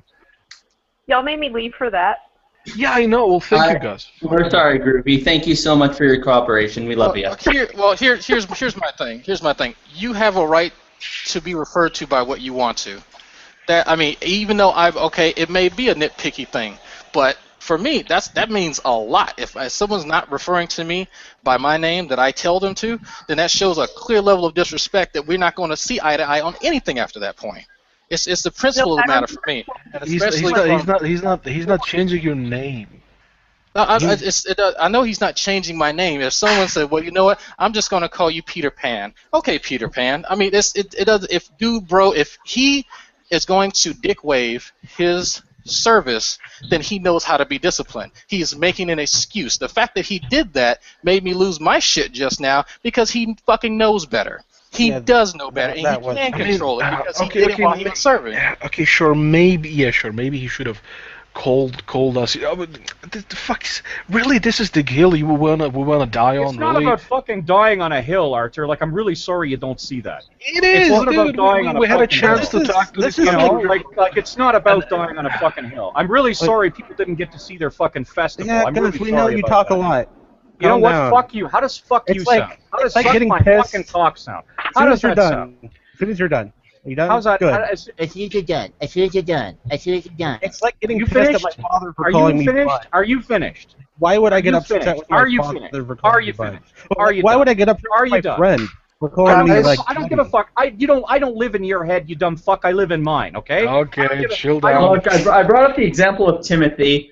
I don't know why he didn't really go with that one. I mean, Because Timothy, his level of biblical scholarship is as bad as the rest of his fucking critical thinking. Yeah, and we That could is expose that if you didn't choose to fucking harp on that Yeah, stupid. because thing. God knows what, if guys? Arthur Norris didn't expose it, if Arthur Norris hadn't exposed it, God knows no one would ever have seen I it. don't even much care about doing it myself. I'm just gonna let the Art guy. and Gus, can I just say one thing? Gus, why don't you get your point out? If people disagree with it, they disagree with it. Say what you want to say. Explain what you want to explain, and then let's try and move on. It's not right or wrong. It's your opinion. That's fine. I mean, yeah. Listen, Art, just let him talk. Let him talk, please. No, well, Let's there's move- nothing. There's nothing to talk about. No, we're now going to be basically masturbating here. Preaching to the choir essentially, because we have lost the most controversial guy in Jeepers community at No, this we do point. have a topic. We do have a topic because this is what Skylar was talking about. This very scenario. If we're trying to bend over backwards to invite somebody who doesn't have enough discipline to control what comes out of his mouth, just so we can see how stupid he is, what does that say about us? That is true. When I go into somebody else's hangout, I know that I'm going into somebody else's territory. When I go into Gus's hangout, I'm on very different behavior than when I'm in Art Norris's hangout. No offense, Art, but you kind of let things slide here, whereas Gus is far tighter with his ship. I'm not a dictator. I'm not a dictator. You're not. I'm not saying you're a dictator. What I'm saying is you have different expectations from Art. But I go into both hangouts because I appreciate and like the people there. That's why I'm respectful. And if you're not respectful, that indicates that you don't care about the people there. You don't want to be there. D-Res wasn't, or Dress, or whatever. He wasn't disrespectful.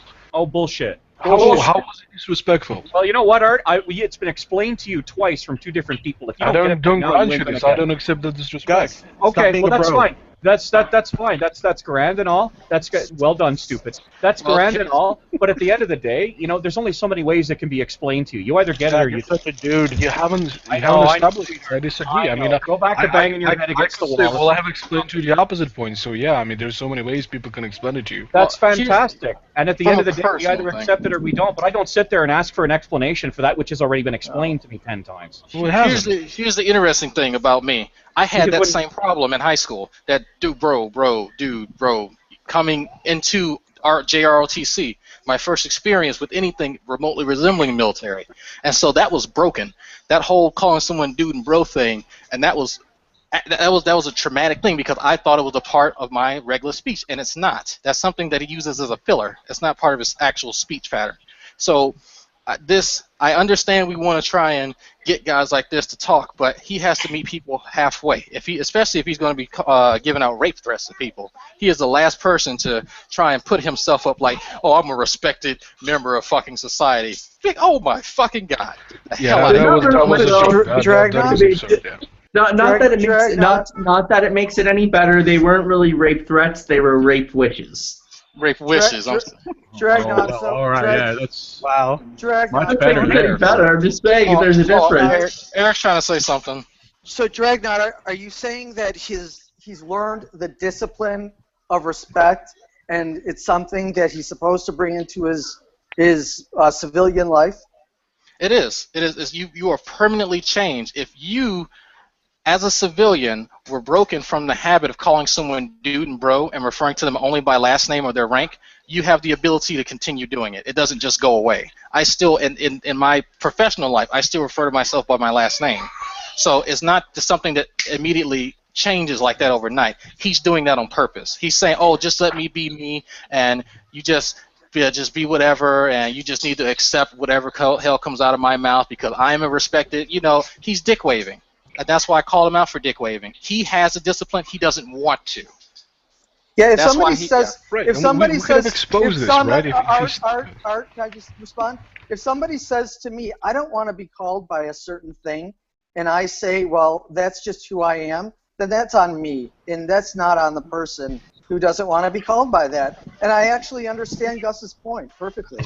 I think either me or Maximus could have brought scripture to I did bring scripture into it. I did bring scripture, and he brushed it aside. There was other scripture that if something causes somebody some kind of issue or whatever, you're supposed to have respect for that person. It's like if Max didn't want me to, if he took it offensively that I eat pork, and he doesn't do that in his home, well then I'm obligated not to eat pork in his presence because it offends him, and I don't want to cause pork chops into his home. Does anybody remember what he said when Maximus brought up scripture? Did anybody pay attention?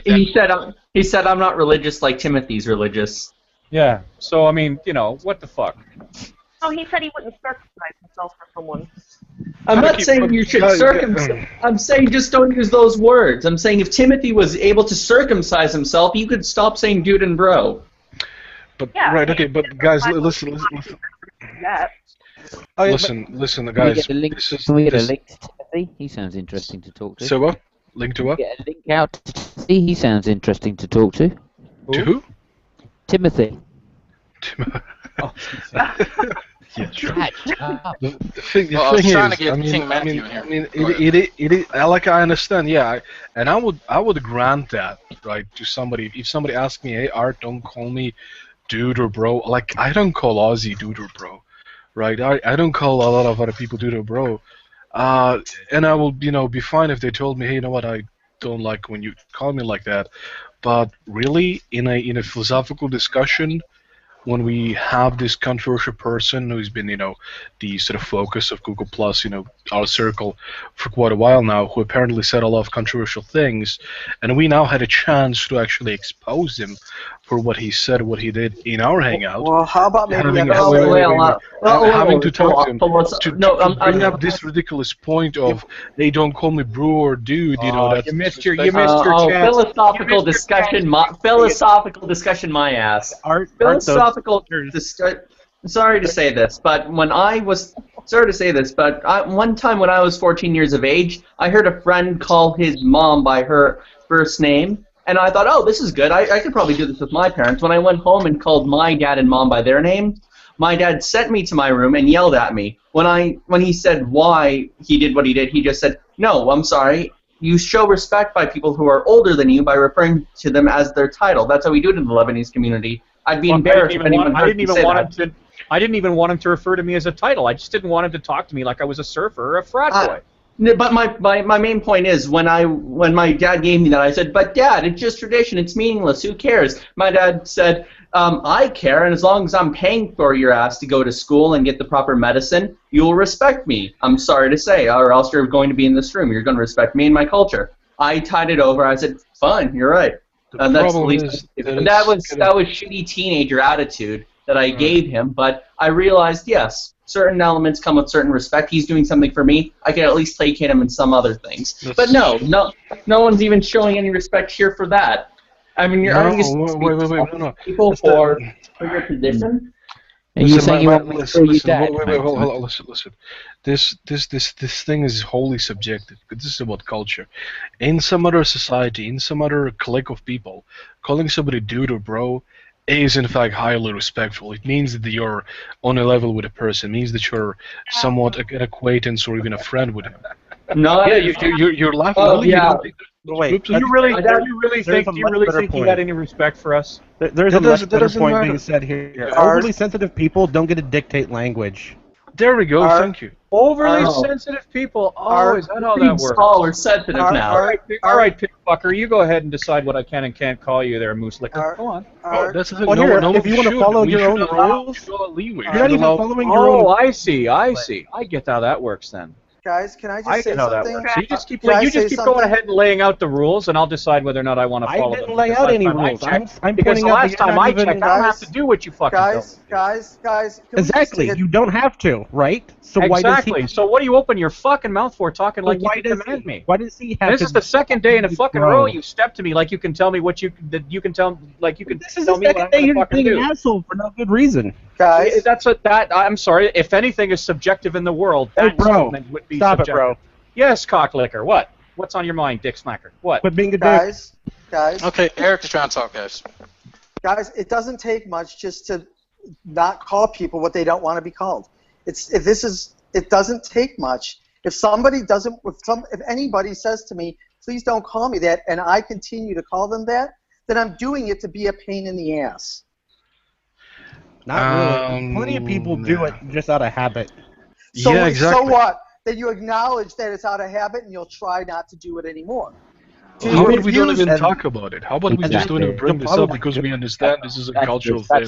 It's you know what though? It may be cultural for some people, but when cultures meet in a place where many cultures meet, there's either give or take or there's fucking chaos. Right. And you're the country demanding for that person to behave according to your sensibilities. What I'm saying is I do not want to be referred to in a certain way. It's called acceptance. If you interpret that as a fucking if you interpret that as a demand, that's your business. Really? You're gonna tell me that wasn't a demand? 1 2 1 2. Go ahead, Simon. Okay. Yeah, that was the salient point that Eric made right back there. Is that when somebody says, "Oh, could you not call me that?" then the correct response is, "Yeah, sorry, it's just a habit. I try not to do that." Yeah, that's I would do so. Common courtesy. We could have carried on the conversation if he just said, "Sorry." It becomes a power struggle. It becomes a power struggle. Excuse me, try not to do it. Even if he'd done it in the future, at least he would have said, "I'll try not to do it." That's I polite. agree with Simon on that. Right. No, I understand. Yeah, this would. Yeah, he should have done that. Sure, but he's not entirely obligated to do so. It's he. But it's even stupider when somebody demands this. This is such a minutia. This is such a small issue. But this is Full the thing, issue. he wasn't simply asked. He wasn't politely asked to stop doing it. Yeah, that's actually the point. Yeah, he Now, was. on that point, I will concede. I will concede that point. I will concede I didn't politely ask him to do it, but I would not in that sense and in that respect be the first person in a hangout who is asked that someone who has demanded respect from somebody. Yeah, you're right. You're up there with all the other assholes, being assholes. Thanks, Cerberus Hex. How's that butthurt cream working out for you? Just smear Incredibly that on painful. liberally. It'll go away. It'll go away. Incredibly painful. It's not that it's a bad thing to ask somebody to respect someone. It's a stupid thing to ask somebody to do something that is completely fucking irrelevant to the discussion. You don't get to decide what's relevant and irrelevant inside Really? my So head. having somebody as view much the as, room, as, how much is as, that as much as relevant? you think that because you have the fucking lion's share and the market cornered on common sense, you don't get to fucking decide what goes on in my head and I what, don't and what base bothers my me and views what on doesn't. common sense because Okay? common sense You don't. leads to There is fallacies. no such thing as common sense. If you haven't figured that out by now, go back to school. You know There is no that such fucking thing as common you know sense. why there exists. You're on the ways- other side of the fucking Guys, world in your hello, own culture. I'm talking. Well, yeah, but except I was still talking. I'm Except still I was talking. still talking. Gus. Except I finish was up. still talking. Finish up. You know, you're on the other side of the world. You're absolutely right. This is about different cultures. This thing might not bother you, but you don't get to dictate what bothers me. Great. So, first of all, common sense. The reason why we have such a thing as list of logical fallacies is because of common sense, actually. Nonsense. Absolute Nonsense. fact. Really. So, do humans intuitively, inductively reason? Is that where common sense comes from? Yes. Really? Induction. Yes. Because in most cases, when I've heard common sense applied practically, okay, in the practical applications of common sense, it usually works out to, hey, you, why don't you think the same way I do? The thing is, okay, maybe this is a small point, but at least this point is on fucking topic of That's how guys like philosophy. Ray, that's how apologists use common sense. That's how guys like Ray Comfort use common sense. Well, just use common sense, and then you'll think the same way I do. That's not how I'm using it, but okay. Let's just ignore it and point out that he's not trying to control what you feel, but it is his room. He does get control over what's being talked about, and he may get control over what's being talked about, but he doesn't get to decide what does and doesn't offend me. He is saying this is stupid. Yeah, but so he doesn't don't get to talk about control reality in his room. He gets to control conduct in his room. There's a difference. Gus, your behavior offends me. That's fantastic, and I'm sorry my behavior offends you. I really am sorry my behavior offends you. And you're still offending me. When I compare I'm that to the competing, interests of the fact that I don't like to be referred to by diminutives, I'm sorry, but my desire not to be referred to by diminutives wins out over your desire not to be offended. by Now who's deciding who's justified in his? I live in my own fucking head. I'm insensibility? going to live in your head. Yeah, I'm offended that you think it's a diminutive. You should stop using that word. I know, but I'm demented. I'm demented. Okay. I am offended. I am offended by the fact that you seem to have nothing better to do than take a swing at me over yesterday's butthurt, Cerberus. But I'm trying to forget that. I'm offended by that last statement that Gus made. But I understand. You're absolutely offended. I promise I'll never make that statement. That's how I will do it. I promise I will never make that precise statement again. Gus, this is a whole new butthurt. I don't know what you're talking about. You can have all the butthurt you want, man. I'll supply you all the butthurt cream you I like, know, 'cause Cerberus. you're an Whatever asshole. you want to have happen. Absolutely, Cerberus. Knock yourself out. You realize we're going to have this discussion every time you're an asshole. Good stuff, and I'll respond in like kind, and you won't move me 1 inch beyond what I think I should be moved by. So you go ahead, Sisyphus. I'll be being polite, and you'll be being an asshole, and Quick question for eventually you'll everybody. get kicked out.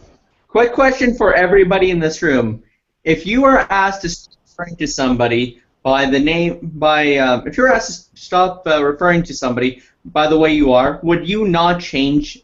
Would you not placate yourself a little just for the sake of conversation? I know I would. Nobody asked him.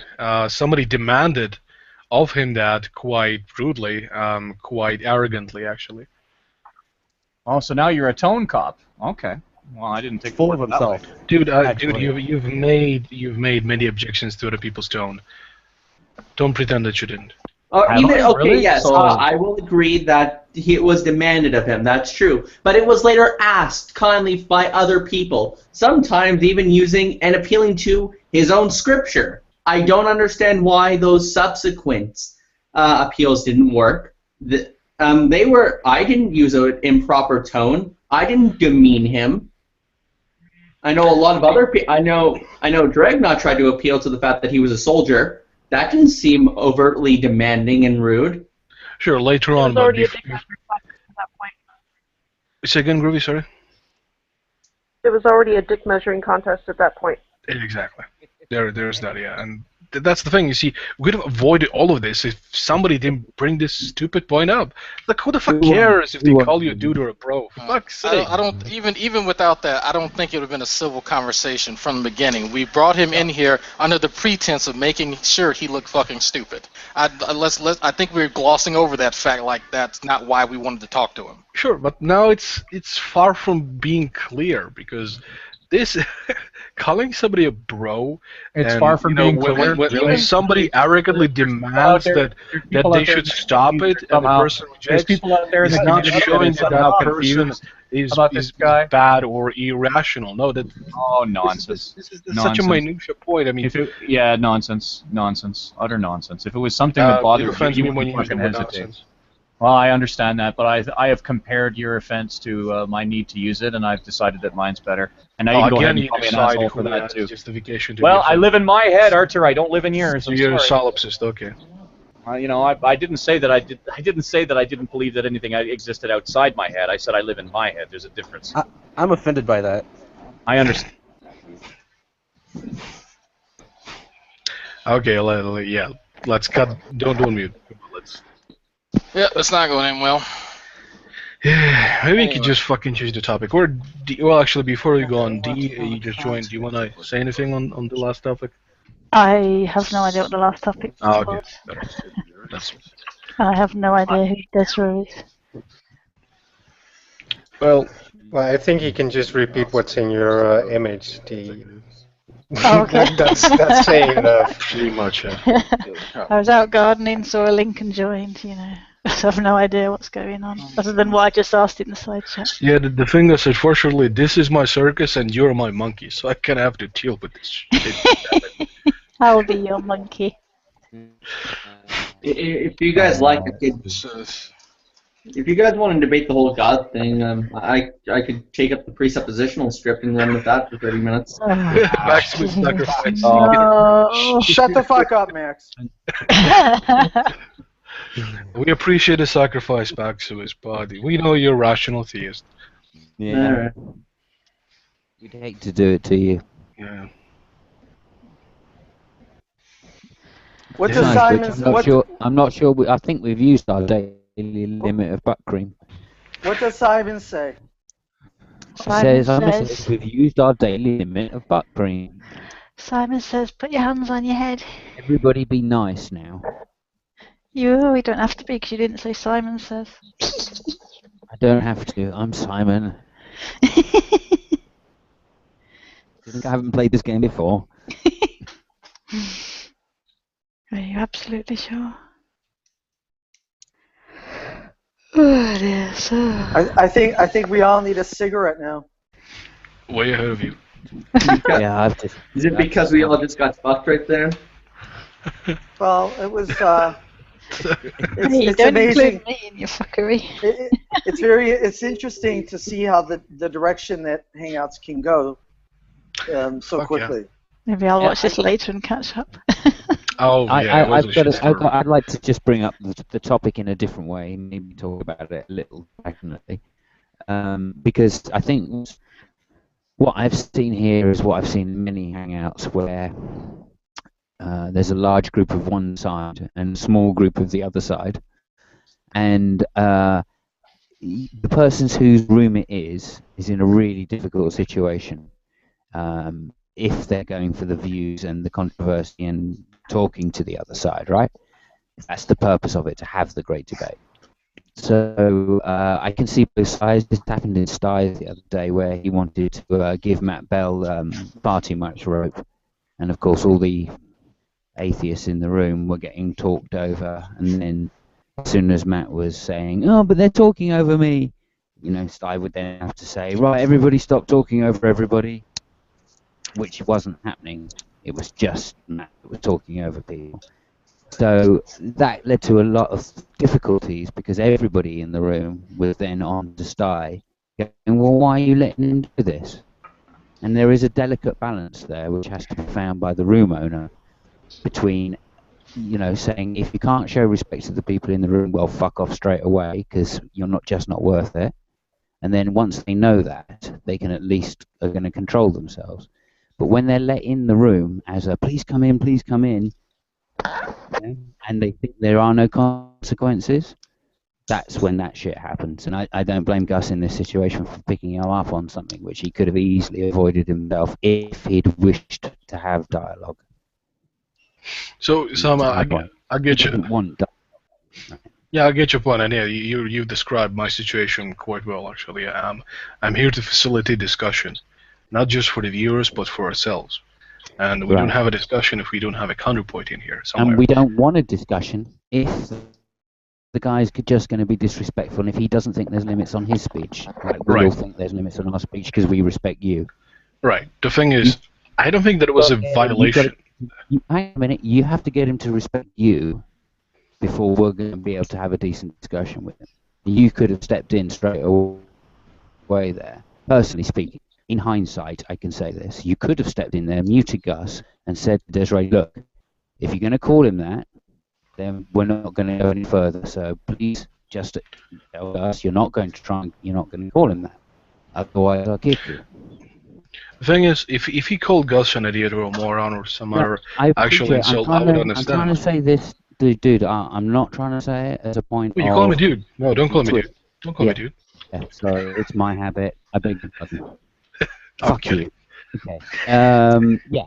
Sorry, I appreciate I made that mistake. That's how you do it. Listen, I'm just saying that you could have dealt with that in a different way, and in this particular situation, as with the Sty situation, what it needs is the in this case the theist to be reprimanded and say, if you continue in that speech pattern, right, of not respecting the people in this room, we may as well just boot you now.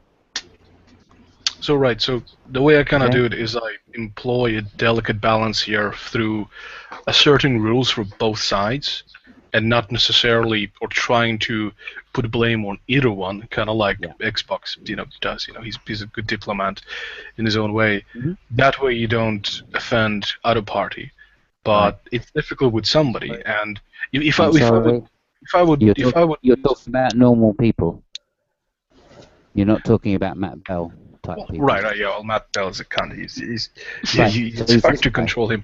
So I don't envy Sty's, And so's this guy, so's this guy. He could have easily turned around and said, "Yeah, okay, look, I won't call you that. That's just part of my speech pattern. If I do, I'm sorry." That's the thing. I don't know him.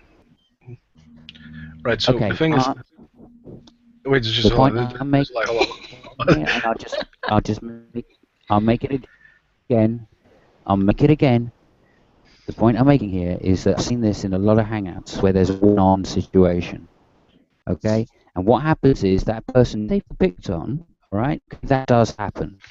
Okay, and yes, as the moderator, you've got to stop it being an all-out, just everybody jumping on one person. But at the same time, if that person then feels that gives the liberties to abuse other people in the room, okay, the conversation isn't going anywhere anyway. Right. So let's see what I did with Arcane and who else was controversial in the other hangouts that I had. I mean, Arcane was here for a while, and he was calm until he started speaking bollocks. And when I simply asked him, hey, do you know what the peer review process is, he flipped out. Right, because it sounded it sounded like an attack on him, right? But don't forget that before that, we talked for hours and hours without any conflict because of the rules that I have set out, right? And you all agreed. Thank you for that, of course. And it worked, right? It's because we knew Arcane, we knew the sensibilities, we knew his shtick, so to speak, and we were able to avoid any confrontational sort of behavior that would make him all batshit. we could not anticipate the whole personal thing that you're gonna. It looked like you made it, but you didn't make it. I understand you were not attacking him personally, but that's the thing. Something could look to us as not an attack, but to them it looks like an attack, and that could cause them to leave, right? So it defeats the whole purpose. Well, I mean, so that's why I kind of try and employ. Just Hold just a second. That's why I try to employ balance rules that apply to everybody. After there's a certain transgression being made, then I will point it out to the party who's made it, right? Be it a theist, be it the atheist. But in this case, I really didn't see any transgression. I use the word dude. I refer to people as dude, man, bro. Like, Gus wasn't taking it. I understand Gus maybe think this is somehow demeaning him, but ultimately it's about cultural differences. You don't get to decide that. That's not a decision you get to make on my behalf. No, I agree that this might offend you, but then again, we have established that what's offensive is subjective. To a Muslim, it's offensive to draw a picture of Muhammad. To us, it's not. Right? What the fuck does the subjectivity have to do with this? It's whether or not you want to get along with other people. Getting along with other people is something I think is objectively the best thing to do. Sorry. Right. Yeah, but that's a give and take, not just a take. Exactly right. I mean, listen. Tone counts for Then why was he giving? Because he seems to be taking our hospitality. Listen, you see what happened with Van Helton and me, for example, because Van Helton claimed to be offended by my picture of Thor. And he made a whole fuss about it in Nadia's Hangout. He blocked me for that as well. And yeah, there was a huge drama about it. And I explained to him slowly, calmly, dude, I mean no disrespect, but it's at all. I like Thor. It's a cool character. I want to be like him. I admire this character's personality, his actions that are portrayed in the including the vodka bottle. I don't recall that's a later modern edition, the new trilogies, the New Testament, the drinking. Can't get mead so much these days. Right, and here we can see that sensibilities, what is offensive, is subjective, unfortunately. There are some more clear lines, like for example, if somebody says, "Hey, you know what? You beating my face into the pulp is offensive to me," I could understand that, right? Everybody could understand that, and we should all say to the person, "Hey, stop beating this person. This is physically violent." But it goes back to subjective and objective morality. Right, yeah, and then Gus believes in subjective morality, right? I don't. I believe in objective. I never said that. You know what? Here's something. Here's something I'd like you to consider. Hold on. Oh, come on, man! You've been talking for 10 minutes. Holy fuck, man!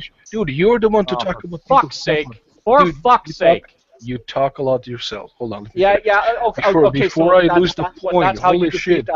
Holy shit! I was trying to make a I will allow you point. to finish. Fucking hell. Thank you, Cerberus. So, fuck, what was the point I was trying to make here? So, they are obvious sort of things that are offensive to people, and we would all agree, yeah, that's wrong. But then again, calling somebody dude, bro, without any evident disrespect being made by that person calling himself. You don't get to make that call, Arthur. I don't care how you edge around it. I don't care how you chew around the edges of it. You don't get to eat that cookie, okay? That's not a decision you get to fucking make. Okay, so... And also it is pretty fucking evident. Yeah, the terms bro, dude, they are associated with the shit that Gus said they were associated with. Stupid frat boys who do cake stands.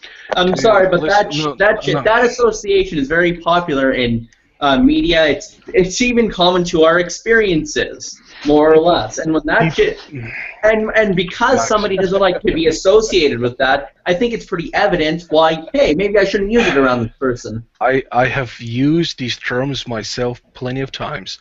At no fucking point did I think of those things.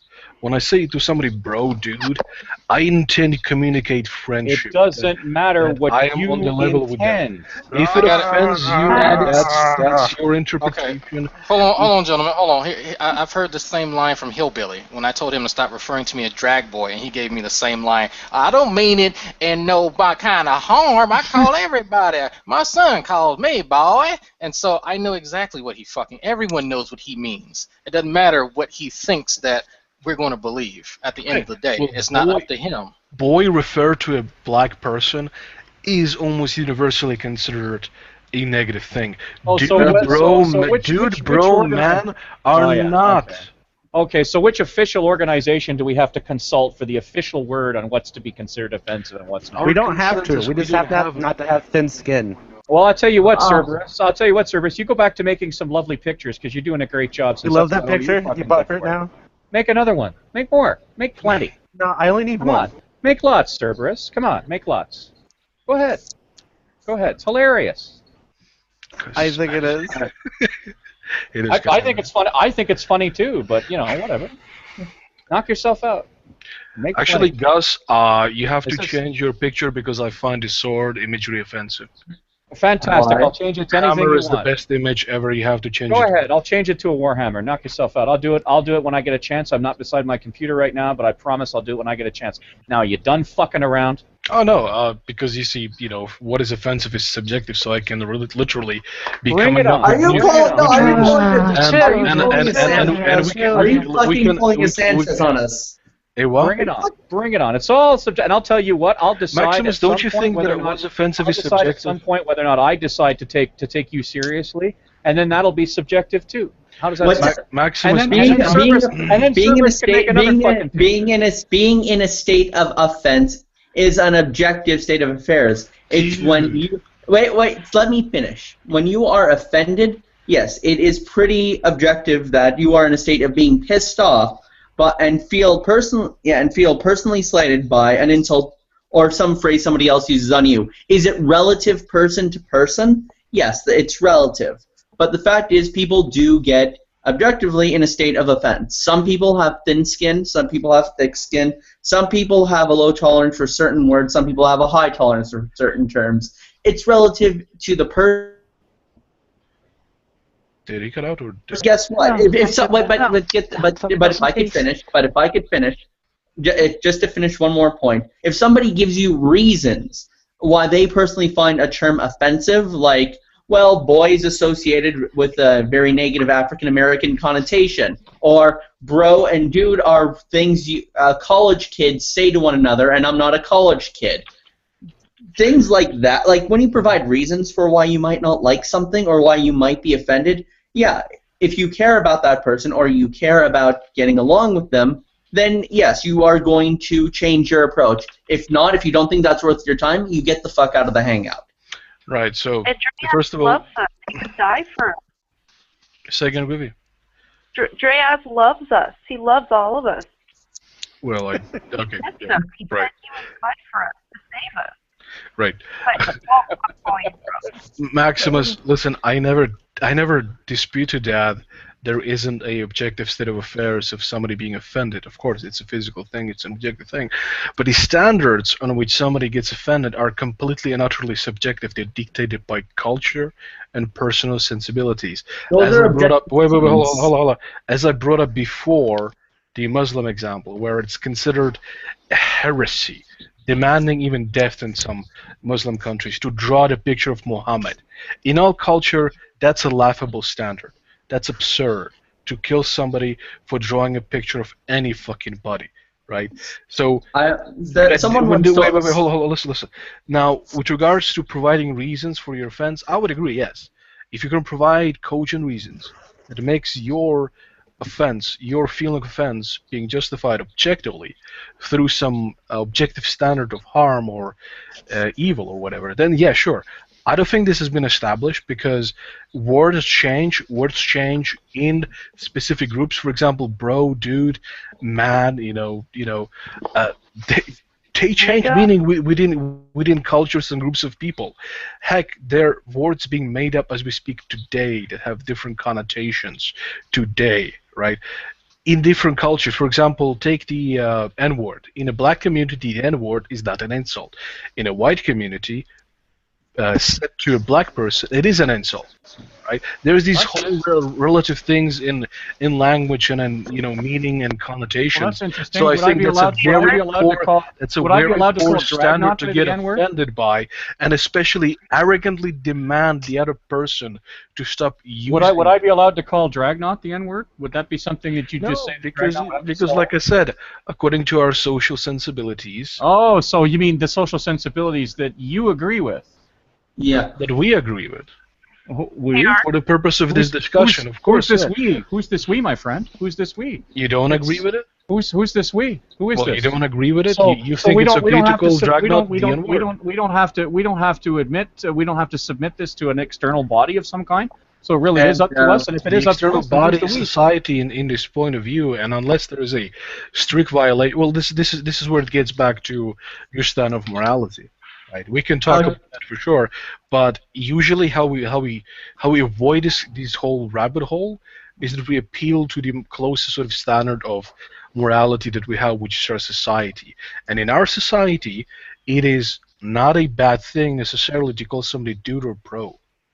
Okay, now I'm going to respond because, well, no, can if you don't mind, Gus, can I just take the response? By all means, Max, by all means. Thanks, Gus. All right. Yes, it's relative person to person. If I was to draw a picture of the Prophet Muhammad having gay sex, I'm pretty sure I'd offend a Muslim or two.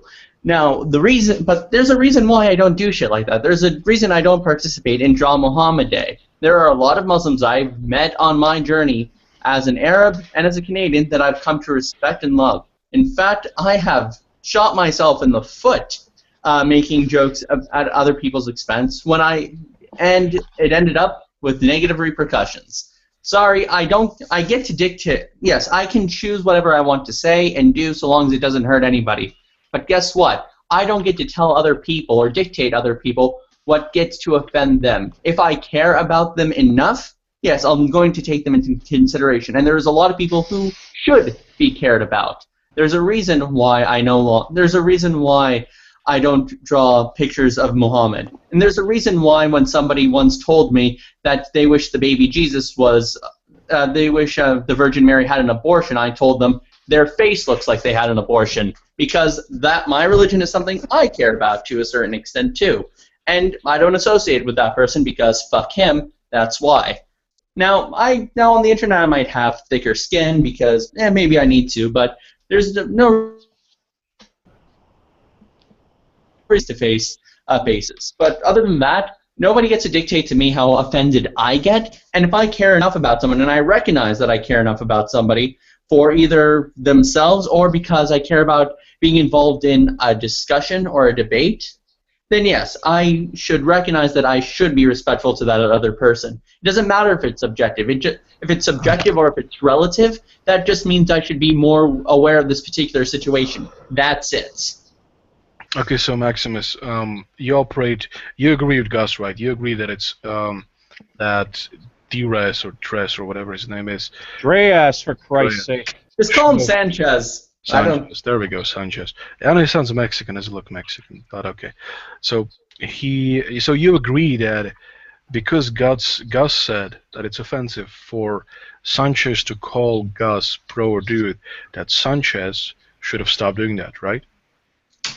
Well, if Sanchez cared enough about being in this discussion, then yes, he should have done that. If he didn't, he should have left as he did. And I don't blame him for leaving. And I don't give two shits whether or not we have him. Great. I don't care enough about placating him. And if you really cared enough about placating him over some of your regulars like Gus, you would have booted Gus out and just had Sanchez. But no, you didn't, because. Oh, Max. Okay, Max, just a second. Because you actually recognize to some extent having Gus in here was more important, because you're going to have to deal with him on a daily basis. So, wait, hold on. Wait, just a second. I actually was going somewhere. Max went to, and I said, okay. So, if you say that it is therefore obligated onto Sanchez to stop using these terms if Gus is offended. Could not Sanchez say that, hey, it's offensive? Broadcast nothing. Sure, it's offensive for me when you tell me that I should not use the word bro. What do you do then? Wait, if Gus said it's offensive, can you repeat that? If Sanchez, after Gus saying to Sanchez that it's offensive to Gus, that Sanchez calls him bro, Sanchez says, it's offensive to me that you're telling me that I could not say the word bro. Oh, is that really his response? No, it wasn't. I'm saying okay, sorry. Go on. That's a possible response, right? then you talk like adults and find middle ground. Exactly. Yeah, exactly. Talk like adults and find middle ground. Or even better, you have more wisdom than that, and you realize that, hey, this is a subjective culture issue. Maybe you should not even bring up this stupid, retarded point and move on with the conversation. Gus. I fucking hate this term. Look, saying the term subjective doesn't really deflate the nature of the dispute. Okay, great. First of all, and second of all, Gus, if he had have said the same thing to you, hey, I find you policing my language offensive, right back at you, what would you have done? I'm kind of curious. At least, what do you think you would have done if you're still there? Silence. I think I made my point here. Maybe he's AFK. No, he lost. No. Totally. He has 5 seconds to respond. I'm not sure how Gus would look if Sanchez had went down there. I'm not sure how Gus would have reacted, and right, because I don't know that situation, I'm not going to judge it. But if it had have gone that way, I'm pretty sure a much better discussion would have been had than what just happened there. Like, I'm not going to do it. Sorry, I'm not going to do it. Can't make me. But Maximus, do you see my point here? Because you don't have a response, right? And I'm not trying to make this winning, losing thing. Not at all. You see, this is why I don't even bring up these issues. Because I know this is fucking subjective. This is just, cultural thing. Some people have in their culture, there's an expression in Russian culture, motherfucker, actually. It's the American version of that, which has become to be not even meaning that. It's just it's become like the word fuck, or like the word, there are degree of offensive words, right? And the word motherfucker, like in the American culture, I think, has been so used that it's lost its meaning. It's not offensive. It doesn't literally mean what it means. You don't get to decide whether or not then respond. Respond to my point, Gus. Gus, there was a question asked of you. If Sanchez had have said, I find the way you're trying to police my language to be offensive, how would you have responded there? My response would have been, okay, that's fine. I'll tell you what. You don't call me a dude and a bro, and I promise that from here on in, I'll let you say other shit that you like to say. But I don't let. But ultimately, once again, I'm going to take this back to the use of the N-word, because as much as Art likes to brush that aside, so fuck you. I think Art is hauled up in his fucking petard. Okay, and the minute we bring in the use of the N-word, this entire notion of people just having to fucking cowboy up and suck up what some people may think is okay, but other people don't, goes flying out the fucking window. Okay, so wait, you're comparing the N-word. Aren't you drawing pictures? Aren't you drawing pictures? Somebody else compared. Aren't you over there drawing pictures somewhere? You're comparing the N-word to bro. I'd love to have you draw some more pictures, because that seems to be what you can do. The best you got. Draw some more pictures. Gus wasn't the one that brought up the N-word, if I recall correctly. Well, I didn't bring that up. He's still comparing it to that. It's not the point. Well, okay. Well, here's the thing, though. Who gets to decide? Who gets to decide? Is there some international convention that we compare offensive words to? I'd love to hear your response on that. If you can stop drawing pictures long enough to fucking, you're a pretty good artist, though. You're not bad for someone who just puts letters on a fucking picture somebody else drew. Don't fucking Gus me. Do you want me to respond to your example there? I'm listening. Okay, so first of all, I'd like you to later on repeat your response to my example there, but okay, with regards to the N-word, right, so nobody decides that really, because like I said, nobody decides that? Well, let me finish, fuck's sake. If you cut me off, you're going to make me look bad out of context, because I'm not saying it's a good thing, actually, because of course I don't personally fucking believe that it's a good thing to say, but the problem is, for us to provide an objective standard and truly say that this is wrong or right, we have to talk about fucking objective morality versus subjective morality. That's another rabbit hole, right? So the way we do this is not to appeal to our personal standards. Is not to. I'm sorry. When you call a black person the N-word, that's very personal for them. I said, okay, fucking hell. I would not use this term, of course, because in a society it is clearly offensive. Clearly, in our society, in our context, it's offensive. I'm sorry, did I make my level of offense unclear somehow? Did I make my level of offense unclear? Was there some sort of murkiness as to how offended I was that those terms were used? Okay, I'm going to get back to the example that I posed to Maximus and he sort of repeated to you. After you tell Sanchez that it's offensive when somebody calls you bro, what if he says it's offensive to me that you are telling me that I could not use the word bro? I believe I answered that question. I believe I answered. Could you repeat that? I don't think I totally caught that. It's asked and answered. No, it's asked and answered. I don't think I totally caught that. Could you repeat that? It's unfortunate. It's asked and answered. Hey, I'm sure you can. How's that picture drawing coming from you? How's that picture drawing? You gonna picture draw some more? Draw some more pictures? Gus, why are you waiting for the fuck you? That's what he said. Fuck you, over and over again, basically. Art. Yes. He didn't ask him not to use the term. He asked him not to call him that. Right, I later qualified. Right, in my example, I later qualified. I said, Alvin, we have some echoes of background noise here. And I think you're allowed to ask people to not call you something. Say again? I think you're allowed to ask people to not call you something. Right, yeah, I know. And I will put this in an example, sure. What if Sanchez said, it's offensive to me when you tell me that I could not call you the word dude? You do not get to impose upon me. Well, then you're doing the same thing to him. Also, I've often believed that there's a difference between instigation and response. And who instigated this? Well, he was the one that called me dude and bro. And we have not established that that's a bad thing. I'm sorry, you have refused to accept that I find it offensive. That's not the same as establishing. No. I accept it. You keep drifting back away from the use of the N-word, and I'm going to nail you to that over and over again. Fine. Yeah, you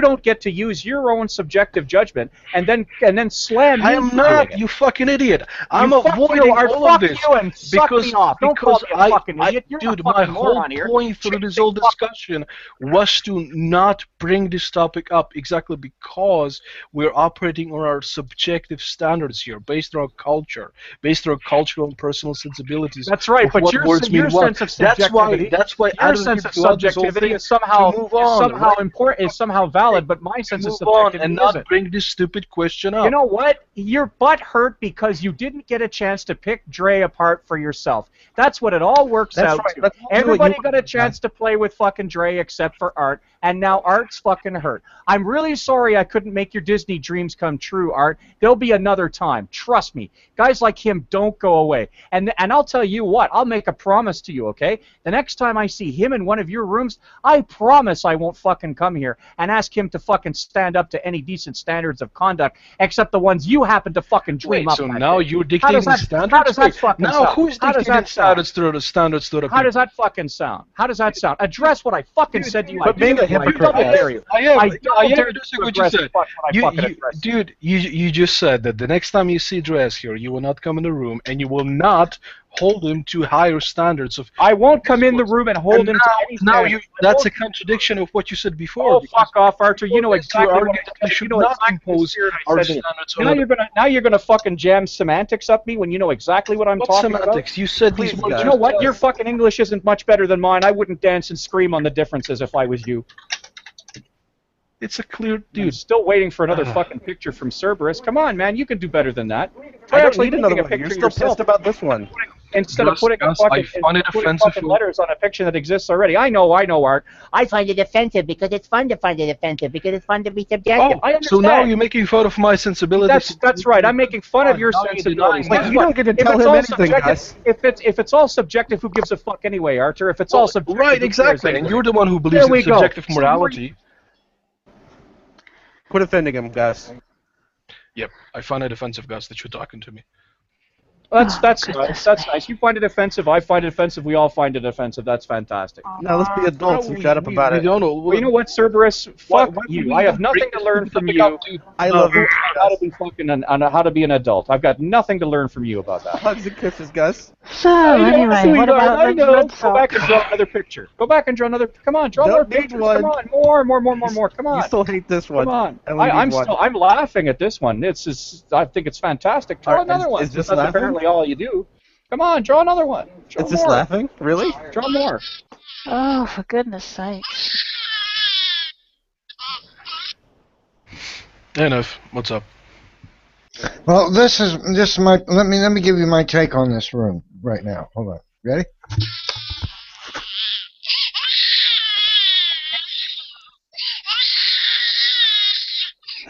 That's nice. Do you know, Nev, I've never heard you sound more sensible. That's probably the most intelligent thing you've ever said, Nev. Good one, Simon. You're right. Did you? Was I muted when I did that? Or did No, you... we heard it. No, we heard it. We got that way a little bit. Made more sense than normal. Okay, so okay, we have Nev in here. So Nev, I've seen a few of your hands. Go ahead, Alan. Okay, so what exactly, what was the problem? Oh, let's not go into Let's not go there. I don't know what the problem was. I'll watch the video later to find out. This is No, amazing. I will tell you later. Don't worry about talking. it. No, we're not doing that again. Even somebody asking about it brings the whole. Yeah, do what I'm going to do, Alvin. Watch the video later and find out. I don't even want to know. Just look at my picture. That explains it all. Okay, you said something. Yeah, alright, great. Somebody got mad at what somebody Holy said. fuck, man! How many times do you need to be told not to dredge it back up? How many fucking times do you need to be told not to dredge it back up? Okay, I'm sorry. That's enough. That's enough, Yeah, gents. let's Okay. just one. I apologize. I'm not going to speak of it again. Thank you. You can start by talking about something else, like right so now. hey, Nev, why do you hate evolution, Nev?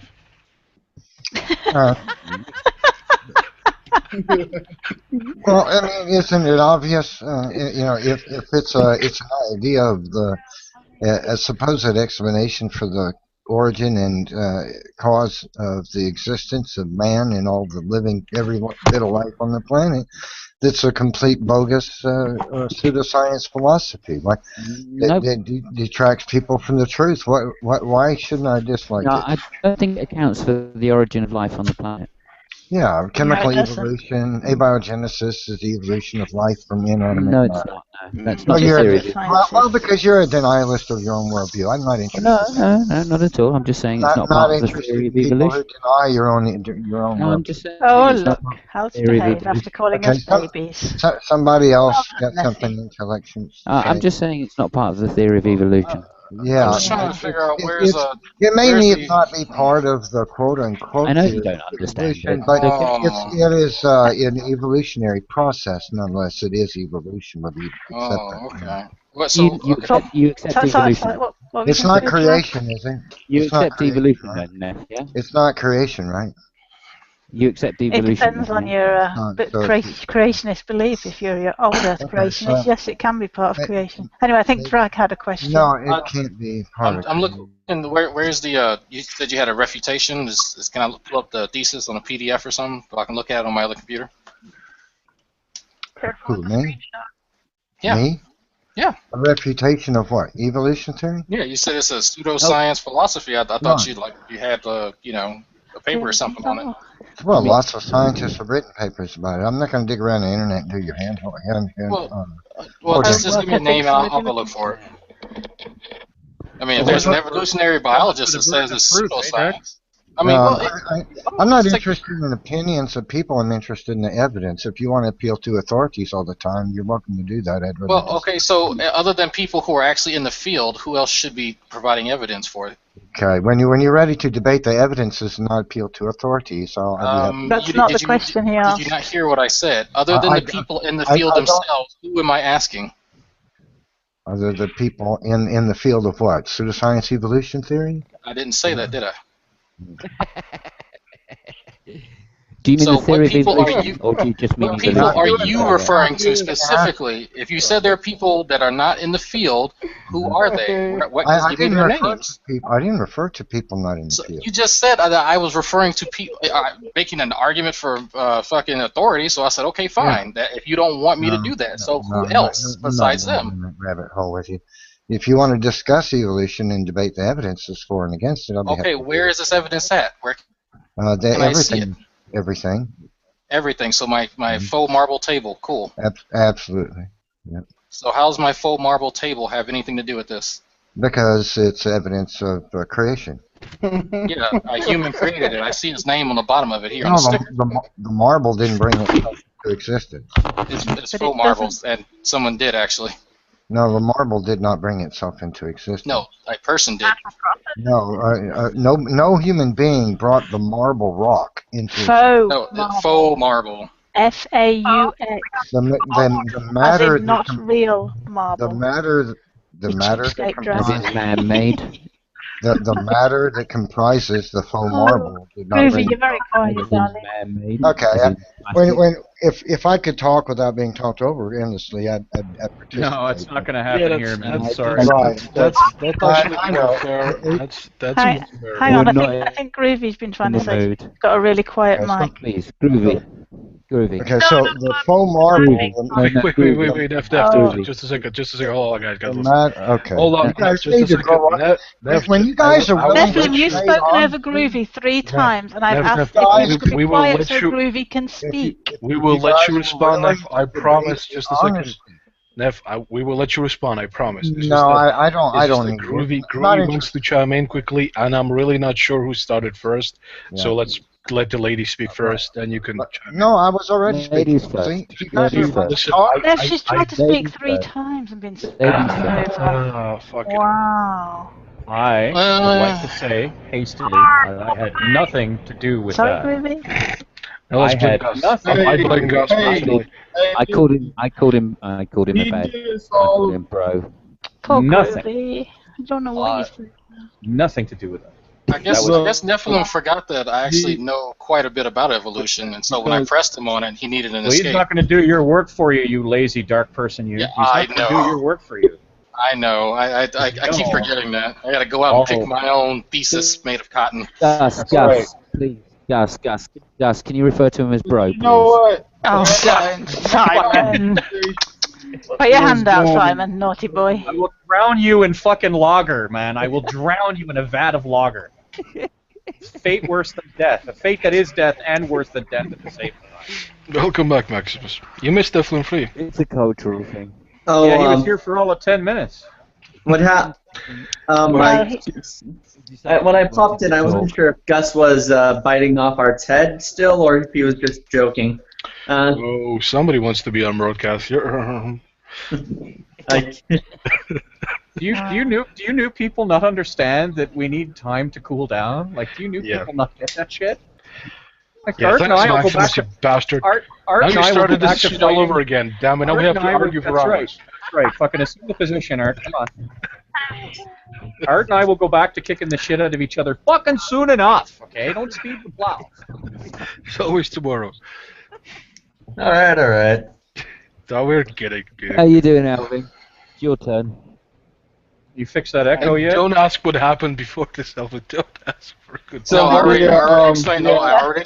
I already explained it to him. Don't worry. Cerberus will draw another picture, and that shit keeps up. You'll have a portfolio. Yeah, I got another one. I'm just waiting. Bring it up, man. Come on. what Wait are for it. we talking about in here? Talking about people talking over each other, Maximus. You know, like you Now, did wait a minute. yesterday Now, to tell me. Now here's the thing. Now tell.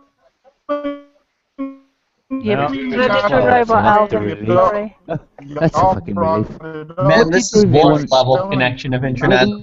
What were you going to say, Groovy? Alvin, you're kind of cutting out.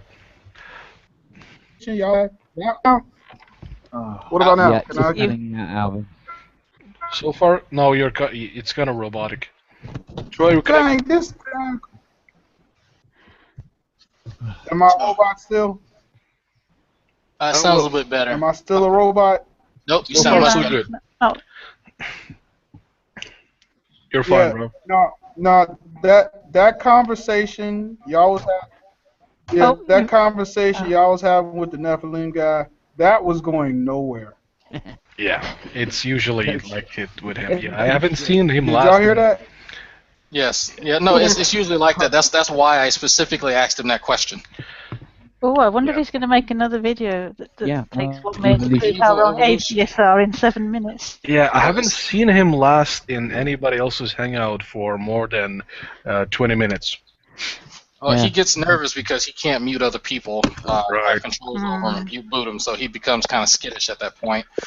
But you know, good. I just registered for next semester, and I'm taking chemistry in chemistry labs. So it's going to be very interesting to talk to Nephilim after I finish that course. Because right after I'm going. I love the way you refer to it as evolution theory, not theory of evolution. Did you get that? Wait, say it again. Well, he Right. referred to I it mean, as evolution theory and include abiogenesis. Yeah, I heard that. I was waiting for him to kind of expound upon it, but he just kind of stopped right there after you had said it. I was like, God No, damn it, well, Simon. I caught him on it straight away. I picked it up straight away and went, no. Abiogenesis is not part of the theory of evolution. You know what? Sorry, Come George. on. It's just that where that was. I don't have to listen to him saying bro to me. Yeah, it's see. Sorry, It's, I didn't quite get outraged. Now. Poor Go on, Alvin. no, it's just the line of reasoning where the Nephilim guy was going. I've seen where that goes, and it's the bridge to nowhere. We've all seen where it goes. Started saying the marble wasn't made by.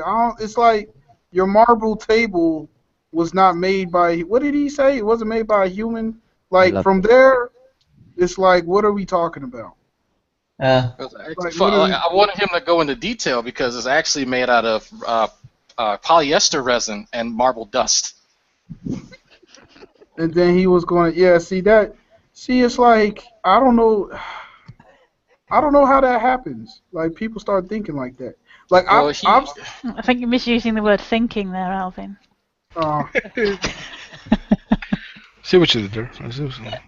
Well, here's the thing, Alvin. I'm sorry, my bad, damn, but no, Nephilim Free. He has kind of this. He has this fixation on evolution, and so he does his best to try and, I guess, lambaste it, so that he wants it to come across as a philosophy and not an actual science where people have, studied for the last, 100-something years.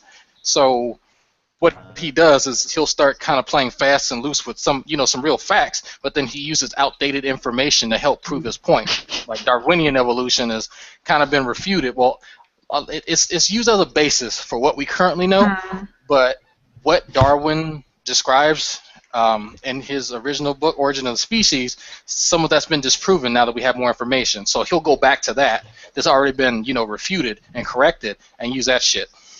I've checked out his blog before, and he has the most fantastical understanding of history. He said that evolutionary theory was present in Aristotle and Thomas Aquinas. What? Yes. Okay, then. I've studied that shit myself. I don't see it. Didn't Thales have some hang on a kind of minute. little evolution? There is a little bit of truth to this. Empedocles. Thales Empedocles had some kind of notion of this. He thought that. Oh, go ahead, Simon. Yeah, and also in the Bible, there's a short passage talking about some slave dividing up the number of sheep or goats, the type of goats, and they're saying some have the ones with spotted can be yours, and the ones that are whatever. Anyway, they talk about getting two different types of goats together. It's not evolution, though, is it? Not really. Empedocles. Yeah. Okay. Go ahead, Max. Oh, all right. Empedocles was a pre-Socratic philosopher who thought the reason humans came about was because there were body parts on the face of the earth, and they could just randomly gather together and morph into other bigger bodies. And there were some with there were guys with 15 eyes and 7 hands, and there were some guys with 1 leg and 3 eyeballs. But the people who survived, who became humans we see today, were the ones who are most fit to survive. So that was like a very paleo evolution theory right there. Yeah, in a way. When you look back at it.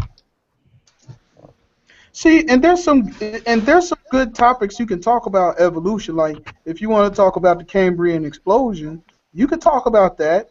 Like instead of just trying to debunk evolution, how about talking about some of the stuff we don't know about it? You can have those conversations, but if you're just trying to debunk evolution, it's like you're just not going to go it's not going to go nowhere. Well, you get a lot of these guys, Alvin, man. Once you kind of start interacting with some of these guys, like some of them are landscapers and some of them are gardeners. And actually, now that I think about it, there's a wait, what did Nephilim Free do? Is he like a seamstress or a photographer or something? It's something really. Yeah. Neff. He didn't work at all. He's an amateur photographer without a work right now. He lives with a challenged person. Oh yeah. I don't want to get into it because I don't want to get into that right now for obvious reasons. But no, but they have these, I say mundane jobs, but they have regular jobs, like regular people making money, 9 to 5, fucking Monday through Friday. Wait, but Drac, are you saying they're not scientists?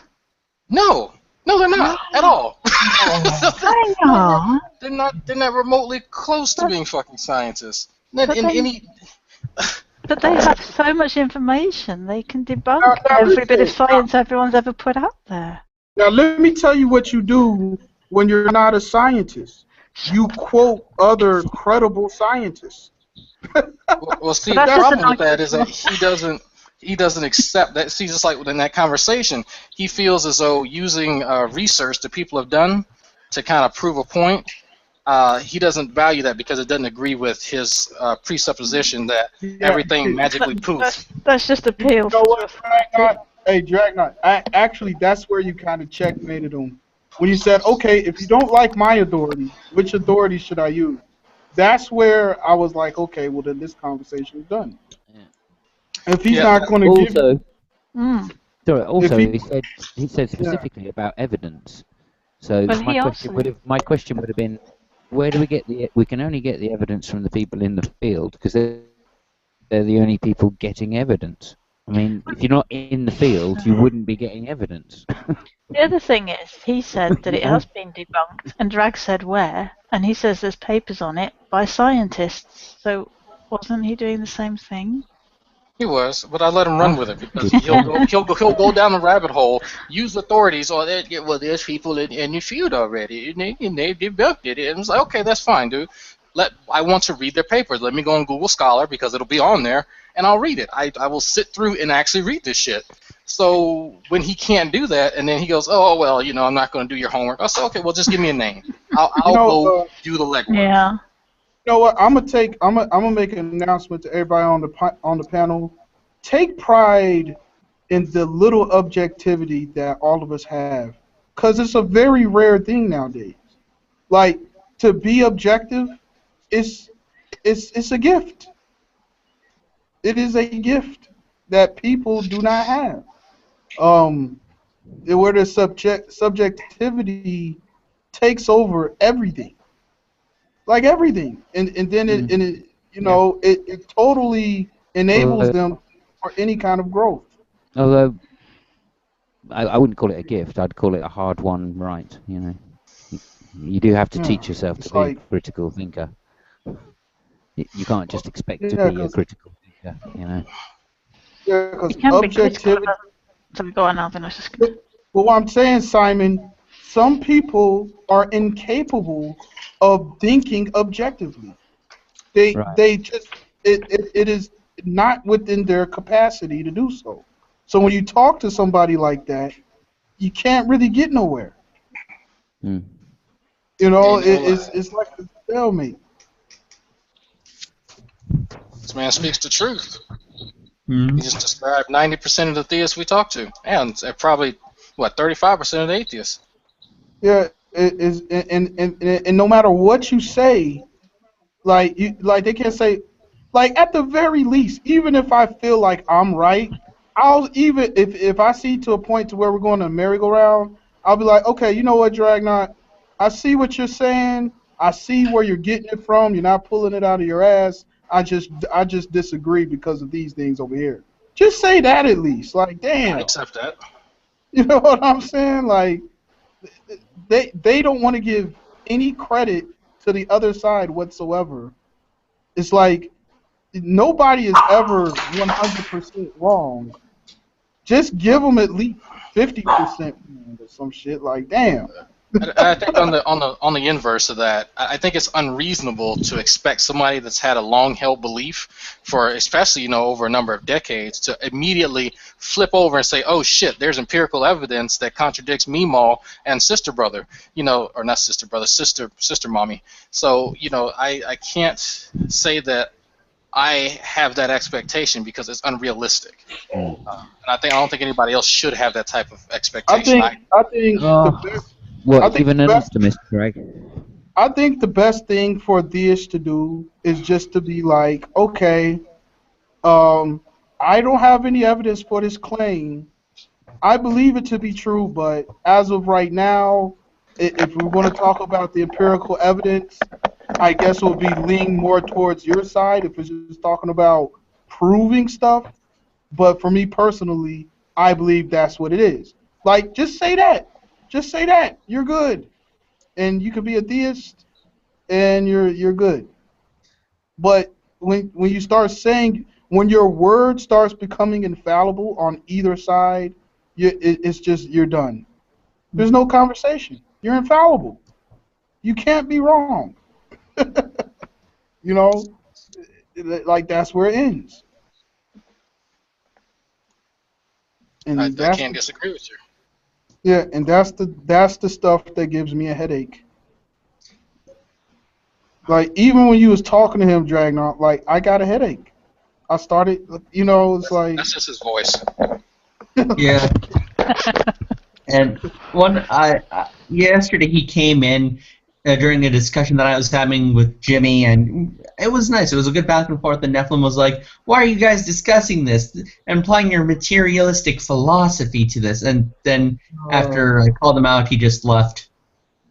Actually, it was pretty funny because Dee stepped in and said, "There we go. Now you're done. Now let's go back to talking about what we were talking about." And he left. And then Neff left. I'm like, Dee, Dee, that was awesome. Thank you so much.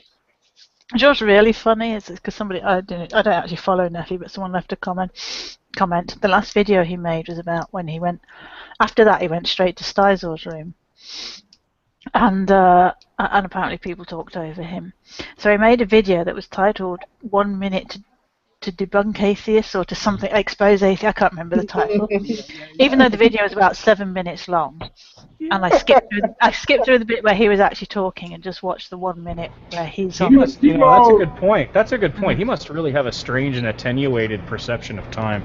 Yeah. You know what the other, I'll just say the ironic thing was he'd just come into, well, not this hangout, but I think it was an off-air hangout. He'd just come into an off-air hangout, repeatedly interrupted two Christians talking to each other, and then goes and makes a video about how atheists interrupted him. That is too funny.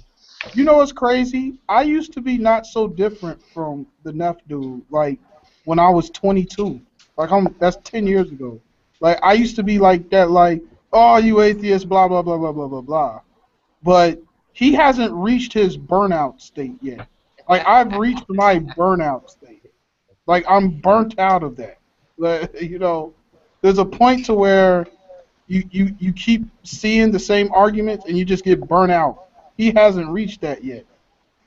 Some people reach it. Well, yeah, we got an atheist that reached that point. Atheism is I'm still talking about that fucking idiot. For forbidden fruit, forbidden fruit.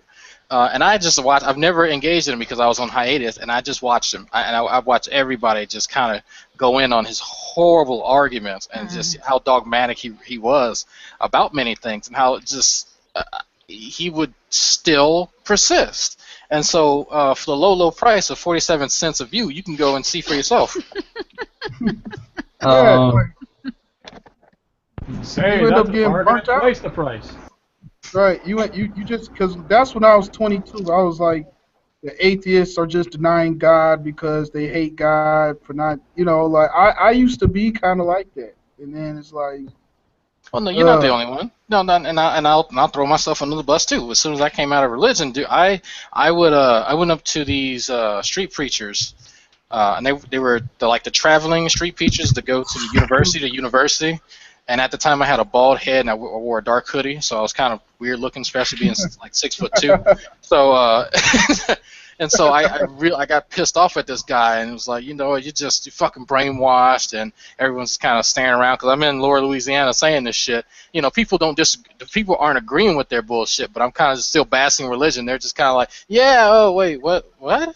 So a lot of it was just vitriol from just having that feeling that, you know, part of my life had been wasted. Not my life. Part of my life had been wasted. I've been lied to, and still, you know, reeling from that. It really blinded me. But now that I'm a bit older and I see the error of my ways, I can approach the situation much more calmly. And when I talk to guys that I know don't know science, I know exactly what to ask them, and I don't have to say anything. All I have to do is ask questions to say, okay, I want to see your point. I just show me this, this, and this, and they get pissed off and run away. Yeah, but watch this. How old are you, Dragnot? Turn 28 in September. Okay, you're 28. I'm 32. Like, there's people in their 40s still behaving like that. Yeah, it's sad. I'm like, how? You know? Does anybody remember Raoul? I try not to remember Raoul. He once commented and said I had a vagina on my face because of facial hair. And suffice to say, I don't really mind having vaginas on my face. Okay. I just got a message. Nephilim Free just started a new hangout. Let's go troll. That's what he did yesterday. Hey, Mike, put that in the external chat right now. He'll just mute and boot. You know what? I'm not even interested in that whatsoever. I mean, Drakenod, if you want to go there to troll, I will go there to troll. Just put it in the group, in the external chat. Maximus, I meant to tell you this. Very rarely I see another deist like you around. Oh. I mean, it's very, you know, with the whole logical stuff. Like, and then what happened, I end up debating more deists than atheists. And then I'm a heretic. It's like... Burn him. Oh, no, man. Well, I'm just here to show the atheists that they're not the only ones who can have the fun with the fundies. Yeah, that's what I'm saying. It's like, I'm gonna tell you that, Max. You're a rarity amongst us. Unfortunately, it's unfortunate. It's a rarity, though. Yeah, there are a lot of people who are theists that hold even more fundamentalist views than me, but I still really respect because they approach their arguments in a nice and rational way that's conducive to discussion. I know other people like Neff are here to tell us what to think, but there are other theists like, and I'll say, and I know I'll get a lot of flack here, but Jimmy, Amy Farmer, I think that they're really amazing to talk to, and I'm always happy to dialogue there. I agree. Yeah, I think Jimmy is good. Yeah, me too. Jacob also. Jacob as well. I'll throw him there too. Yeah, I like the Peripheral Prophet too. Peripheral. I like talking to Peripheral Prophet. He and I do not agree when it comes to vaccines. I am a big proponent of getting your child vaccinated. And if someone says that, you know what, I'm kind of feel a little bit weary about getting my child vaccinations, you know, I got that. I understand. I completely understand that. But when somebody goes, I've done all the research and I'm objective and what's up? You cut out, Alvin. Yeah, I would get my kid back. The Borg are trying to assimilate you. He's trying to get something back, apparently. About the circumcision. You're breaking up, Laura. I think he said something about circumcision. How does the panel feel about circumcision? I honestly think it should be up to the... Can y'all hear me? Yeah, we can. Yeah. On circumcision, I think it should just be up to the parents. I think it should be up to the individual. It's not a parental choice. It's a personal choice. And as a parent who has a little boy, I was faced with that. And I didn't research, I didn't even think about it until after he was born. I was like, yay, my child made it past childbirth. I'm not living in 1384. You know what, though, guys? As a Jewish person that had a bris, I have no problems with the fact that I had a bris. None. Well, I'm an Arab by background. I'm an Arab by background. A lot of us in the culture do it. My dad didn't do it. He didn't bother because, well, he said, "Oh, that's a practice for Jews." So his anti-Semitism got in the way of that. No, true story. But it's a dirty Jewish thing. But other family members did do it. Ultimately, I think. Wait a minute, hang on, Groovy. I think Groovy's trying. Go, Groovy. I think if you're going to leave it up to the parents, they need to be educated about everything regarding it. That's a good point. I'd agree with that. Everything. They should. I would agree with that. Everything. They should know the risks. They should know any potential benefits that come with it. They should know. How about the fact? Nothing. Never mind. Okay. She said, "Come." You know what? I think the one problem that I have. The one problem. Either way. Hold on, Alvin. Eric, finish. The one problem that I have with the way brisses are done is that they're done in people's homes, and I would prefer that they be done in a hospital environment. Yeah, people really don't. Actually, Alvin, no, you go ahead. I forgot you were trying to talk. Go ahead, Alvin. Oh no, I feel that if a parent doesn't want to do it, that's fine. If they do want to do it, that's fine too. If it's kind of with the vaccines. It's like, well, I don't know. The vaccine's a little bit more severe. It's a very different. The vaccine should be mandatory. I would say the vaccines is more serious than the actual circumcision as far as medical, but it's just this thing of your kid didn't have a choice in getting them vaccines, but you're like the parent, Yeah, but like your kid, you know what I'm saying? So you gotta make it happen. So I don't have a problem with circumcision. I can understand why some people would, but I don't think it should be banned or anything. The circumcision doesn't help prevent you get measles and mumps and chickenpox and. It is simply cosmetic. That is all it is. It does. Wait a minute. There's one good word why circumcision is a wonderful thing. Smegma. Smegma. That's bullshit. That's seriously. Enough to where you think like, people who aren't circumcised don't wash? You don't Smegma. get that.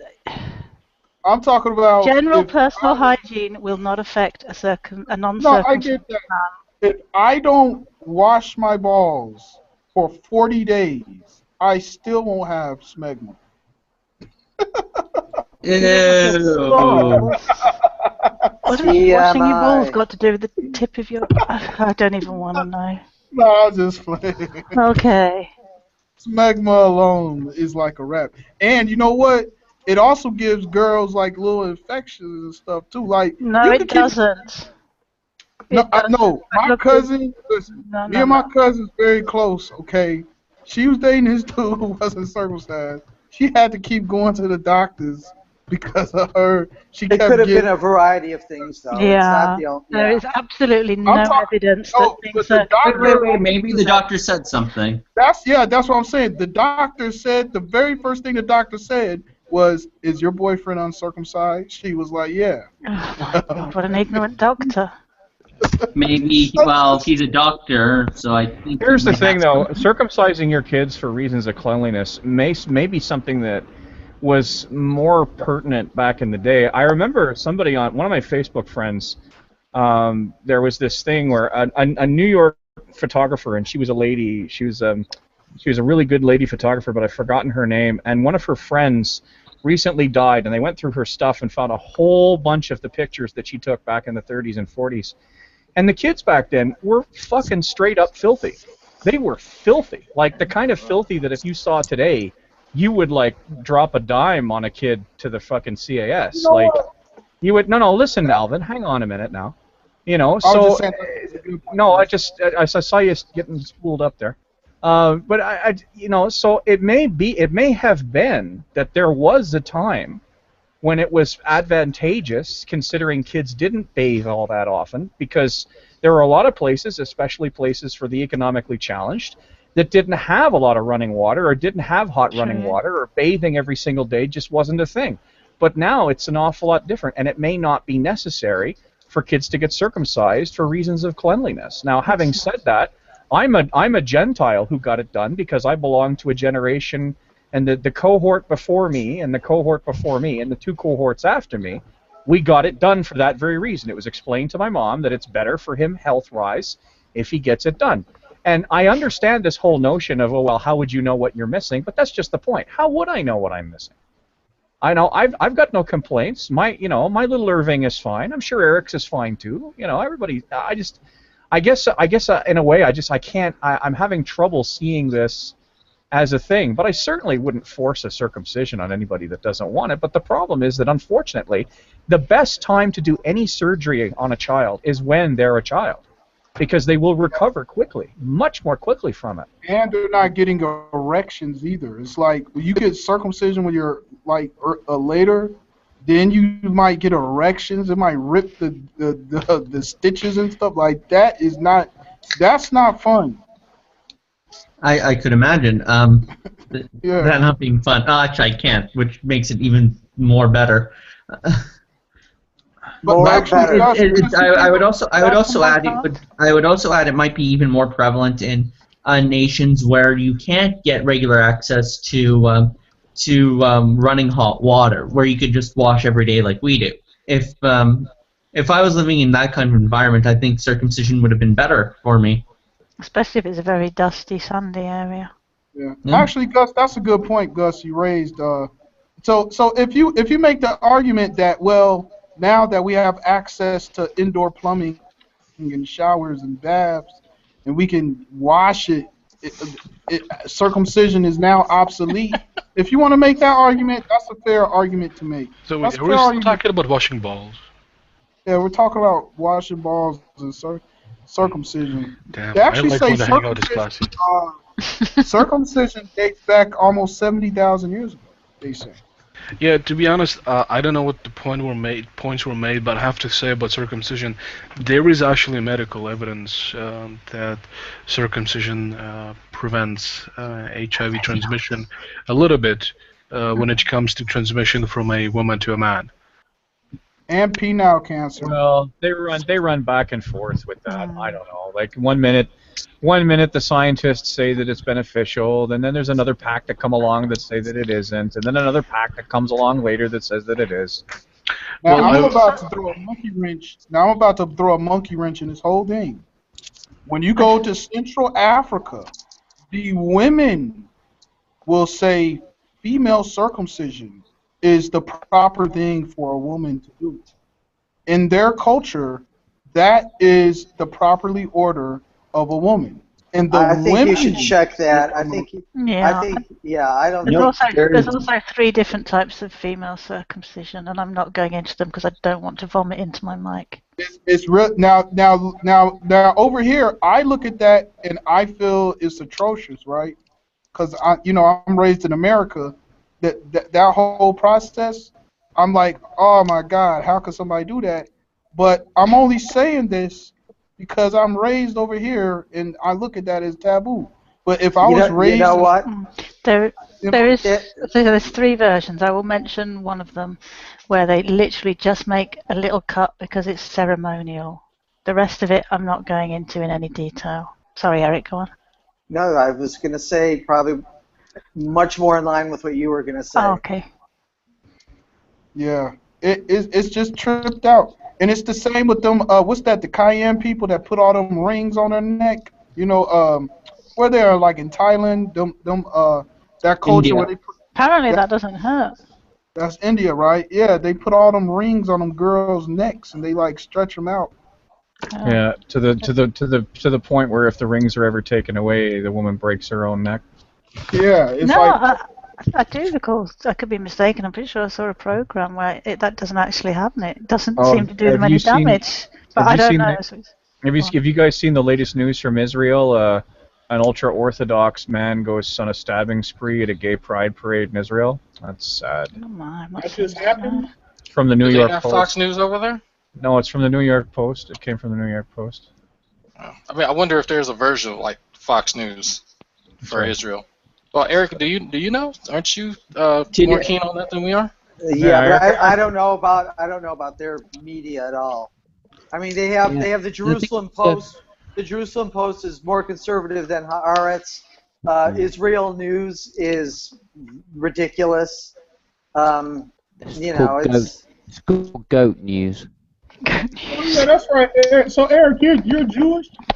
Yeah. Ashkenazi? Yes. You know no, my. He's with the Lost Tribe. He's with the Black Hebrew Israelites. No, you know my great grandmother was Ashkenazi. I did know that actually. Wait, so you're Jewish technically? Yes. Well, I'm not really. Oh, you're talking about him. I don't think with Eric it's a technicality. I don't mean to offend you, Eric, but I don't think with you it's a technicality. No, my nose gives it away. I know. So, or maybe it's the whining. I don't like macaroni. My great-great-grandmother, Ida Ziegler. Ida Ziegler. What does that name sound familiar? He's from the famous African Yoruba Zieglers. Wait a second, that's my grandmother. Your grandmother's name like Ziegler? Yeah. Would I lie to you? No way. Would I lie to you? Would I lie to you? Are we kidding, Eric? Dude, when we say we're brothers, we're not kidding. Hold on. Elmore County, Alabama. That's I'm teasing. I'm teasing. Oh, you got my hopes up. Damn it, Eric. Elmore County, Alabama. Now that I thought you sounded. I think that was it. I knew there was some Southern accent in there. I just knew there was. Man, you know McKay and them around the way, man. You know, you look just like him, man. You look like your sister and brother, man. Is that you? Is that your people? Alvin, technically you could qualify for Israeli citizenship. I don't know if he could or not. I think I'm too far. Maybe. Because my great-great-grandfather, he married. That's not that far removed. Repeat after me, Alvin. Get on the other side of the wall, you dirty Palestinian. See if you can get that. No, or how about Oy Ve'ezmir? Oh, damn. Someone was saying my name. Odam is the same thing as Oy Ve'ezmir.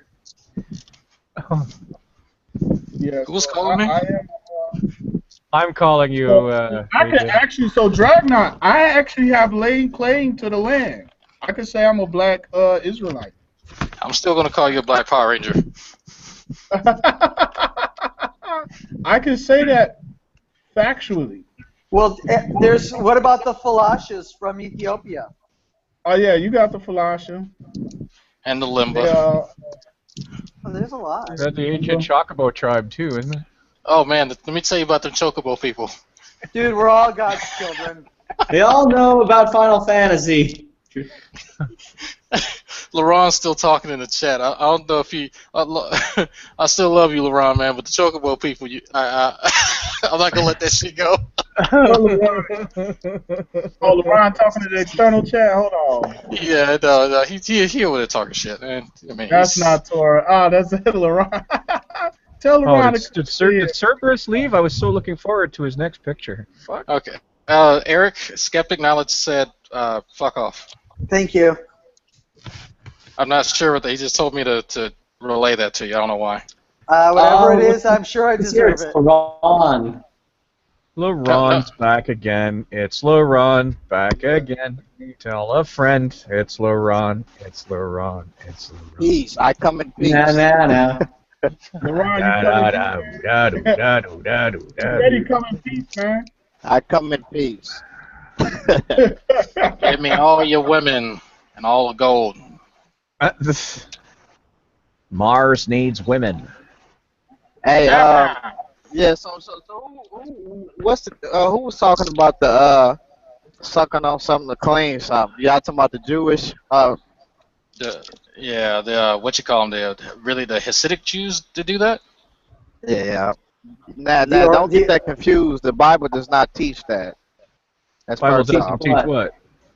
It What doesn't does teach to suck on the baby's penis to clean it, or the blood to clean the blood off. I mean, yeah. that's not in the biblical text. That is true. In fact, it's illegal in Israel to do so, but it's a practice allowed in America.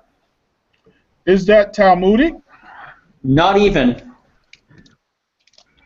Yeah, I don't know where they got that from. Where does that come from? Or and that's unclean. Matter of fact, that'd be unclean when dealing with the Torah. Because it's blood. You ain't supposed to. Exactly.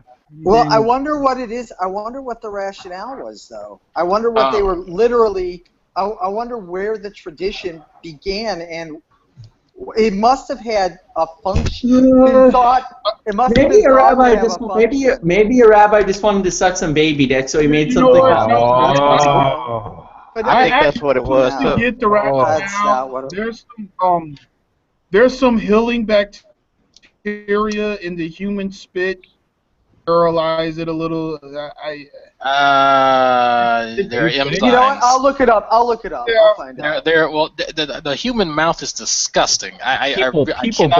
People bites are worse than fucking dog bites. Much worse. I can't emphasize that. And I could understand wanting to stop the bleeding, but you could wash your hands in your own piss, and it'd be more sanitary than someone's mouth. Well, let's find out I'm being where hyperbolic, but still, Let's find out where it started. I'm going to stick to my story. I'm going to stick to my story of a rabbi just wanting to suck some baby dick. I'm putting $5 on that one. Because that Babylonian Talmud, it says you can do that though. That Babylonian Talmud says you can rape, you can have sex with a boy under 9 or 6 or something. No, it doesn't. And the Babylonian, not the regular Talmud. I'm talking about the Babylonian Talmud. You know what, guys? I think it was something that started. If I'm looking at it from Haaretz, I think it was a tradition that started when the Jews were not around water. If they weren't, or if they didn't have access to water, it's not justifying it. I'm not saying that. I'm just saying that I think access to water now. I understand that. I'm not saying anything except for where I think it started. Yeah. Is that because they had no? I think it's just a weird. To me, it's strange as hell and nutty as hell. But let me find an article about it. You know what's funny? Damn, what was I about to say? It's supposed to be only at times. Ooh, sorry, I apologize. Go ahead. No, this kind of reminds me of the story of like the lady that takes the wings off the chicken when she puts it in a pot. So people ask her, why do you take the wings off the chicken before you put it in a pot? She says, that's how my mother did it. Then they talk to her mother. Why do you take the wings off the chicken before you put it in a pot? Because that's how my mother did it. Then you go to the grandma, why you do it? Oh, because my pot was too small. But they're doing it even though they got a bigger pot. Wow. It's so it's kind of like that thing. It's like they're doing it because there wasn't no water, but these people are still doing it even though there's water. Yeah, it's well, I don't know. Wait a second. Let's not run with what I'm saying. I just saw one little thing just now, but.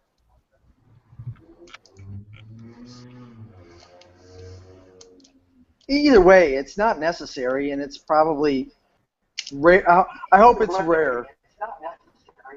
It's banned in Israel, I know that, but it's allowed in some places in America. Well, New York, specifically New York. Well, how many Jews are in New York, and how many of them are Hasidic, and how many of those practice it? Probably too many. Hey, one is too many, but how many? Well, you know what? I think before, like 1967, there were more Jews in New York than there were in Israel. So there's a lot. There's a lot. It's well, not. that's I don't. it. Yep.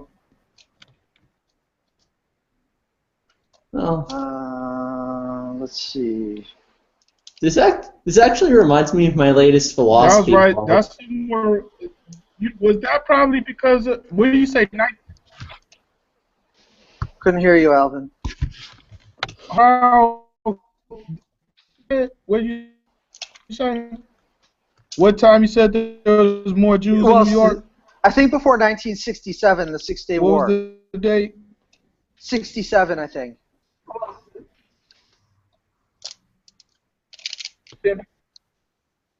That might have been, you know, that's 6 million of the that like that. Well, let's look. Let's look. Because that's not too far away. What, the Holocaust was just what, 10 years before, you know? No. Well, 55? no. World War II ended in 45.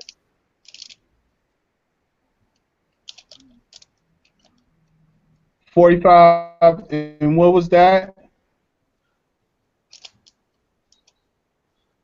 Hold on, I'm going to see if I can find it. Less than 20 years.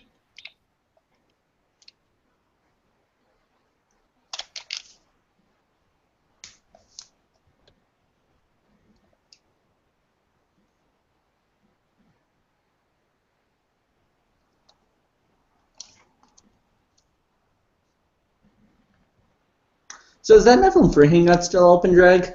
Then I'm gonna go on Nephilim's Hangout. Hey, Max, I sent you a message. Did you see it? I saw it. It's between you and me. Good. Good. Drag, Nephilim Free Hangout still open. External chat, please.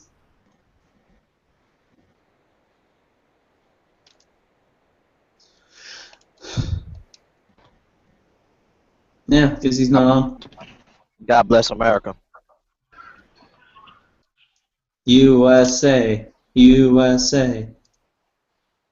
All right, guys. Ryan, you come in peace? Yeah, I come in peace against all the atheists in here. I'm coming in peace.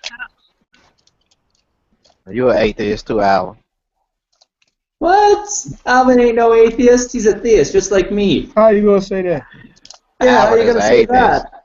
Alvin don't know nothing about that Bible. I'm telling you, he's an atheist. Oh, all right.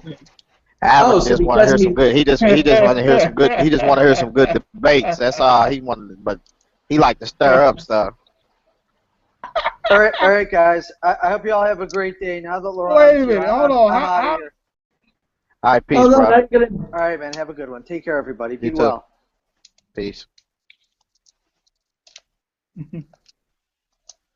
Alvin just wants some disrespectful dialogue. Atheist, Hey, you're an atheist, bro. You don't even realize it, but you didn't cross over.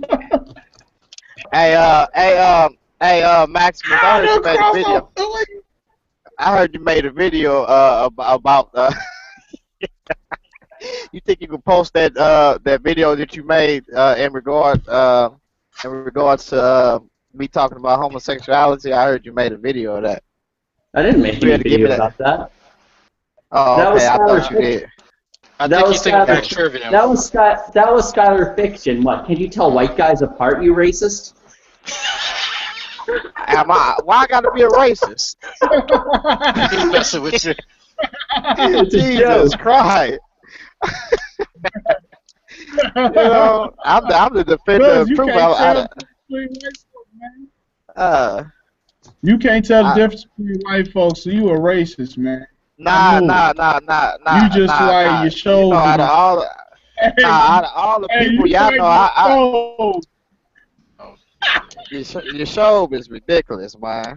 Hey, you like your boy your show. You want to dash baby heads on the rocks. Yeah, nah, that boy ain't right. But what? Yeah, I saw the video though. What, are you ashamed of what shit you said about gays needing to be exterminated and shit? You want them to be? Who said that? You said that. You said it was but Jeff. who made the video? Was it you, Maximus? No, someone else. Okay, yeah. I just want to know if somebody get that video. Can somebody post it and send it to me in my inbox, or either post it a link in here, because I would like to respond to that. Oh, okay, hold on. Actually, how about I got you? I'll do you one better. How about I play it through my headset, and so everybody watching can kind of see it too. And if you want to stop it, not because I'm not gonna be on here that long. Oh, that's why I'm asking if somebody, if I was gonna be on that long, or if I was at the house, I definitely would like for you to play it for me. That would be a cool thing. But I'm not gonna be on here that long. But I think that I think that a lot of things that we do in general, just me personally, myself, I'm not saying just dealing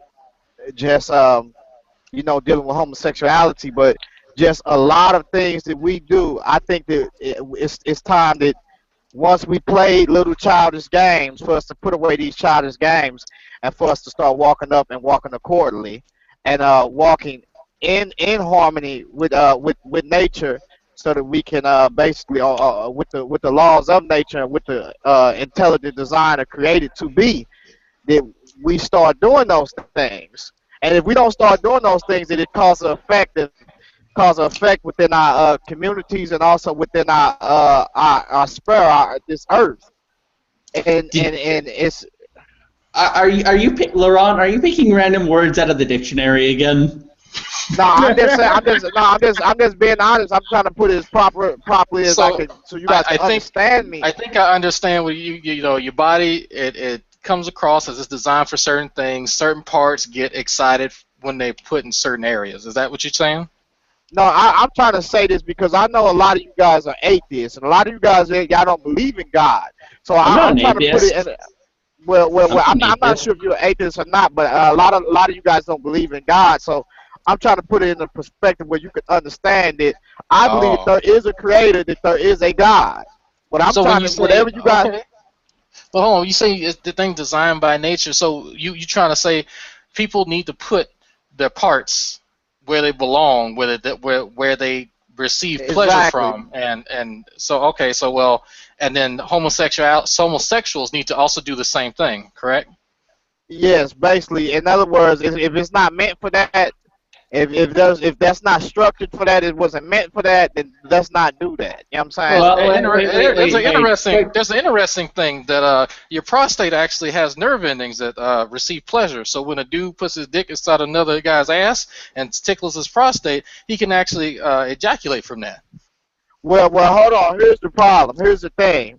If you have that in the crack of your ass, it's for it's basically for if you're on the shitter and you're taking a crap and it's hurting, at least it won't be to the point to where when you pushing that shit out to where it's not you know what I'm saying, not that bad. It eases the pain a little bit, but that's not made for you to be sticking your penis up somebody's crack. I mean, you could try to reason with that as much as you can, but there's no production in that. There's nothing that comes from that. Are you allowed to masturbate then? I would say that we shouldn't masturbate either. I'm just going to keep it honest with you. We shouldn't do that.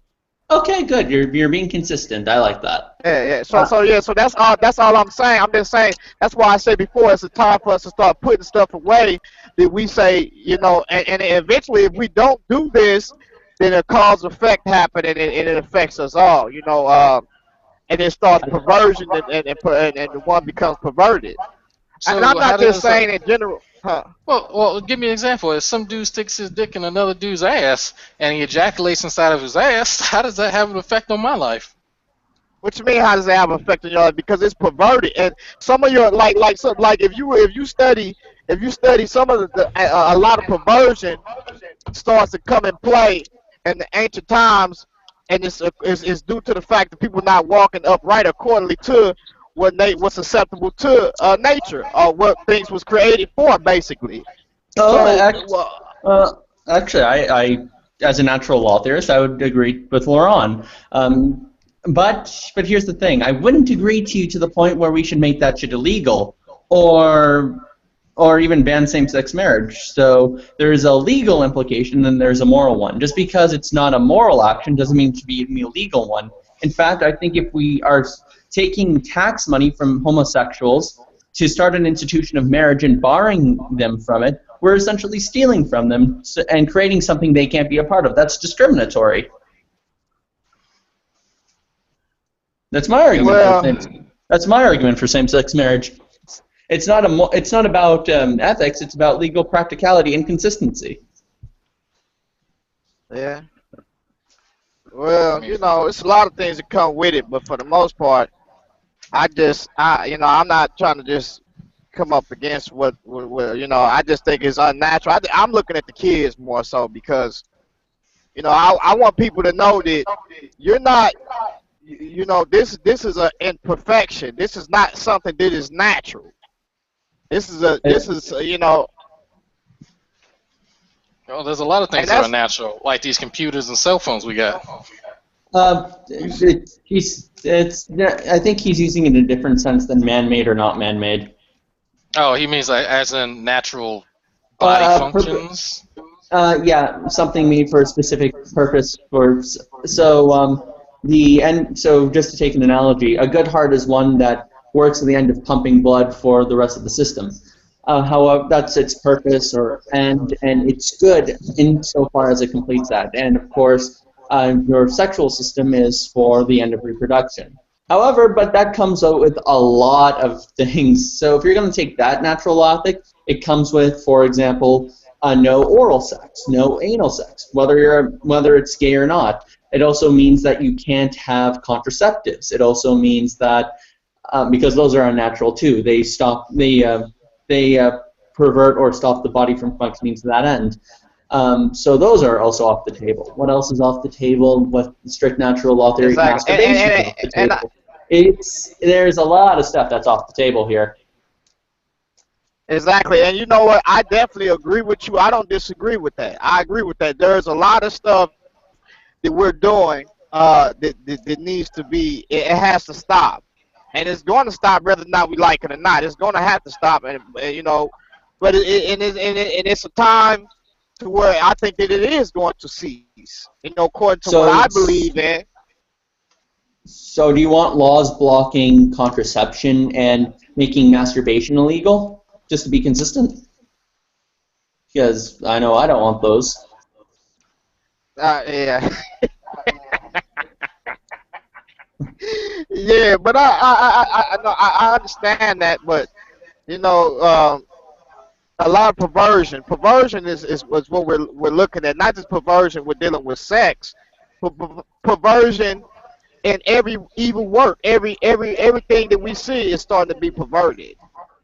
You know, are perverse basically. So that's all I'm saying. You know, I'm not want to hate on it and say we just not. No, I don't hate anybody. I just, you know, hate. Just speaking the truth. Yeah, and then it's being taught to our kids, and you know, I don't think that another little boy or another little girl should be looking at another girl and this and that. I just don't. I don't know. You know, I don't like that. Well, you know? My son can look at, you know, two guys holding hands and kissing, and he can look at a guy and a girl holding hands kissing, or a girl and a girl holding hands and kissing. I mean, you can look at that all day long, but what you are naturally attracted to is going to come down to what your biology dictates, and there's a bit of nurture in there, but I think we've fairly well isolated that your sexual preference is in the genes. I can sit there and watch what is that fucking show? 2.5 Men, I think was that the one with the two gay guys? No, it had Charlie Sheen and his brother who was trying not to be gay. I think the one you're thinking about is Will and Grace. Will and Grace, there we go. I can watch Will and Grace all day. Still don't want to do dick in my ass. I think it's a funny fucking show, but that has nothing to do with my sexual orientation. I mean, at the end of the day, if you are susceptible to that, you know, hey. Yeah, you're a little bit stronger in that area, but like you're stronger in that area. But when you're dealing with kids, they're not like you in that area. So if you're putting that stuff before their face and they watch this stuff, it's 9 times out of 10 they're going to do what they see on TV because that's what the media, that's what the TV is made for in the first place. Well, consider this: how many straight couples you see together compared to how many gay couples? You say how many straight? Yeah, how many straight couples you see compared to how many gay couples you actually see? I mean, well, that's starting to change, though. That's changing. If you even go to a straight couple and you ask them, do you think that it's acceptable for another woman to be with another woman? They'll say, yeah. It will be 10%, Dragnot. 10% of America is gay. Oh, that sounds about right. I mean, 10% compared to the rest of 90%, it's like, okay, I'm still going to be with who I want to be with. If I'm with my son and he sees two guys together, I'm telling him, hey, they in love. If it's two people, you know, me and his mother. You said 10% is gay, but I'm talking about the fact of people actually thinking it's all right for somebody to be for another woman to lay down with another woman. That's their life. If they're two consenting adults and they're I know that's their life. It's just my opinion, right? Okay. Well, what are they doing wrong? How can I have my opinion? You can, but you haven't demonstrated what they're doing wrong. What you mean? What they doing wrong? It's unnatural. Laurent's position is they're not using their sexual faculties in the way that their purpose or goal or telos is meant to be used, you know, for reproduction. But But the term pervert and quote unquote pervert and in that way that Laurent is using would apply not just to homosexuals, but also it would apply to anyone who's had anal sex, oral sex, or even masturbated, or even used a form of contraceptive. Can I be a Laurent advocate right quick? Let me be a Laurent advocate right quick. Anal sex, even by the doctors will say it's a very unsafe form of sex. I agree. I mean, there are definitely risks there. Now, how do you agree when you sit up there and you let your boyfriend do it to you? Wait, hold on, Laurent. But hold on. I think the prohibition of anal sex, you can see it in the Assyrian code.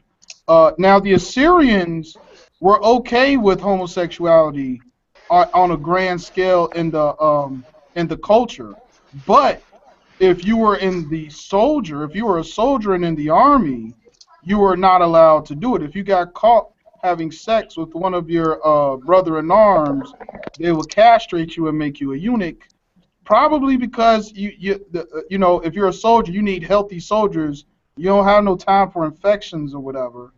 So it probably stems from that. As far as it being a prohibition.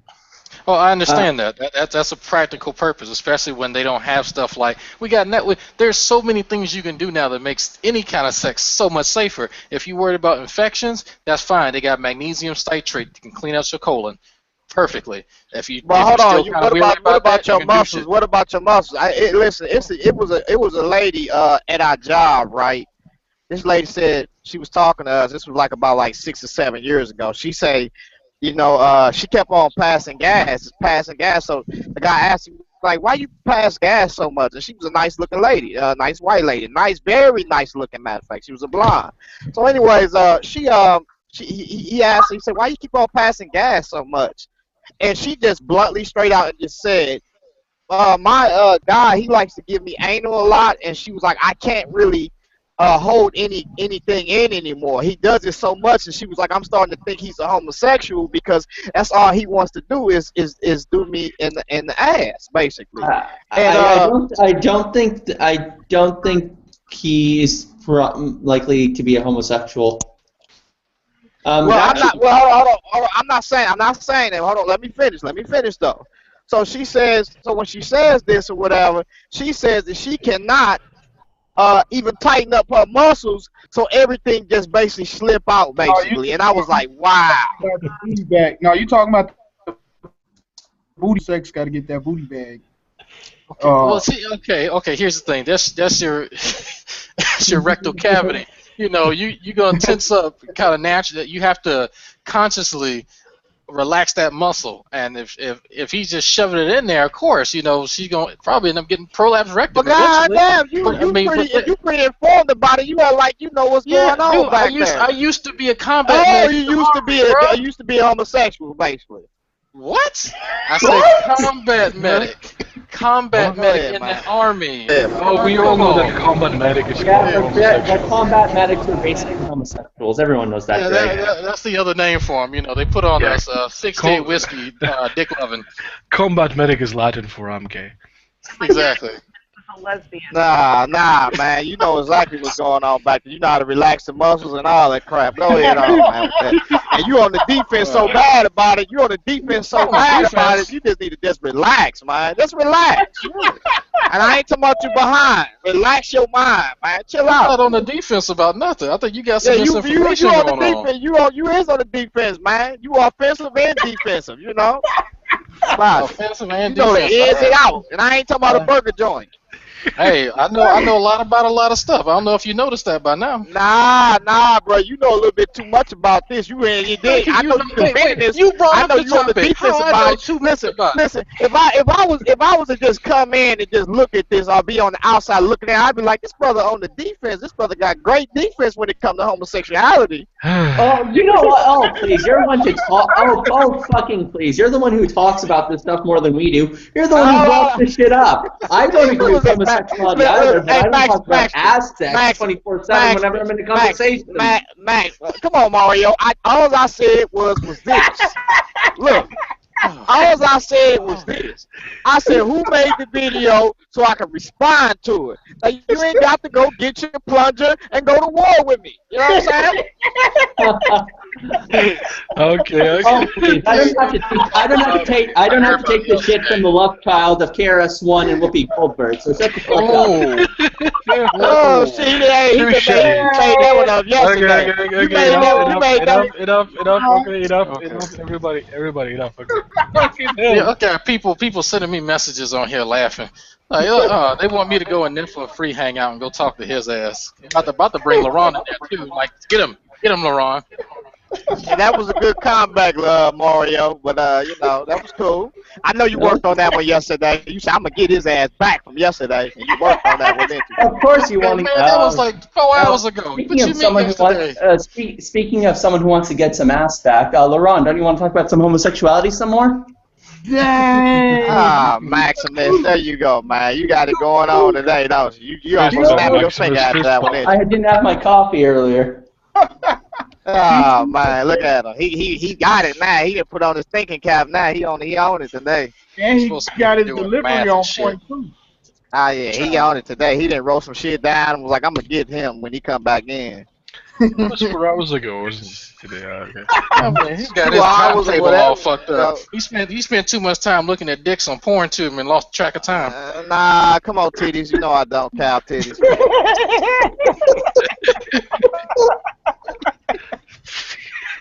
I'm done, but I ain't for turn this hangout into a joking session, man, because They're better than the conversation we were having before, all that nonsense, but, you know, whatever. Hey, bro. Yeah, man. Chill. Okay.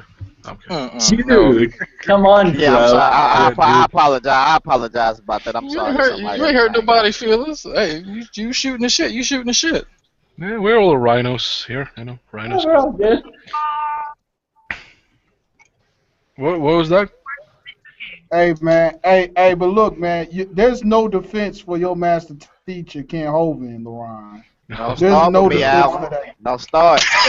You've been acting like an agent. You've been acting like I don't just listen. I don't just. I listen to. I go to all his. I use his sources. I did with Answer in Genesis. I did with all of these guys. I did with org.org. So I mean Archie.org. So I mean it is what it is. Why did Ken Hovind let Hugh Ross eat his ass up in that debate? I don't think he did. I think that's your opinion. I think I don't think he did. Hugh Ross ate his ass up. It was bad, man. I mean, like I say, listen. Like I say, I don't. That's your opinion.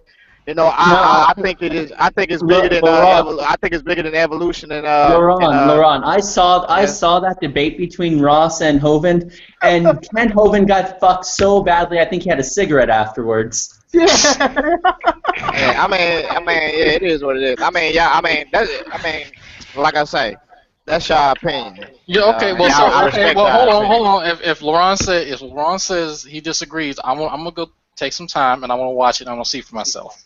Man, look at that debate. It's a massacre. Hugh Ross. I don't listen to Ken Hovind, so I don't know. It wasn't nothing. There was what's called. There was like y'all making it or whatever. But it is what it is. Man, it was a massacre. Like I watched you, Alvin, get slaughtered so many times. With the shit you be bringing, and I gotta come in and save your silly ass. So what? What are you talking about? Are you talking about you and Kevin? Yeah, you get slaughtered. Man, Kevin gotta come in and save you. You get slaughtered so bad. This is what you do. You don't say shit. Kevin say all the stuff. You be like, yeah. Ask Kevin. Man, Kevin compliment each other. He'll tell you. And Kevin come in. I bring in remembrance. I bring in remembrance to what if Kevin forgets something. No. Kevin will come in and start dropping some science. And then your ass be in the back like, yeah. I teach. Nah, you a lie. I tell Kevin. I tell Kevin. You a lie. You a lie, bro. You be like, yeah, Kevin. Yeah. You a lie. Stop lying, man. Anyways, we be having to help you out because you be getting slaughtered. Yeah, I'll be getting slaughtered when Hey, Laurent. You always get slaughtered. Hey, Laurent, do you want me to show you where Ken Hovind was proven false? What's that? You mean everywhere? Hey, well, I was talking specifically. Yeah. What happened? I can show you a. Sorry, just had a puff of cigarette because it's cool. Where he was shown to be utterly fallacious. He said 1 drop of water. Well, one of the examples where he's utterly fallacious. He said 1 drop of water. Whoa. Laurent, you have some. Jesus fucking Christ. Man, tell your boyfriend we talking, man. Chill out. Oh, look, he's running. He's running. Damn, Art, I wish you would have got that out. I wish you would have got that out, Art. Yeah, I'm gonna screen share it so that he can see it on the show. This is from Thunderfoot, right? He made analysis of this claim. So Ken Hovind said, 1 drop of water will cover the whole world if you spread it really thin. These bollocks, according to Thunderfoot, who has a PhD in I think chemistry or molecular biology. It's like it's something chemistry. I don't think it's microbiology. It has to do with some form of chemistry. I gotta go look it up though. Right. Principle, proportion, causality, bitches. Sorry. So yeah, basically he does the calculations, and Ken Hovind is wrong by a factor of 1 trillion. Slight miscalculation there. How much was it? How many grams is a drop though? I'm not familiar with the calculation. This goes into like deep fucking. Okay, it's chemistry and biochemistry. There we go. Yeah, that's Thunderfoot's credentials. He posts the calculations here. I can show you the link, guys. But why would the fuck would Ken Hovind say some shit like that? Oh, like, it's for support. It's for support of the idea that the world could have been flooded, because he was mentioning that there are some skeptics who say there's not enough water to do the global flood thing, and he's like, well, yeah, do you know that if you spread 1 drop of water real thin, you can cover the whole of Earth. Right? Well, we did have a water world 2.5 billion years ago. There was a water world. It was like what 3% landmass. It was a water world at one point. Okay. So I got a request that I go and hang out in Nephilim Freeze, hang out for a minute. So I'm going to go in there. If you're going, please put the link in the external chat. Okay, I'm just going to go in there temporarily. I know he's going to kick me out within like 5 seconds, so I'm just obliging someone. We will be waiting here. Yeah, put it. I want to go in there too. Okay. I want to see the madness. Well, we're definitely going to be back really quickly. We're going to be back. I'm gonna time you guys actually.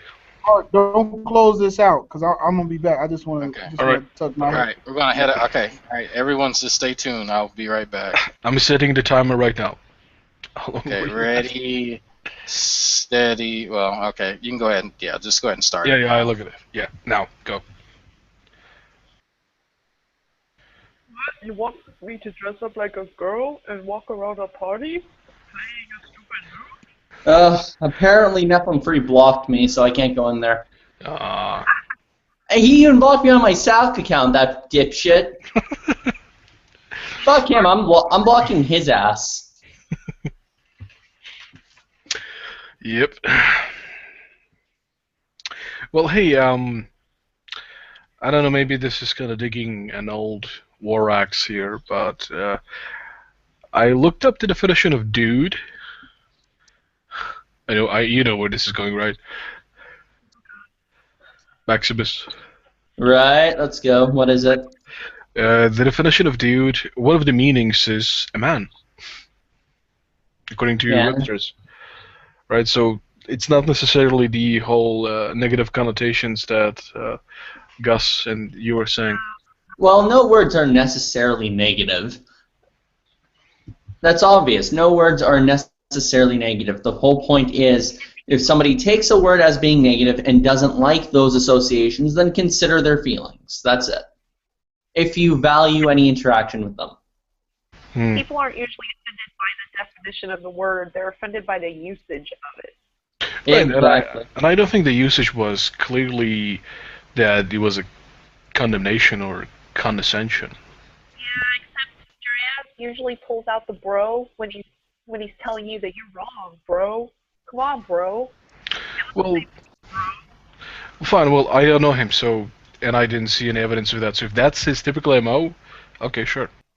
But that should have been pointed out. To be fair, that should have been pointed out by you guys, really, the people who are saying that it's a bad thing. Pointed it out. Could anybody have pointed out anything clearly within that shitstorm that happened? No, of course not. But hey. Not my fault, not my circus, not my monkeys. Actually, wait, damn it, it is my circus. Here's a tip, Art. If you Hey, don't give me just a tip. Give me the whole thing. Not just a tip. I'm saying here is a tip. A tip. All I want to say is, if you don't like how someone's behaving here, you threaten to boot them, or you just boot the or you just let the shit hit the fan, one or the other. A warning would have even been nice. Yeah, I didn't see a warrant for that. Like, I kicked Stizer from my Hangouts. I kicked Matthew Bell from my Hangouts. I'm not afraid of kicking people. Just that there is a certain threshold which I don't think was passed with somebody calling somebody else a dude or a bro. Look, got kicked out. No one did. If you are kicked out, you will not be able to join back. My whole point was simply this. It was, look, if you value having Sanchez in here more than you value having Gus in here, then, well, you do what you got to do. But if you would value having Gus in here more, and I would encourage you to value Gus more than Sanchez, then you just back up your friend. You say, hey, look, we don't like that around here. Could you be so kind as to not say it? And that could have happened after you muted Gus. There were plenty of tools at your disposal. Right, well, what pissed me off is that Gus really have a tendency to interrupt discussions and just totally make it about something completely irrelevant. In this case, this was particularly annoying because this was about him, his ego, him not being worthy of being called, or him demanding that he's worthy to be called of something else than a dude or a bra, which I use myself to address other people, and I don't consider it condescending at all. Well, and it's like, I don't think this should be brought up in the first place.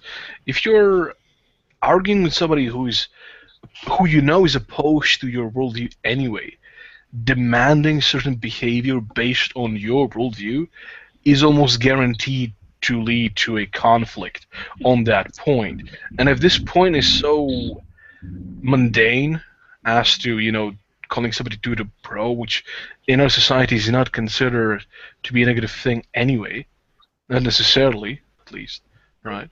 It makes the point very petty and very selfish and interruptive to the discussion. Yeah, Right. So, and this happens quite often with Gus, unfortunately. He's hard to handle in the first place. You know, if you want to try again, you could invite Sanchez in here. You could tell him Gus isn't around here any longer, and I'm pretty sure with the more limited amount of people here, we could have a discussion. Okay, bro. Okay. Cool, dude. Wait, don't call me dude, you bad. Come on, that kid. Okay, Sanchez. I'm gonna actually invite Arcane Logos too. I can handle one of them. I can't handle both of them. Come on, let's make this interesting. Come on.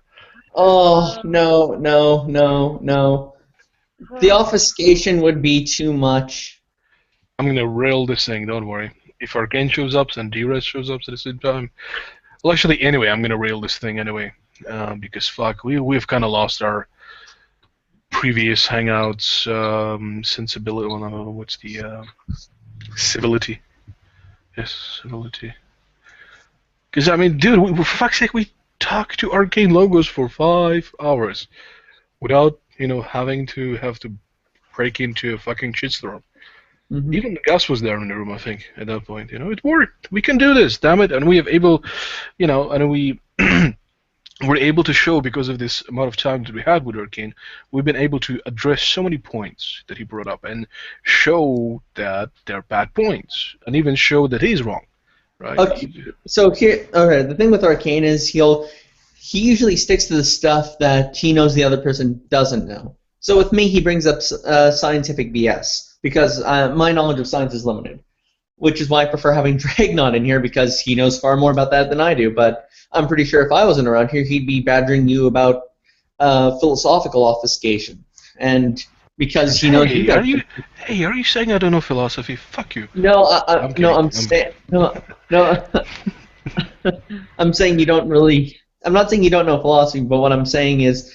He feels a lot more comfortable around you. Yeah, I know. He thinks that I don't know philosophy, which he's right about, but I'm familiar with the topic. I know. Yeah, I know what you're doing. I was just trying to be. Or is he just that good at remembering what people aren't able to talk about? Fuck. Hard to say. She's some. Oh, sorry. With Six Shades and which account he could use to talk to certain people. Like, which account have they not blocked yet? I'm like, does he have, like, a big spreadsheet of, like, who has them blocked on what name? He must have, yeah, some logistics. Yeah, probably an Excel table or something. Yeah. Oh, hey, Dreas. Dreas, I think that's how you pronounce it. It's Okay, Dreas. Hey, Dres, or Sanchez. Here's how you pronounce it, Art. It's like Dre, as in Dr. Dre, and then us. Dreas. It's kind of hard because... Fault. It's like San Andreas Fault, but it's just Dreas. Yeah. It's just that...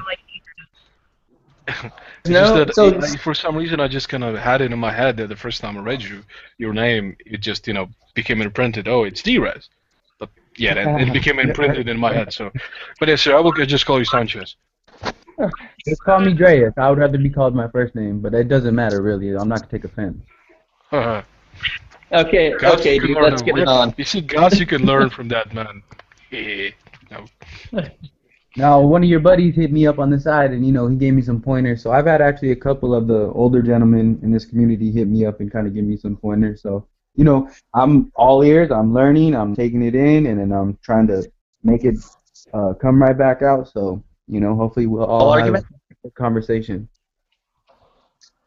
All right. Can I help you out with your moral argument, if you don't mind?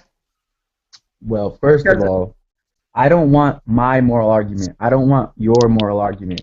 I want what does reality tell us, because that's the definition of truth. Okay. Wait. I don't want opinion. No. So when I say your argument or my argument or an argument, what I'm saying is how one formulates it. So there are many ways to formulate the moral argument. I just want to help you formulate it or give it to people in the way you feel most comfortable and you feel most confident in. Is that better? I mean, are you going to break it down into premises or something? Or? Well, we already have a bare bones kind of premise. Oh, no, so you guys want to go, I'm in your community, I'm your guest, for sure. Let's ride. Let's do it. Okay, cool. So the moral argument goes, if God doesn't exist, objective morals don't exist, but objective morals do exist. Therefore, God exists. If it's modus tollens, if P, therefore Q, not Q, therefore not P. So what it's essentially saying is, if you're going to reject objective morals, you're going to have to reject God, who's the only way to ground objective morals. And that's the way. Some people would argue, I read a lot of Sam Harris, and he would argue that you don't have to ground objective morals in God. I agree. In fact, I don't even ground moral objectives in God. Well, actually, I do, but I should rephrase that. I do, but indirectly. It's I do it so to obey to gravity, kind of like that, because it's the truth of reality. Yeah. So I think, yeah. So with regards to gravity, we have experience of certain phenomenon. Every time, if we were to walk over a cliff and fall off, we would crash. If we were to get tipsy, we'd fall over. But at the same time, when we go into places like outer space, we find that the force that's coming over us, it weakens. And this phenomenon we have around our momentum, this causes scientists to try to formulate the way in which gravity works. In Newton's time, he thought gravity was like an immaterial force everywhere. But after Einstein, we think that gravity now is a property of space-time. But the point is, we all recognize this force is existing because it relates to our experiences. No matter how much it weakens or how many people disagree, it still exists. That's the definition of truth. Mm-hmm. That's true. If something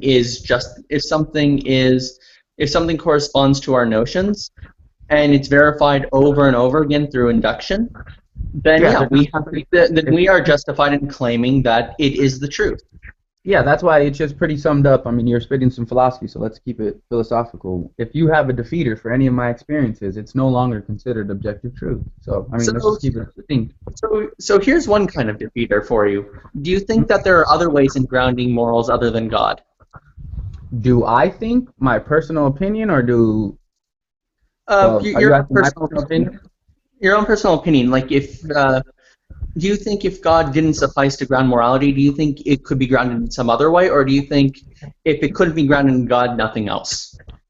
Well, in both of those scenarios, God exists. So let's just make sure we've established that. Right, in both scenarios, God exists.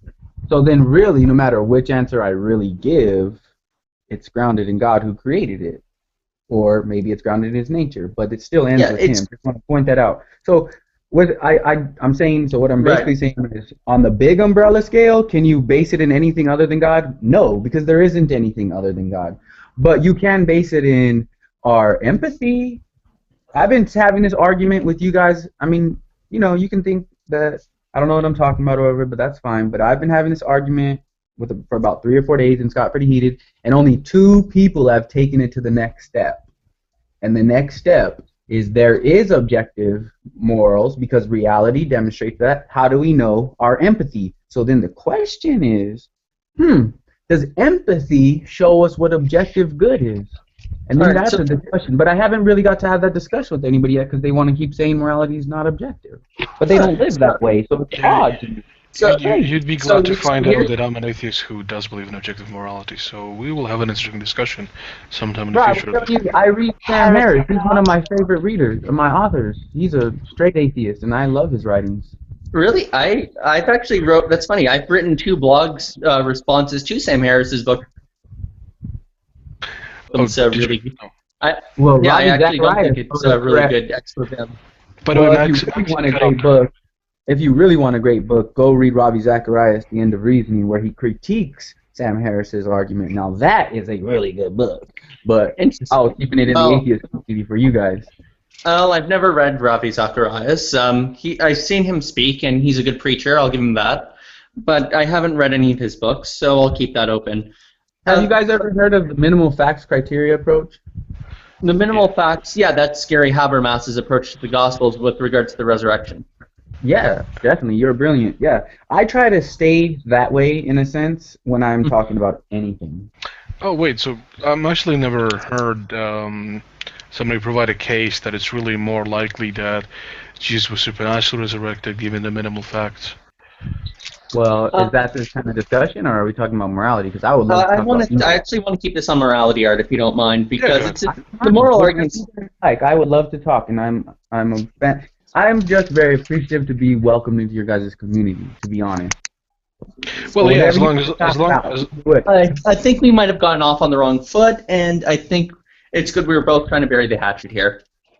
Yeah, thanks, Gus, bastard. I know some. In all fairness, there are very few people who. Well, I shouldn't say there are very few people, but both me and Art have been on the receiving end of Gus, so don't. Well, you know, it's just last time. Maximus, you cut out. You have some issues there. You just randomly cut out. Next time, just put the rules down. Just next time, let me know, like, hey, in this community, we don't say things like bro and stuff like that. So then I know not to offend anybody. That's the thing. We do. I call people bro and dude. You know, and a lot of other people do. See, that's where we had a contention. Is that we don't think that's a bad thing. And it was just a real good had a pretty heated argument after that happened. Yeah, I don't know if you're watching, Sanchez, but fuck, we had a shitstorm of an argument between us atheists over that. What happened to you. No, I have to do the homework, man. All right, so I just wanted to say though, it was a moral argument for a second. Maximus, you gotta cut out for a bit again. This is gotta. Could you reconnect, Maximus? Maybe that would help. Sure. For a bit. That was a perfect example of religion, though. That's what religion tries to do to us. It's control us. Really? I had never heard a theist admit this. Well, okay, maybe you believe in the you don't believe in the organized religions, right? I guess. I believe in the straight up message Jesus came, because when he was walking into the temple, which would be basically like the church, he cursed a fig tree, and everyone's like, well, why did he curse a fig tree? Because a fig tree represented Jewish religion. So as he's walking into the temple, he's cursing the fig tree. That would be like walking into the White House with an anarchy flag. Like, I mean, Jesus was a thug, dude. He was trying to get rid of religion because they were putting religion above loving people, and that's wrong. I should introduce you to Father Robert Barron, but that's because he's one of my favorite preachers around here. Just to get back, sorry to keep pushing this back to the moral argument. The reason I was asking, I'm sorry? That's fine. Oh, but the reason I was asking you about that was because some people would actually defeat the moral argument by saying God doesn't exist. So here's how you make your moral argument. If objective morals exist, then God exists. If God exists, then objective moral. I'm butchering it. If God does not exist, objective morals don't exist. Objective. Also accept. Yeah, Maximus, you cut out again. Yep. Oh. But we caught the gist. You really should reconnect after you finish this whole point. I can probably sum it up pretty quick, because that's not what I'm saying. Well, there's no point because you're arguing mostly against Maximus here. Unless, maybe, Jack, you want to defend a position of Maximus? Or? I actually had a recent conversation with Ozzy, and a few weeks ago, and he makes a good point for society has objective morality, and partial. It was mostly innate, but we also have mostly societal innate. pressure. But hold up, mostly. That might be. I'm not sure if that sentence can stand the scrutiny. Mostly innate. If one thing's innate, then it's innate. I mean, come on, guys, let's go. No. Morals themselves as a whole, as a culmination, like an entire ethical standard. Think of it. Yeah, identity and substance. Okay, so think of the whole. You're trying to take it off in pieces. Take the whole thing. If one part of it's innate, then guess what? It's all innate. It's identity. No, that's a composition fallacy, actually. No, it's not, my friend. Look it up. It is a composition fallacy. It's not. What is a composition fallacy? I was about to ask actually what that was because I don't know. The parts don't equal the whole. The parts do not equal the whole. You can't look at a part of something and say that just this part of it equals all of it. You can be part this and part that. It doesn't mean the whole thing is. So, once again, back to what I said. If, in fact, there is one part of innate morals, then it's innate. I mean, come on, guys. Do you literally just hear what I just said? Okay, so wait, just a second. So, D-Res, what Drag is saying, I think, is that some morals or some moral proclamations or conclusions are innate.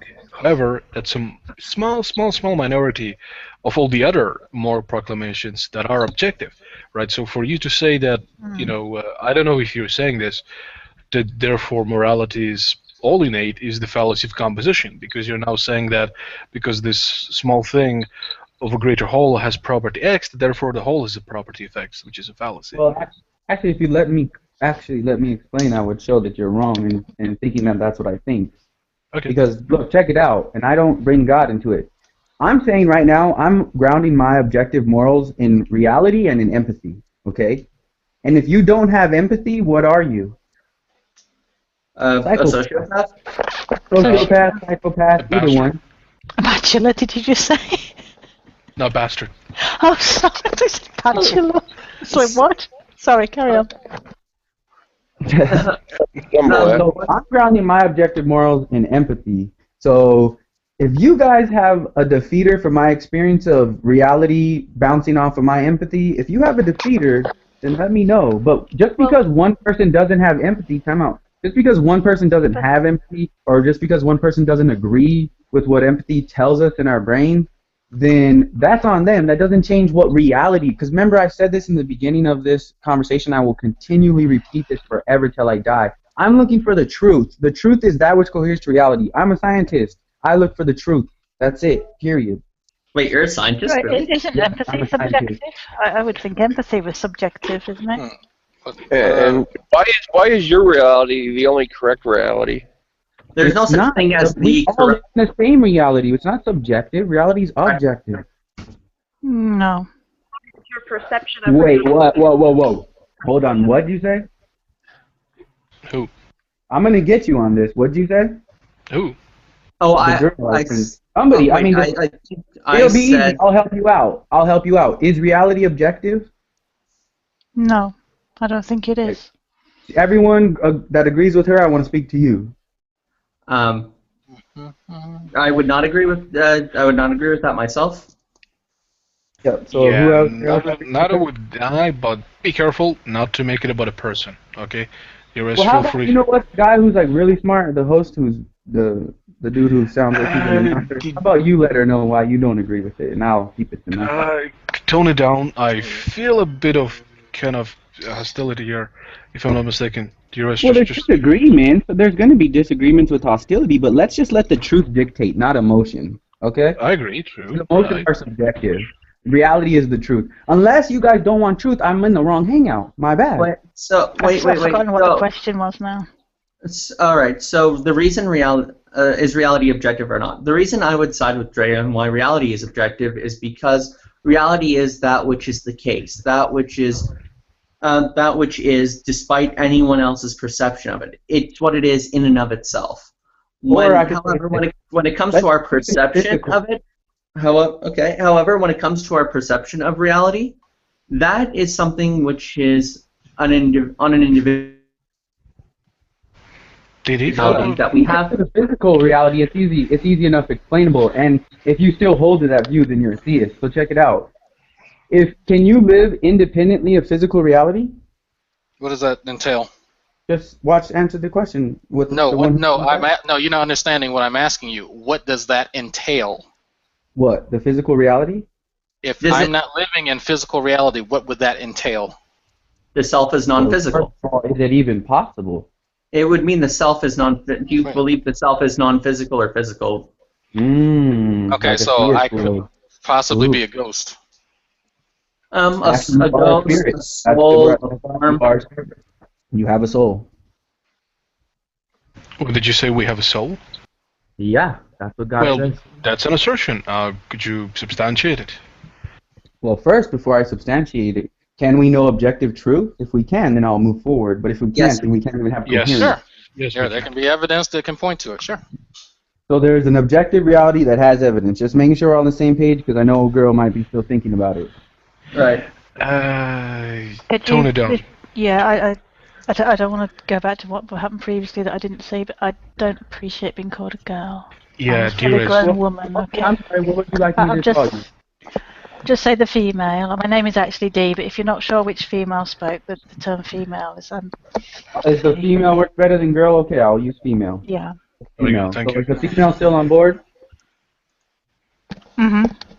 Okay, so if objective Well, truth can be known, by the way, Sanchez, we don't all have to be on board for your argument, for know you to you present don't. the argument for somebody. So. but look, you have to be all on board in objective reality, because if you don't exist in objective reality, where are you at? Well, no, some people might disagree. Some people have different perspectives. That should not stop you from But talking to. listen, I know, but their perspective is wrong. But listen, their perspective is wrong, and I care about the truth enough to sit here and take the punishment from you guys, just so somebody might change their view to the truth. That's how much I care. Is that feeling reciprocated? You tell me. Would you guys die for me? What does that have to do with what I just asked you? You just asked if the feelings reciprocated. I would die for you. Would you die for me? I didn't ask you about dying. I said changing your mind upon being given information. Do you guys care if I have the truth? Yes. Totally. Thank you. Thank you. You care if we have the truth? I do, and that's why I'm sitting here making sure the female understands that there is an objective reality, because some people do believe that, but that's absurd, and I don't want to go forward until she gets it, because that's important. I don't want to leave anyone behind. Okay, just kind of. Okay, just go forward with your argument. Okay. So, correct me if I'm wrong, but I'm going to be here trying to prove that we have an immaterial self. Is that correct? Well, you claimed a soul, so if you were I definition. can. I'm just making sure, because it's a big task. You're Yes, going to have yes. to go about listening. Yes. Yes, you could. Yes, we agree. Okay. Would you like to go down the historical route, or would you like to go down the philosophical route? Well, Let's go since with history, philosophical. since history cannot prove anything supernatural because it's not doesn't have such a strong Philosophical standard. route. Yeah, So let's go wait a with minute, philosophical. wait a minute. You said history cannot prove anything supernatural. Okay, so Yeah, time let's- out. Let's Time out, time out, bro. If that's This if is you why you I might said be true. philosophy art. Yeah, I know, Your but view I might be but I true. also kind of like to make that point. Okay, sure, let's talk about that for a bit. Just let me say this. If in fact my view is true, if it's true that God exists, just if, okay? Guess what? The history can prove the supernatural. Because the supernatural is life. No. Because there was no natural and then natural came. That's called supernatural. So the history actually provides a very good evidence. Evolution, all these things science tell us provide a very good form of evidence for God. Okay, let's. I will grant this for the sake of argument, whatever. Just to move on, should have listened to Maximus here. So you're granting that God does exist. For this, whoa, no. I grant you that history can prove something supernatural, which was the point that I asserted. So if history can prove something supernatural, then God exists. Hey, Simon. Explain how. We're actually let's talk about it. But we're talking about, but wait, we're talking about the soul here, and that's what you're. I'm going forward. Let me go forward. Okay. Go. So Let's talk about look, the I'm about to prove the soul. Check it out. Check it out. I'm about to prove the soul with science and everything. I promise you. So if you gave me that assertion that history can prove the supernatural. Wait, no. I gave you that so that we can move on to your other way of proving that the soul exists. So let through me philosophy. keep that with me, because I keep the truth with me. So you're giving it to me as the truth. Let me keep the truth with me. Okay. Is that okay? Because that's what we do when we do science. All right. We keep the truth with us. Okay. Let's keep it truthful. Okay, definitely. I haven't said one lie yet, guys. I mean, it might hurt, but strongholds are breaking up. So hear me out. All right. So check it out. If history can prove the supernatural, which I agree it can, then that means God does in fact exist. So let's look to science. Science. At one point in time, there was no material. If there was no material at one point in time, and God exists, then that pretty much clarifies there is an immaterial reality that we're made out of. So And it's easy, Sanchez, you're being kind of a bit uncordial here because I specifically told you the intentions of why I gave you the concession for the sake of But then argument. you wanted to take it that- back, though. You see, you gave it to me, and then you removed it right back. because Andreas, everyone here was just more interested in the philosophical proof, and that's why we Oh, wanted the you to go down philosophical that route. proof. Oh, do we want to go down the philosophical proof? No, Yes, I could do that too. yes. I think we should first lay down the groundwork of thought experiments. Ah.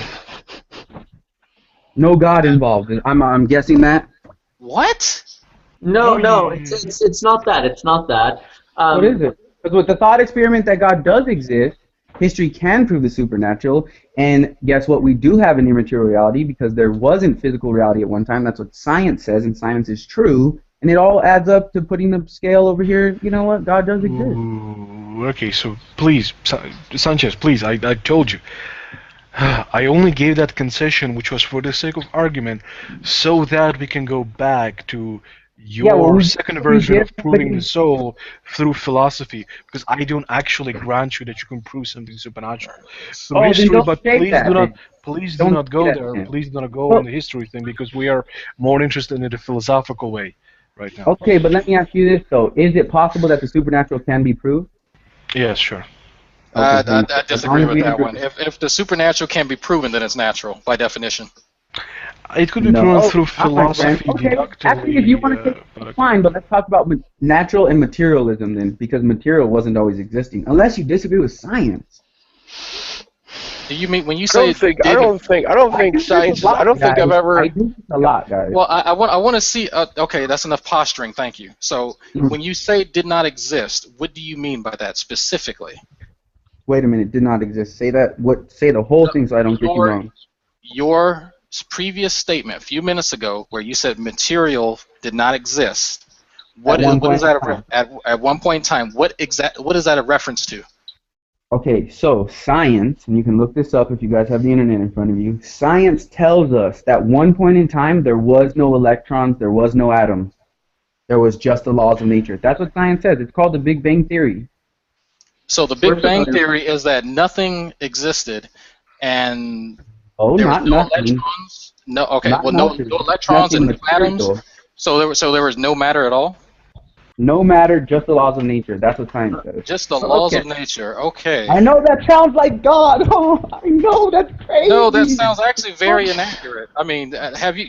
I think what you're trying to refer. Hey, hold up. I'll quote Stephen Hawking, but you probably think he's wrong. Hold on, bro. Hold on. You got caught up in it. Hold on. That's not caught up nothing. Okay, I love these claims and this posturing, but you honestly don't know science. I hate to break that to you. Can I give you a quote off my head? Do you know what a singularity is?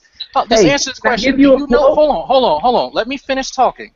Do you know what a singularity is? Yeah, what it's the the laws of singularity nature. is? Listen. No, it is not. Singularity No, is it the is laws of not. nature. Thank you Okay, for proving my may I fucking point. quote Thank Stephen you. Hawking? May I quote Stephen Hawking? Please do. You ready? Because it's word for word out of my head. Yeah, you can read verbatim. Congratulations. Let's go. Thank you. Stephen Hawking says, since there is a such thing as the law of gravity, the universe can and will create itself out of nothing. Wow. So he's saying the singularity, look, bro, I know what the singularity is and you don't. You need to look it up. It's the laws of nature. That's what science says. And I have to vote God one time. You deal with it. That's the truth of reality.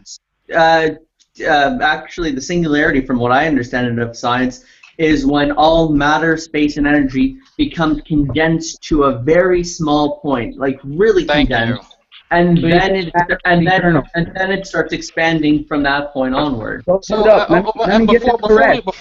we lose this point, before we lose this point, what is the scientific definition of nothing? The scientific definition of... Hold on, no, let him answer. He knows the quote-unquote science, so I want him to answer. Yeah, science can't detect nothing. That's not what I asked. That's not what I asked. What is the scientific definition of nothing? And I'm telling you right now, science cannot detect nothing because it's nothing. He's not asking that. You really don't understand what I'm asking, do you? I guess not, or you're not understanding what I'm saying.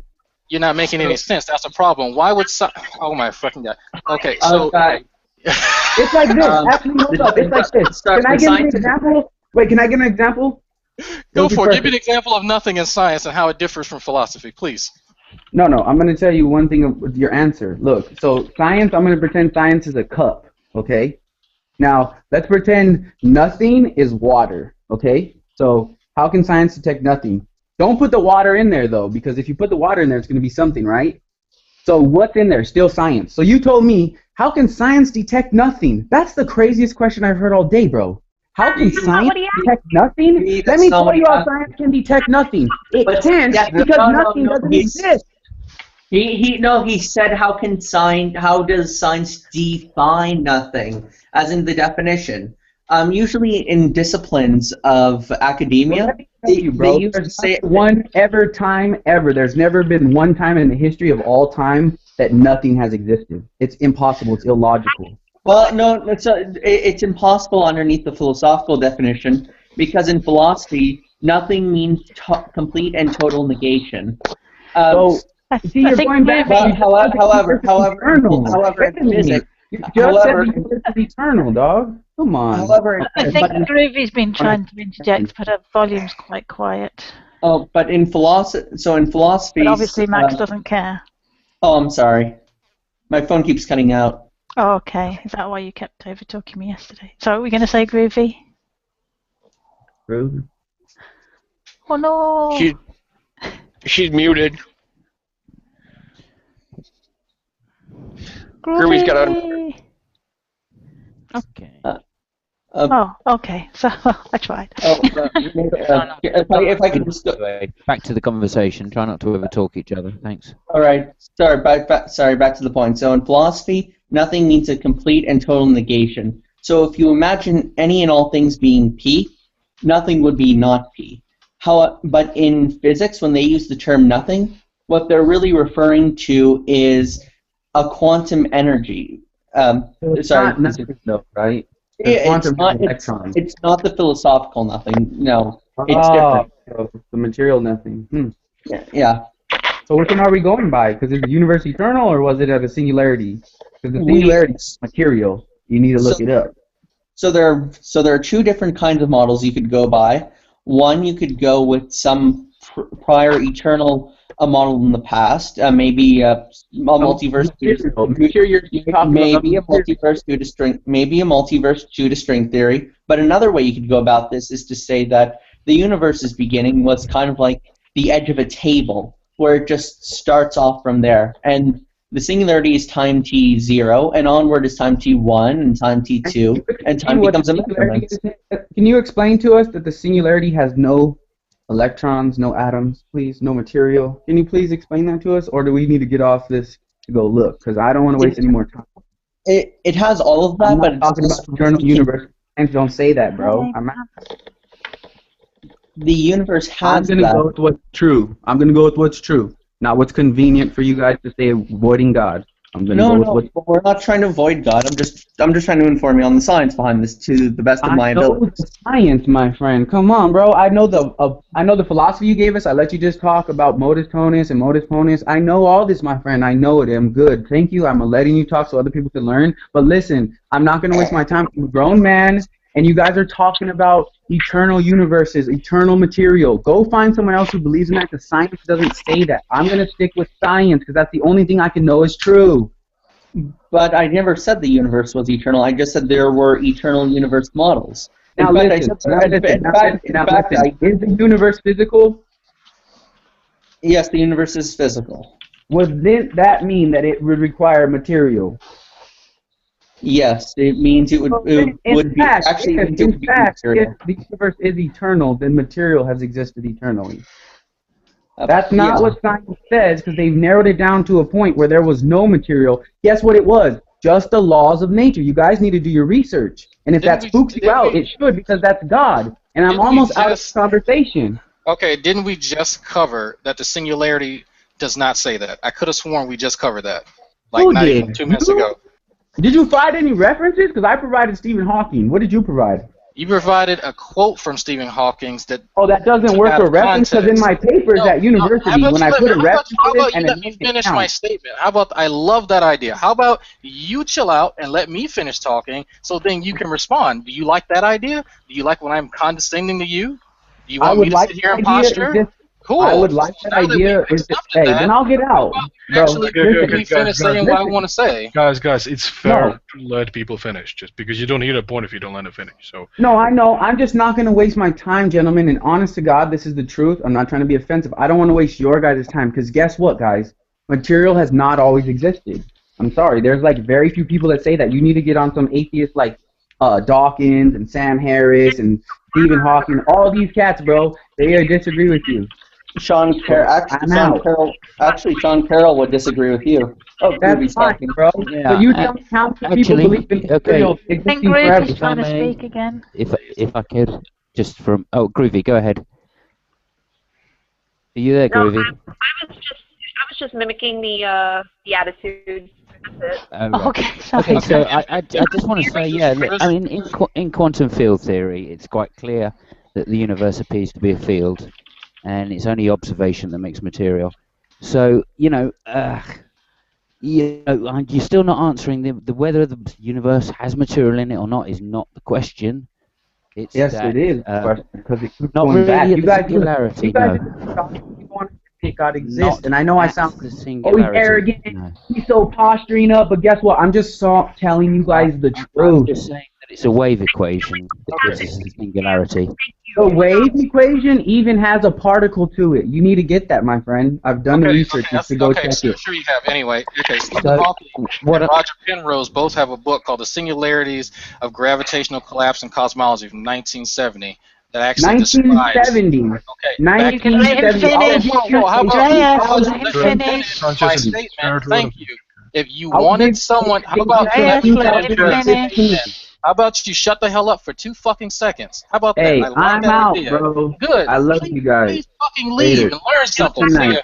If that's how you treat people you love, I'd dread to know how you treat He people cannot you shut love. the fuck up. Oh my goodness. Wow. Anyway, like I was saying, for this fucking idiot who thinks he's anyway.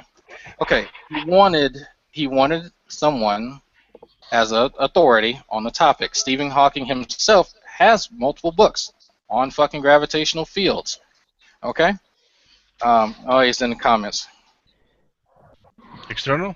He's in the external chat. Material is not internal. Okay. Hit me up when you guys do research on it. Okay, see, this is what I'm talking about. You can't be nice to stupid. It is really hard to be nice to someone who is that. He works hard at being stupid. He is one of the few people I've seen actively try his hardest to be a dumbass. And for him to half read a quote and not understand not only singularities, but the scientific definition of fucking nothing, it's really telling, right? It's right there. That's why I had to stop him, because I knew he didn't know what the fuck he was talking about. That he's a fucking scientist. Get the fuck out of here. And so also, is he actually a Poe? No, he's just stupid. Also, anybody, just for future reference, anybody that quotes just a quote from Stephen Hawkins, you have to be careful, because Hawkins is known for making ambiguous quotes. And yeah, I mean, the whole universe creating itself from gravity, I hate the way he phrased that shit. It's just bad phrasing, man. But Krauss says the same thing, a universe from nothing, right? And he's just saying, all we need is quantum mechanics and we can have a universe. It's fairly straightforward as far as I can see. I mean, you can use colorful language to describe stuff. I mean, that adds a certain level of, if someone has poetic diction, that's fine. And I think it's an attempt by them to make it seem a bit more attractive, because when you're getting bogged down with, equations, it seems rather dull. So that's my personal feelings toward that type of language, but it does a disservice to people who just got into community college and think they're hot shit. So, I mean, it's Sorry, like...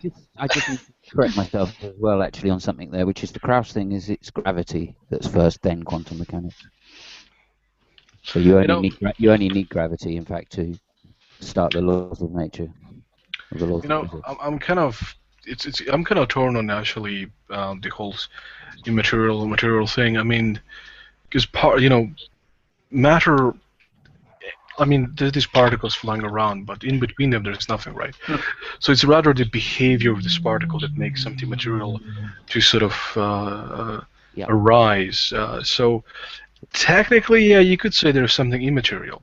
However, I was actually willing to grant him that, well, I mean, it's kind of a thing, right? I mean, the singularity is basically such a thing that is made out of something that we have no clue what it's made of, essentially. But it's something, right? It's nothing. It might be immaterial. It might be material, right? Well, the singularity in Einstein is, of course, the 0 point. I mean, it's a point which is a boundary, which means it can never be reached.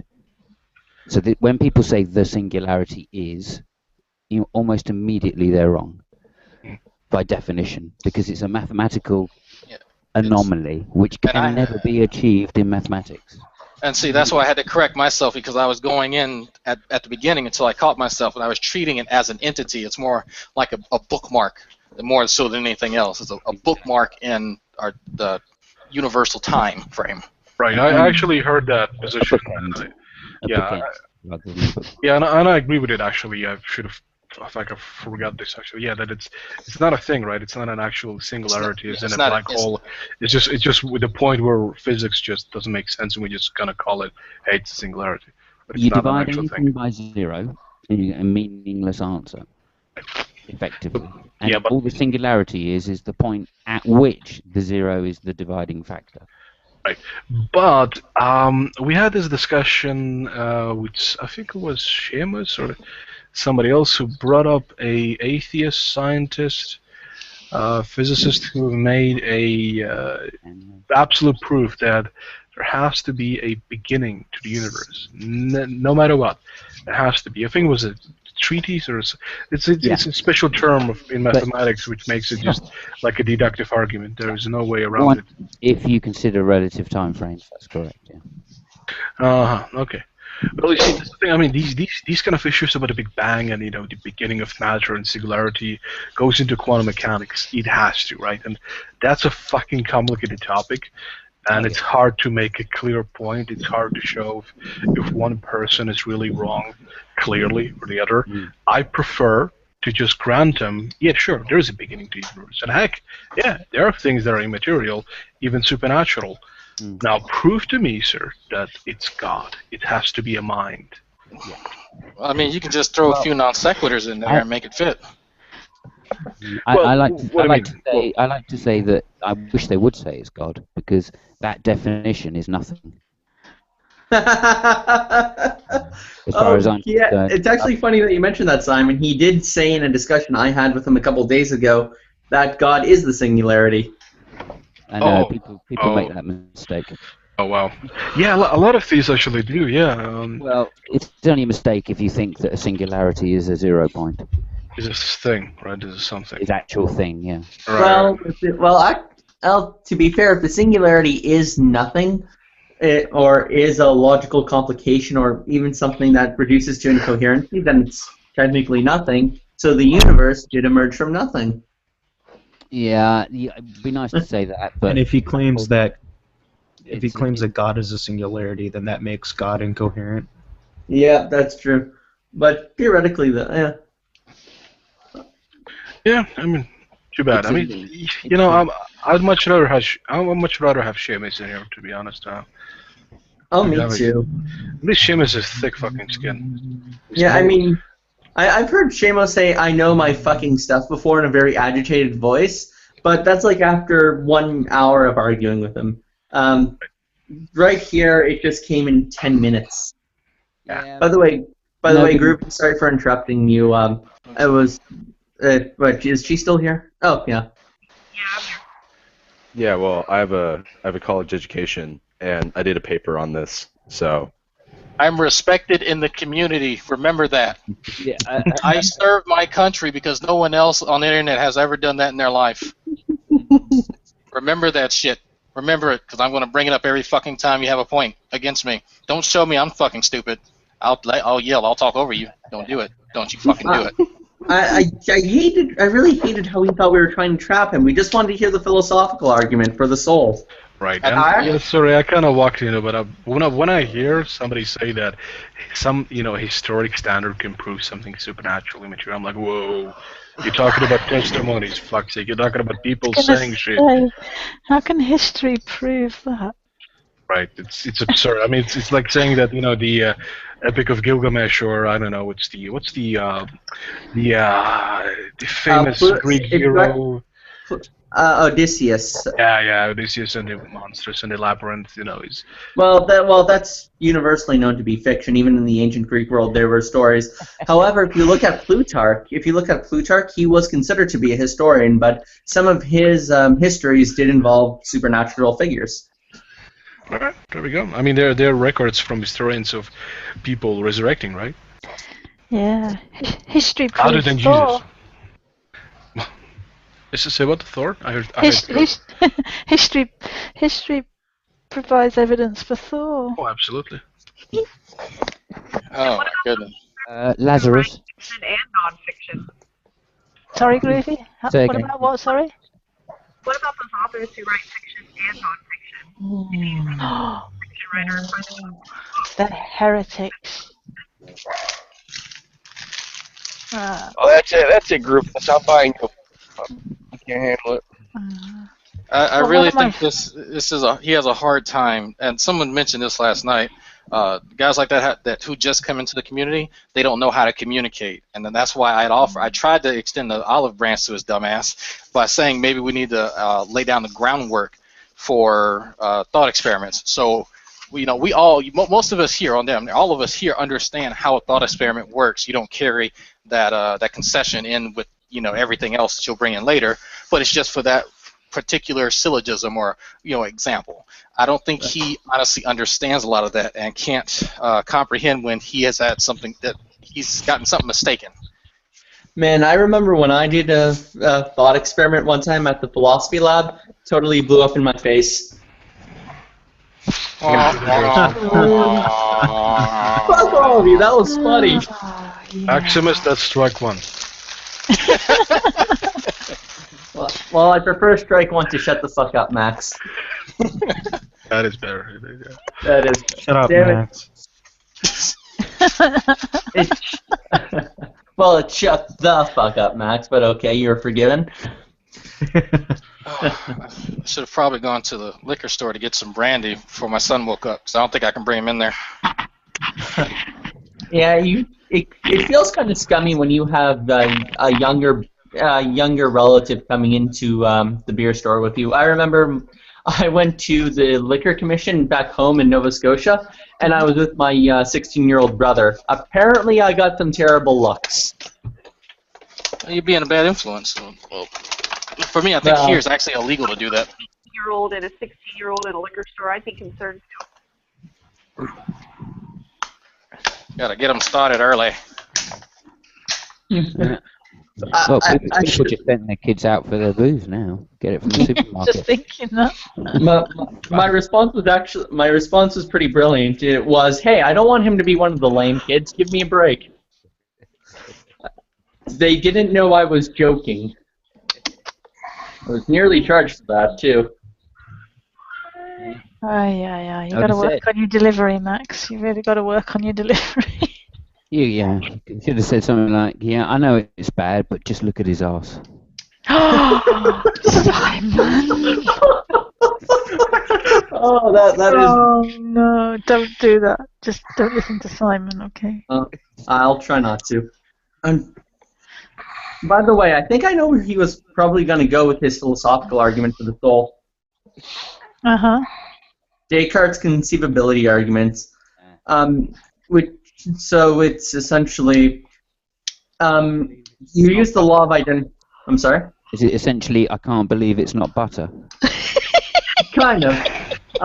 So Descartes first uses the law of indiscernibility. He'll say A equals B if and only if A has all the same properties as B. So to use an example, we know Spider-Man is we know Spider-Man is Peter Parker because whatever happened to Spider-Man happened to Peter Parker and vice versa.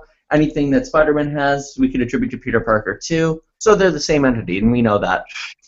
So Descartes kind of has his own argument like that. He says it's possible that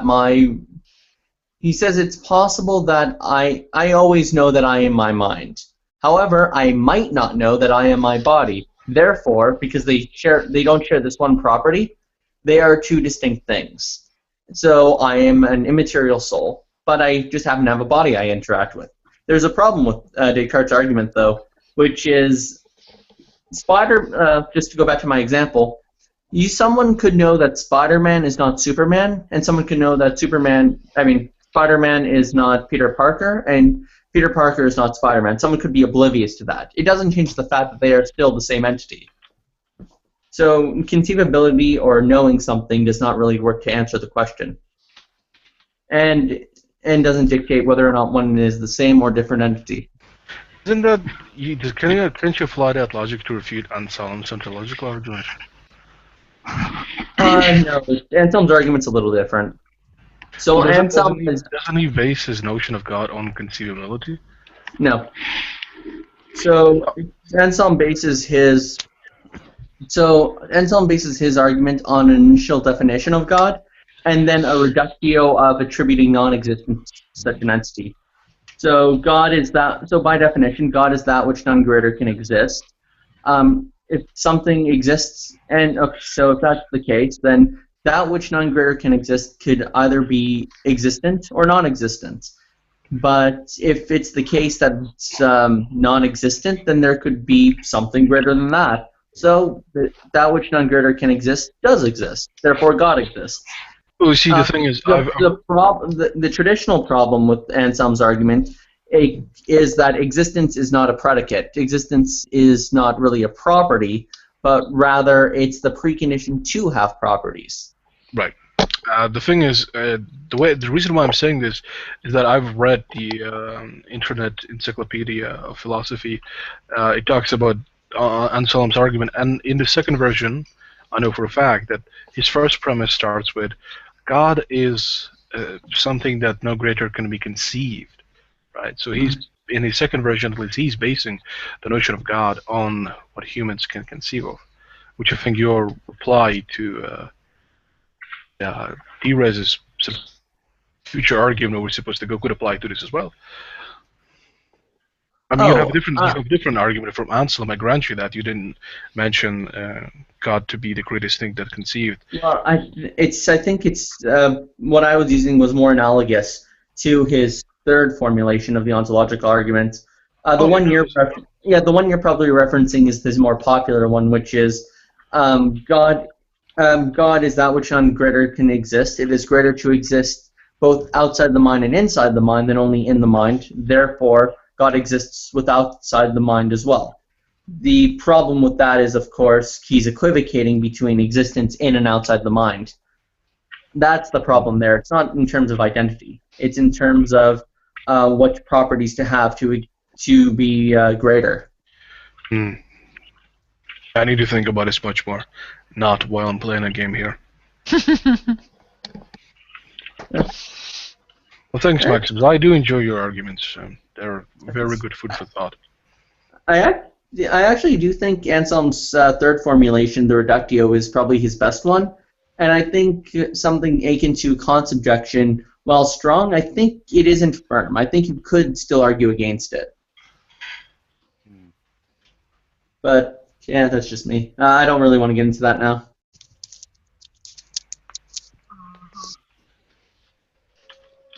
Well, so hey, Dragnot, what happened in Nephilim Freeze Hangout? Tell us. Or maybe he's AFK. A lot of talking. I had my my thing muted. He talked and he talked and he fucking talked and he talked some more. And so I got a question in, and I let him know that there are people who are just kind of unbroadcasted. And he's like, "Oh, okay." So he talked again, and he couldn't remember the name of something he was referencing. So he kept talking until someone gave the answer to him, and so he talked some more. Then I finally got a chance to interject and go, "Okay, you know, some of those scientists you were mentioning to me earlier, because you know all those mean atheists were talking over you." And he bitched and whined for about 5 minutes about that, and then we got to actually naming some of those scientists, and they gave me a pretty good list. I said, okay, I'm gonna put these in the Google Scholar, but I'm gonna listen. And so he talked some more, and somebody in Waiting in the Wings agreed with him, and he talked some fucking more. So after he got done talking, he decided to kind of take a break and talk to the other people who were actually in the fucking hangout. And while he was doing that, I was looking up one of the people. Well, I looked up Jason Lyle, and he actually has a book, Defending Creationism. It's like a creationism on trial or something. Couldn't really find any academic peer-reviewed work, of course, but moved on to the next one, Georgia Purdom, and she actually does have a research paper. I was like, oh shit, I'm surprised. Cool, I'm glad I had this conversation. Sitting here masturbating to his voice.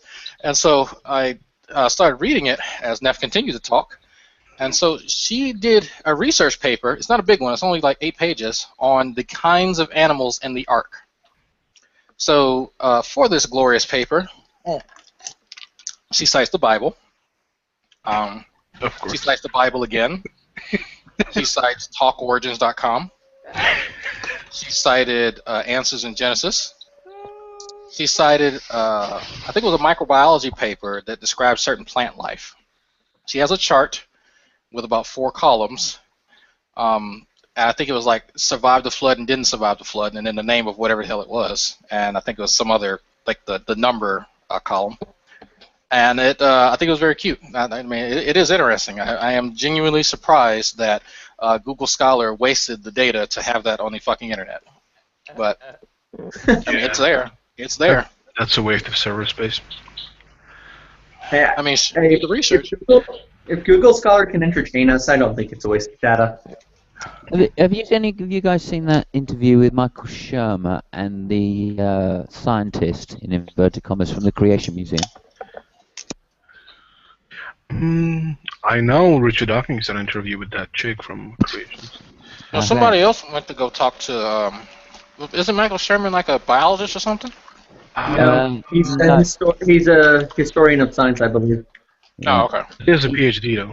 He knew enough evolution and biology to put the right questions into her, because she really didn't know much. But she had a biology degree in whatever it was, microbiology, studying diseases or something, fully legit, but obviously total theist. And it's just such an interesting conversation, because the way she puts across the scientific data is all there, other than the bits that would conflict with religious viewpoints. It's so fascinating. Anyway, have a look for it. Michael Shermer at the Creation Museum, I think it's called. Is that lady with a short haircut, sort of brown hair? Yeah. Oh, I know her. Yeah. And they're just sitting at a table. Yeah, Dawkins had the same interview with her. Oh, okay. I haven't seen that one actually. Yeah. Hey, Seamus, can somebody broadcast them, please? I cannot tab out. Maximus, Truck. Oh, there we go. He's here. Yeah. Hey, Seamus. Allahu Akbar, Seamus. Boom, Seamus. No, you coming in here with that Allahu Akbar. We already had a fucking kamikaze pilot just leave, so you want to chill out with that. Hey, Seamus, are you audible? Yes. Oh, cool. Out of curiosity, do you believe in the existence of the soul, or are you more of a materialist Christian? I'm not a materialist Christian. Oh, okay. He's no heretic, dude. What are you talking about? He's no heretic. Yeah, oh, no. Materialist Christians don't think God is a material entity. They think that humans are material entities that God created. They don't have a soul component. Think of people like one Christian apologist who defends this position is Glenn Peoples. And he doesn't do too bad a job of it. There's other people like Peter von Inwagen, who's a Christian but thinks that humans are completely material as well. I believe in the soul, but it's not like a key part of any of my arguments, and it's not like a position I'm really super firm or dogmatic in or anything like that. It's just it's just one of those things. I don't really use it for any, I've actually heard one atheist philosopher of religion defend substance dualism. Ever heard of Paul Draper? Yes. Yeah, he's apparently defended substance dualism. Really? That's interesting. Well, he's not a true atheist then. Sorry. That'd be like Seamus trying to defend the Trinity. Me trying to defend the Trinity? I'm just joking. That's my summoning trick for Back Bell. Just say it 2 more times, and he's gonna. Well, they were just talking about the Trinity in Neff's room when I left, so. Premise. Oh man, did you catch the last time Matt Bell and Nephilim Free tried to, quote unquote, talk about the Trinity? Oh, I remember that shit. That was horrible. I'm just curious of this. If atheists actually, like, if through a thought experiment presuppose that that the Bible was God's word, and then read through the Gospels, and then were to answer, do you think the Gospels depicted Christ as deity, or that he claimed deity, or that the authors claimed him as deity? Like, where would the atheist panel sit? Like, I'm not asking you to, like, say, yeah, Jesus was God. I'm just asking you to say, yeah. How would we interpret it? Right, Yeah. right. Yeah, I'm curious because I think it's so blatantly and potently written all over Scripture, and obviously I've dug through it and know a lot of the more interwoven examples that kind of slip by the cursory glance, but that maybe an atheist wouldn't see. But, like, what do you guys think? Any thoughts? Well, let's nail this down. Let's kind of look at maybe 2 or 3 verses right now, kind of pull them out and see, because I've read them in the past, like years and years ago, but I'm not going to give you that interpretation because I think that was highly influenced by my environment. You see what I'm saying? James? Yeah, I understand. Yeah, I understand completely.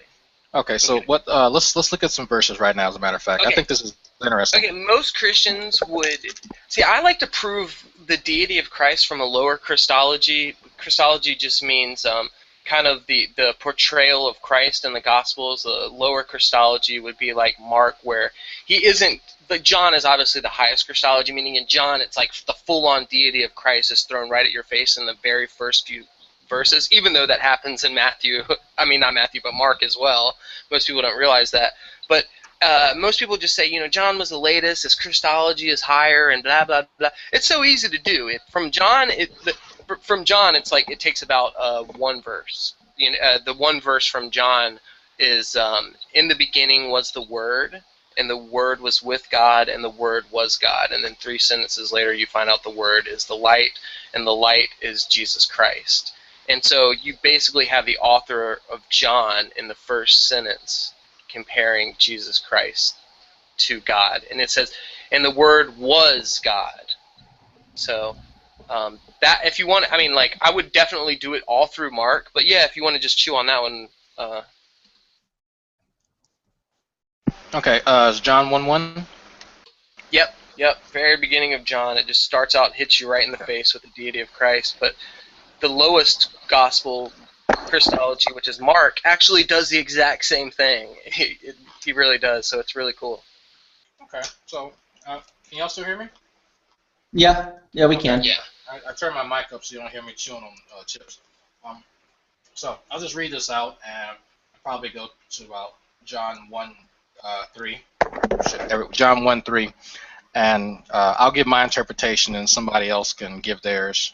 Try not to be influenced by me, but in the beginning was the Word, and the Word was God. I'm already fucking up. In the beginning was the Word, and the Word was with God, and the Word was God. He was with God in the beginning. Through him all things were made. Without him nothing was made that has been made. In him was life, and that life was the light of all mankind. The light shines in the darkness, and the darkness has not overcome it. There was a man sent from God whose name was John.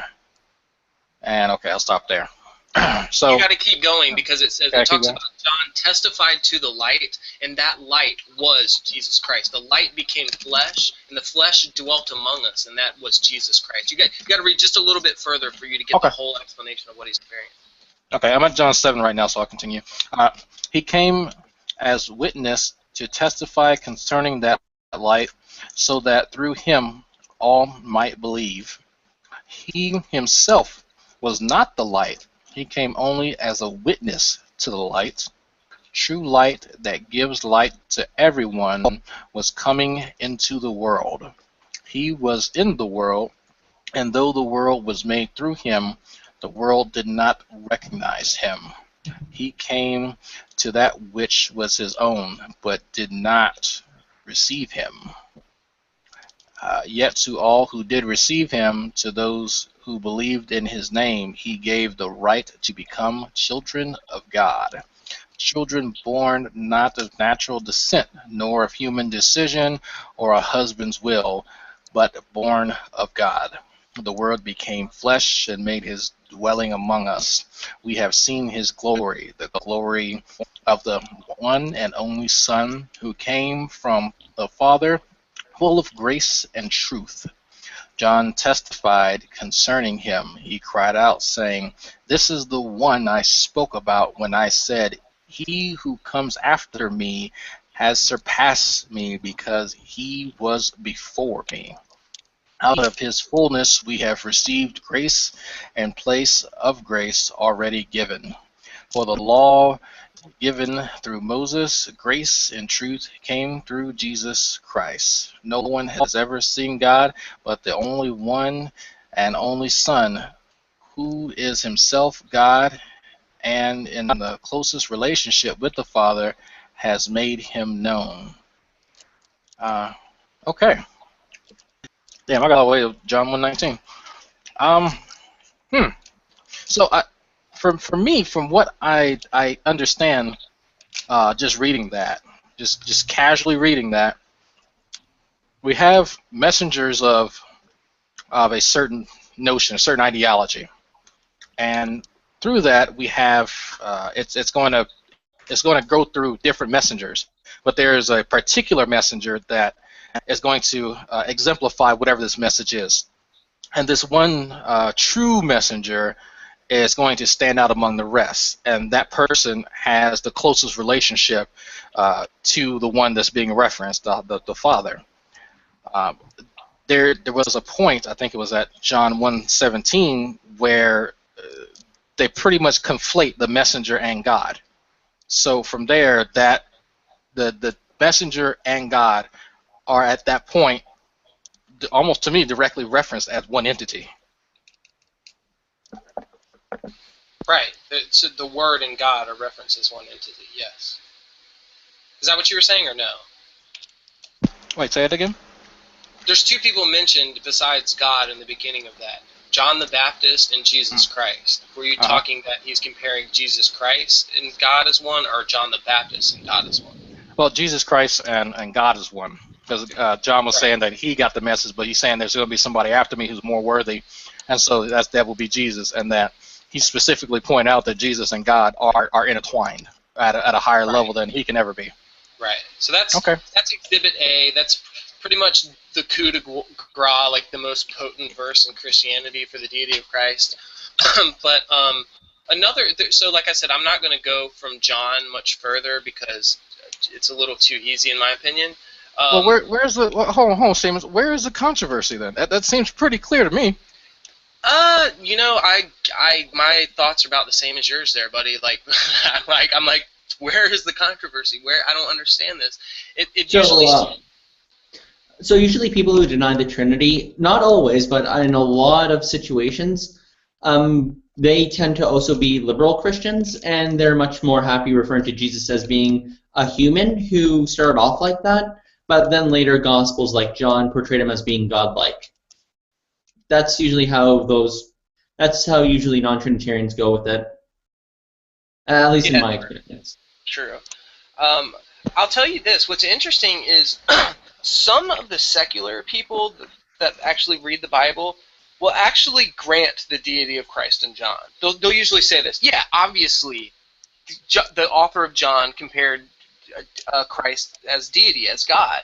They said, but this is the oldest gospel. This is the one that's the latest, the most removed from the time of Jesus, probably the most embellished, probably the one with the most legendary attribution. So most people say that, yeah, we grant you that in John, but John was manipulated. You need to prove the deity of Christ from the lowest Christology.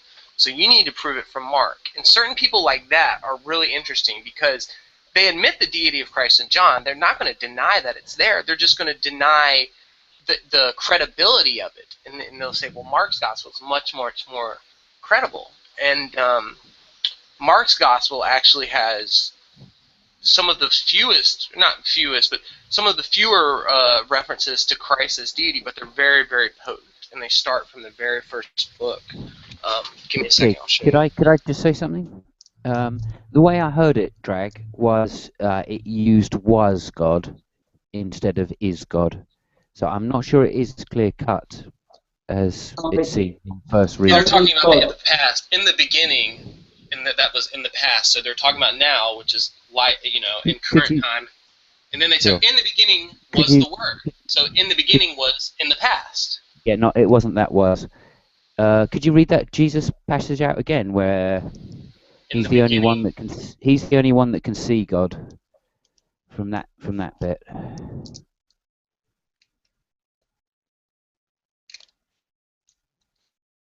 Shit, my mic's off. Okay, I had a really good resource, and I could click it and it would go back to the verse, but I lost it now. Hold Because on. in the beginning was the Word, and the That's Word not was the with. bit I mean. Oh, It but is.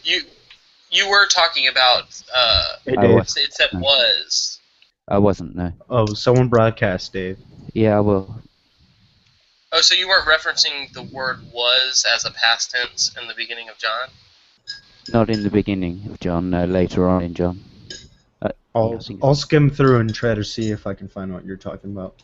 Yeah, it said something like, the bit about Jesus being the message and ascending into heaven and being the only one that can see God. Yeah, being the messenger. I'll try and then it switches there. It conflates the messenger and God as one. But it does it in past tense, and you'd expect it to be present tense. And this is in John if 1, it was what you declaring just read. the exact divinity of Christ. I would expect This is what it to be in. this is what Drag just read. You're saying? Yeah. Yeah. I have a different translation, so I don't know if I read John 1:1 through John 1:19. I think it was quite near the end, or about 3/4 of the way through. All right, so 1 to 119. Start from 12 and go from there.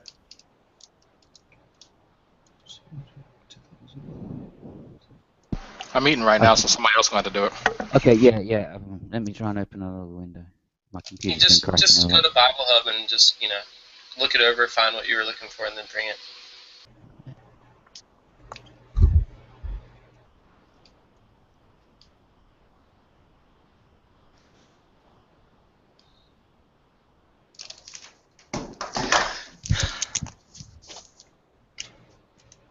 Was this a quote from John?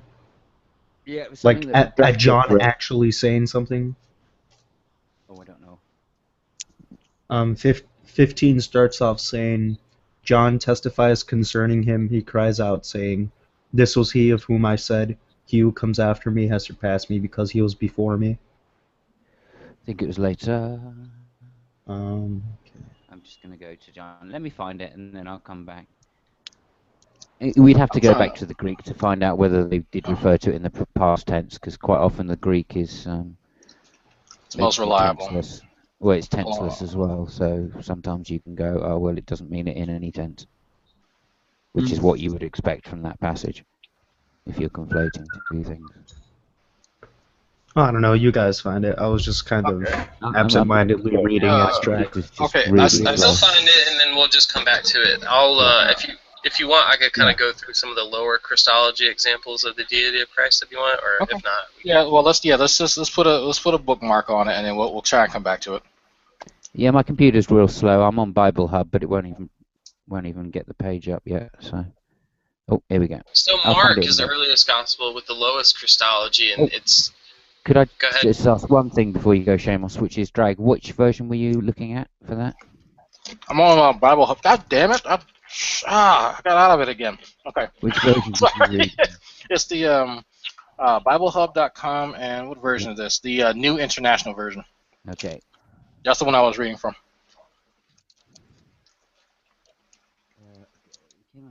Oh, I think before we move on, I think Dave wanted to talk about the implications of John 1:1. Oh, no, not necessarily. I was just saying because I think word is a terrible translation of logos in that context, but I just think it's really interesting. But I was just going to say, last time me and Shameless had a chat, it was about whether the Gospels contradict regarding the birth nativity, but I'll throw that out there again. Oh, well, didn't we have a hangout where we discussed the contradictions of the narratives? I don't think we actually got into the contradictions, to be honest. I think I just got so bored of when I got to the end of Matthew, I just thought, oh well, we've discussed, the thing, I'm not with it this evening, the census and so on. But yeah, I don't want to rehash the exact same conversation, basically. But I'm just interested to hear if Seamus had any more thoughts about that, or. No, I've thought about it a lot. One of my favorite things is comparing and contrast the Gospels, so I've always kind of been keen on those kind of things. I haven't changed my position in any way, and I still hold to the strict sense of a contradiction, so I need direct logical negation. A mere difference, a mere omission is not a contradiction. So I'm gonna have to have that high standard of proof, and the differences can be explained in plenty of easy ways, depending on which specific scripture. I'm not saying they're each their own. They're not like you can't just brush them aside. But I'm saying most of the ones I've looked at, I've seen some very, very plausible and biblical explanations to. So I don't see a problem with them, and they're not directly contradictory. I'd probably agree that there's not many actual contradictions in the sense of in one paragraph in one passage it says A and in the next paragraph it says not A. So we're not it's not these sort of classical contradictions. But for example, I guess the question I'm interested in now, and I think me and I don't know if you're there for it, Luke and Maximus and Luke. Sorry, got the wrong way around. Prophecies. Well, no, in Luke 1:5 when it mentions Herod. Well, no, I guess the question is, when was John born, and then in relation to Jesus? And I think that sort of answers my next question about. Oh, I see. About Luke, but it's again, I don't want to start the same. John 1:18, by the way. Right. I think my answer to that, with regards to Luke and Herod, was I thought in the days of Herod it was referring to his son, but it could still be a reference to when his father was ruling, because in the days of Herod doesn't necessarily mean in the days Herod was ruling.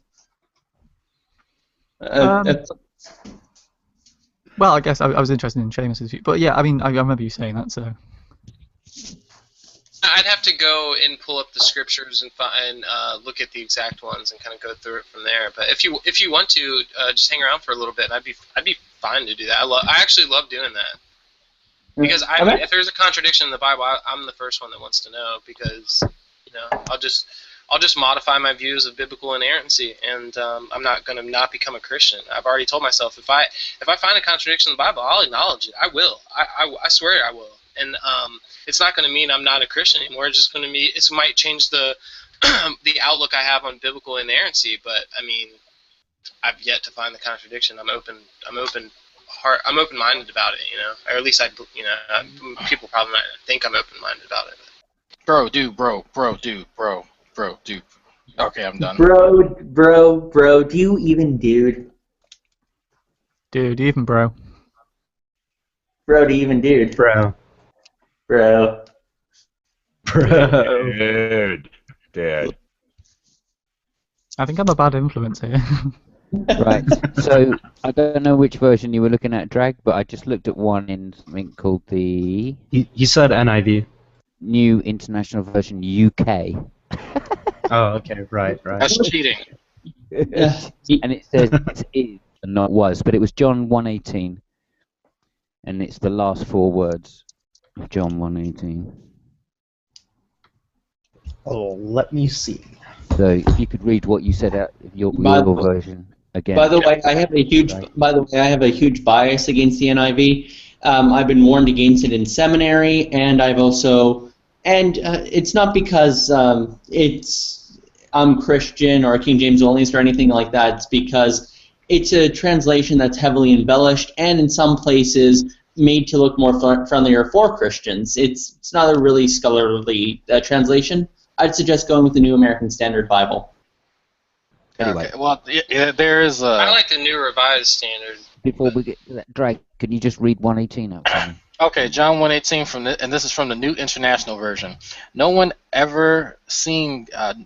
ever seen God, but the one Son and only Son, who is himself God and is in the closest relationship with the Father has made him known. There we go. It's as straightforward as that is. It's just the word, not was. So I misheard. I mean the And because it is, another. it's as clear as you can get. I mean, I want to bring out a little bit something too on that Are you because saying that it should read? Are you saying it should read that with the Father, comma, is made him known? That wouldn't even be proper English. There's no way. No, Shane. How are can you y'all supposed- hear me? Hold on. The is How on, are you? the is on the end, I thought was a was. If it was a was, then there was room for doubt. But because it's an is, there's no room for doubt. He's Hey, saying guys, there's no room for doubt it teaches the deity. He's agreeing with you. Hey guys, Laurent wants to chime in. Go ahead, Oh, Laurent. okay. Yeah, I might have Are you misspoke. in regards? Are you guys dealing with the deity of Christ, or just his humanity, or overall? I mean, what is the question here? Or Deity of Christ. Yeah, because when I look at it, I look at when somebody talked about in the beginning was the Word and the Word was with God. I think that Christ was not the Son. He didn't become the Son until he took on humanity. But before then, he was the Word of God. And I think it's the same word that when we look at it says that by him was created all things. I forgot what scripture that is, but by the Word was the heavens and the earth and everything created.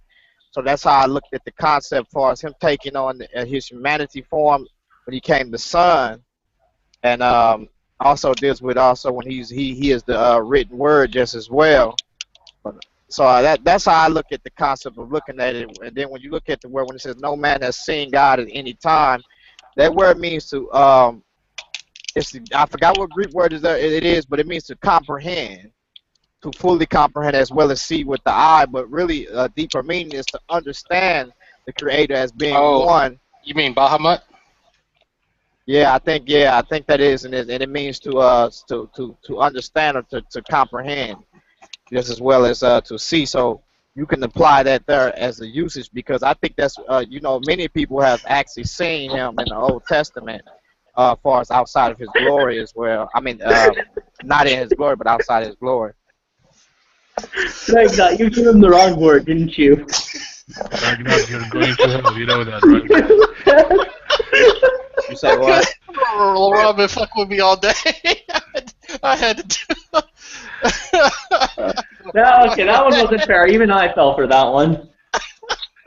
Yeah, I mean, but yeah, I just go on and bypass him because you look at his beard, he look like Moses anyway. But go ahead with the lesson though. Yeah, so that's what I'm looking at it as that. You know what I mean? I don't know. I think the dualness are.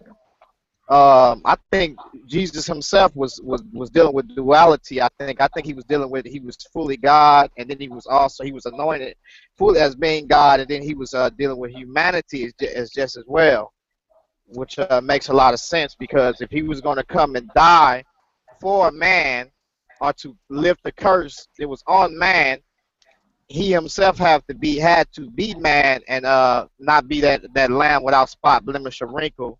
And also, he himself had to be God to do that just as well. Well, the thing is, we're trying to figure out where the whole anti-Trinitarian thing is coming from. Like, why do people doubt Jesus' divinity? Divinity. So we as skeptics are trying to just read it and see what we can gather from it.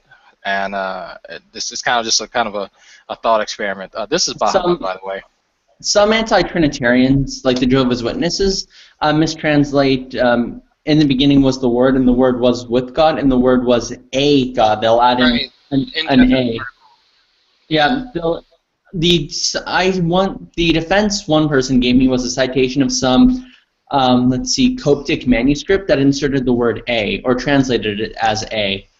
But I'm not sure we can trust that Coptic manuscript over all the other ones we have. All things considered.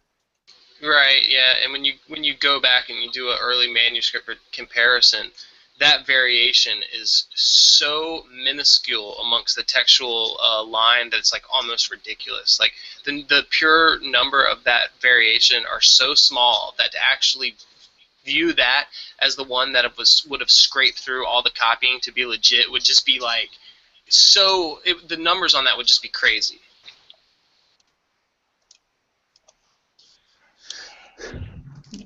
Yep, and even so, you could kind of, even if we grant that, you could still make a case for deity. It says, by him all things were created. When it says all things, it means all things.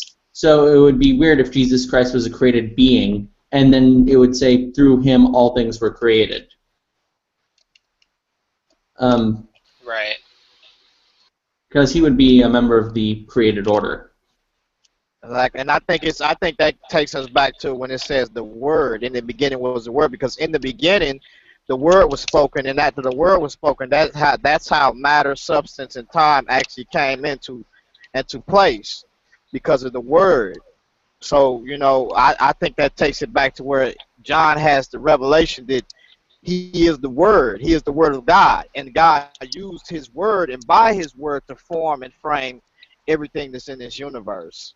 And I think that even when we deal with the concept, as I think one of the guy has said, he said universe, when he broke it down, he was like means with one verse, the Most High used, the Creator used to form the universe and the things that he have done to bring forth. So I think that takes us back to what the word is when it says by him were all things created. Well, by who? By the word were all things created.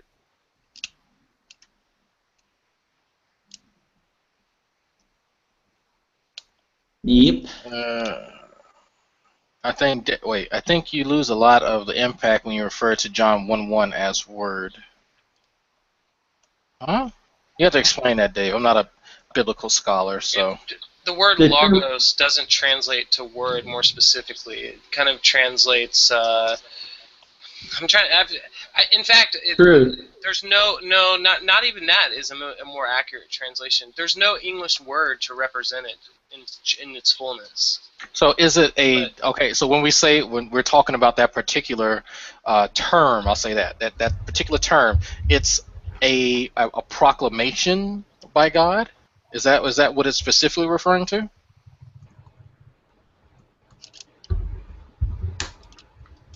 Will that be a more accurate description? Because from what I understand, it has nuance that just can't directly translate. The term logos, so the term logos has a lot of history of all things Greek philosophy. The term logos was used by philosophers such as Heraclitus. It would have some kind of connotation like the primal truth, or that which has always remained as such. It would be, or that which dictates the way things go. It would have this very. Axiomatic. The Greeks didn't have a concept of axiomatic. For us to say something is true is just to make an analytical statement, but for the Greeks, things like truth, knowledge, they were metaphysical. They were actual entities called, think of Plato's forms. They were a thing to be referenced. They weren't some abstraction. Like the spirits, for example. Yeah. And so the easiest, or I guess the most convenient translation we have is just the term word and caps. Yeah, but it's word. It's word in a Christian context. Like it's not meant to be just word, as in right. Yeah, I guess that was kind of my point. Sorry, Dave. You go ahead, please. You haven't spoken yet. Well, all I was going to say was, it was an awesome pun. Yeah, I said it was a loaded word, and we're talking about the word. I thought it was hilarious. Anyway, my wicked sense of humour. I kind of look at it two ways then. So there's the word, which is the vibration. Okay, that seems to be one interpretation that I've heard said quite often in some Gnostic circles. And then the other thing is the literal word of creation. So in some metaphorical sense, the breath of the universe. Those are the two rough ways that I've heard it described from theists. Yeah, I'm a little closer to how you describe the second one.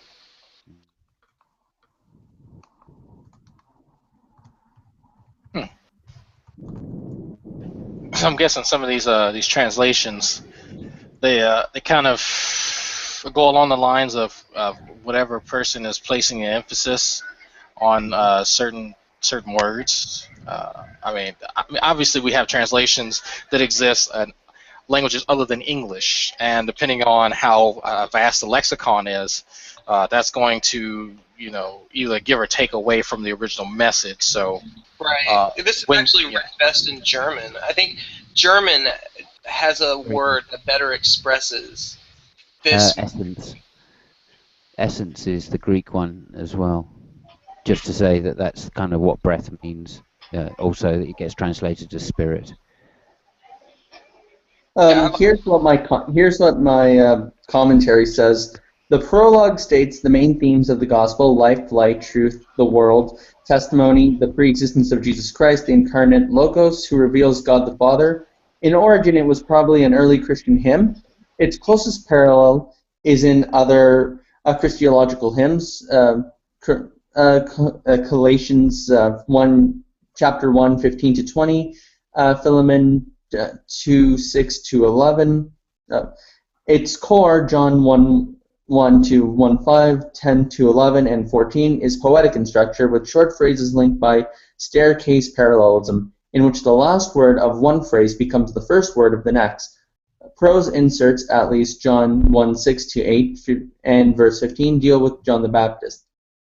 In the beginning, also, were the first words of the Old Testament. Was, this verb is used 3 times with different meanings in the verse existence, relationship, and predication. The word, Greek logos, this term combines God's dynamic creative word, Genesis, personified pre-existent wisdom as the instrument of God's creative activity, Proverbs, and the ultimate intelligibility of reality, Hellenistic philosophy. With God, the Greek proposition here connotates communication with another. Was God. Lack of a definite article with God in Greek signifies predication rather than identification. So it's an is of predication. Jesus is God, as opposed to identification. Jesus is God. Sense of identity. See, my thing is, I like when you deal with the word logos within itself. You know, we can look at the context or just even look at the word within itself. But if you think about it, if like when he just read, in the beginning, God created the heavens and the earth. And then when we look at the book of Genesis, we're seeing him saying, and God said, let there be. So he's speaking these things into existence, and he's using his words to speak these things into existence. So I don't find it odd that we see logos being used there, or them preferably using that there. So, I mean, I don't think that there's nothing really wrong with that, for that to be there right there. For instance, even a prime example, in Revelations 19 and 13, it says that his name is the Word of God. But Revelations was written afterwards. I think we're trying to go for what the author might have meant. And one interesting thing that was mentioned was the personification of wisdom, or God's wisdom, in the Proverbs. If anyone has ever read the Proverbs, the author does do a really good job of personifying God's wisdom as a spiritual entity. In fact, when it's predicated, or in fact when wisdom is spoken of in Proverbs, it's referenced as a woman. Yeah, that's one of the fruits of the Spirit, or one of the when you deal with the wisdom of God. One of the fruits of the Spirit does deal with a feminine perspective, which I don't find it odd that it does, because you know you know, part of man himself deals he deals with a feminine perspective just as well. I'm not talking about effeminate to where it's too feminine, but you know what I'm saying. But I don't find that odd that the makeup of God deals with a feminine perspective, because we're made in the image and likeness of God. And so, you know, I mean, that's not odd to me that we see that there. Are you saying there's an androgynous quality to God, and it's shown in the Scripture? Is that what you're basically saying? Yeah, but not as being fashioned as you know, like we'll put it like over effeminate, but there is a feminine. There is God does deal with feminine things, but we'll put it in the way. In fact, those who are members of the church are characterized as being women. So even Christian males would be the brides of Christ. Exactly. So in that aspect, that's how we look at it. But most people try to take it and try to look at it and say, well, you know, they'll run with that. They'll run with that, and not understand the concepts of, you know, of that, you know, of some of even just dealing with you know, some of the attributes of God. You know, he's the one who actually made the female, made the woman. You know what I'm saying? Made, even dealing with it on a scientific perspective, when you deal with the chromosomes X, Y, he's the one who did. He's the intelligent designer, what I believe. So Let's not forget about chromosome A and B. Before you go down, just a quick one as a side. Logos also seems to be translated in some versions, not versions of the Bible, but other places as reason. Interesting. Yeah, it is, but I think that's a little bit poorer of a translation than some of the ones put forth earlier. But that's I've later heard some on. some Christian scholar will often equate it to like reason or logic as the logos. But when you look back, that's not the most accurate telling of that translation. But yeah, a lot of times I have heard it references that too, Simon. Mm-hmm. And it's basically about application, though. You have to know when to apply something. Like you can't put reason there in a certain sentence, and so you have to know what is the application here, and not just throw that there, because you got some people like they run around and they'll look at even the Hebrew and they'll try to apply, because the Hebrew has different meanings. They'll try to apply some of those meanings there, and then when you read it out in the sentence and you try to make sense of it, like that doesn't make any sense. So that's wrong application is there, because the Hebrew, we know that it has many different meanings to it. Well, not meanings, but I mean with meanings actually too. So I mean, yeah, a lot of words in Hebrew, the meaning is dictated by context, and sometimes that's not exactly possible with the Bible. Well, it is, but it's just hard. Well, I was under the impression that when you're referring to the Greek language, their syntax is different, and the connotation, or excuse me, the denotation to each word is very specific, because we use words for a multitude of I guess scenarios, but it really depends on the context that is used in. So a brotherly love is different than a godly love. I think the godly love is specifically agape, and there's another type of just kind of a platonic love that's referred to. Doesn't matter the context, but that particular word has its own context. No, specifically in Hebrew, context dictates the meaning of the word. So the inflection also. Right, because Hebrew wasn't vowel pointed. The ancient Hebrew language wasn't vowel pointed, which means that, in just like Arabic, modern Arabic is not vowel pointed. The Quran is, because it's a spiritual text. But so what clues you into what a word is the context. Because you could see that word alone without the sentence, and you would not be able to know what that word would mean without the context of the sentence, because it isn't vowel pointed. So that what Abraham said is very, very true, even more so of Hebrew, because in these ancient texts without vowel points, you have to be so specific on context to actually clue you in, because you don't know any of the vowels in between any of the consonants. You know none of them. Yeah, that's a really shitty way to transmit a message, is to pick a language that doesn't have specifications. And people disagree on the context. People still today disagree on the fucking context, even though it is provided, and you have vowel points there, right? You have all the modern writing techniques, and people still disagree. That's what you would expect. Disagreements in epistemology between different people. Right. Like, I would expect the only rational thing you would expect. If you saw everyone agree on the Bible, then something would be fucking very weird. It would be divine intervention. No way could any humans do that. They could never agree. Only God could guide them to all unanimously agree. So this is exactly what you would expect if God wasn't having his finger in containing humans' free will. So I don't see it like... No, so the problem is that we know for a fact that text messages, especially transmitted to other cultures, is one of the worst ways to communicate a message, right? Because there's a lot of interpretation, there's a lot of, lost in translation sort of terms and usages. We see it even today in our hangouts. I mean, people who speak the same language. How many times have people misunderstood each other? How many times have people said, "Hey, that's a straw man"? Right, and I find it really problematic that the creator of the universe decided to pass along his most important message to his favorite people through this, unreliable means. If I could probably defend our creator, there's a distinction to be had between an oral culture and a contemporary culture that relies mostly on, writing and text. In the oral tradition, they had methodologies of helping people remember certain things. They had mechanisms to help them practice certain stories, repeated again and again and again. They had mnemonic devices.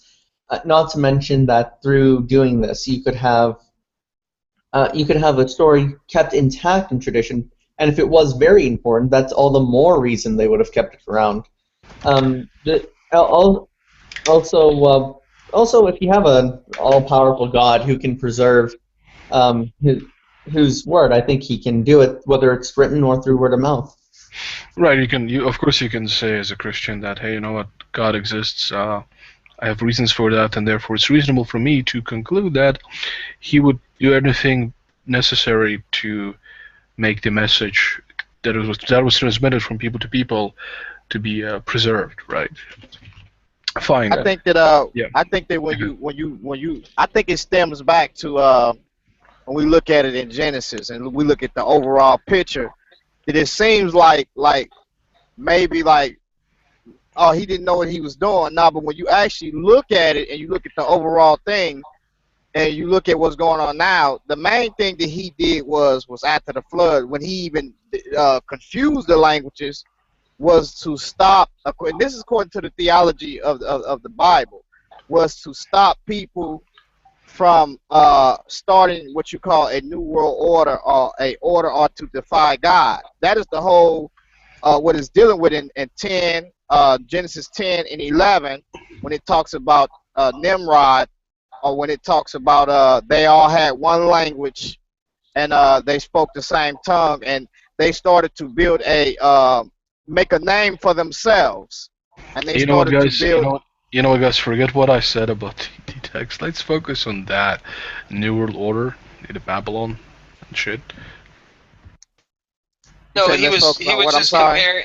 LeBron was just comparing the biblical story of the Tower of Babylon to like a apparent New World Order. This is where all the peoples did not spread out. They defied God's plans of spreading out and filling the world. They came together in one location.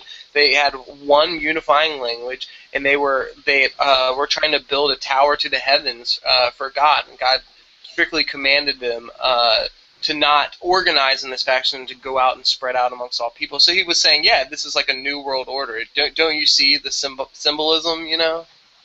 He wasn't as it relates to language, and the reason why it's tied in, because this is where, if we're going to talk about the biblical text, then we must talk about the separation of the languages, or the new languages that came about from one language. This is where it come in at, because look, if I'm dealing with people as a whole, and the whole begins to start something, a new world order, or a sect, among themselves that's different from the order that the Most High or the Creator gave them, the first thing he does is he's no longer going to deal with them as a nation no more.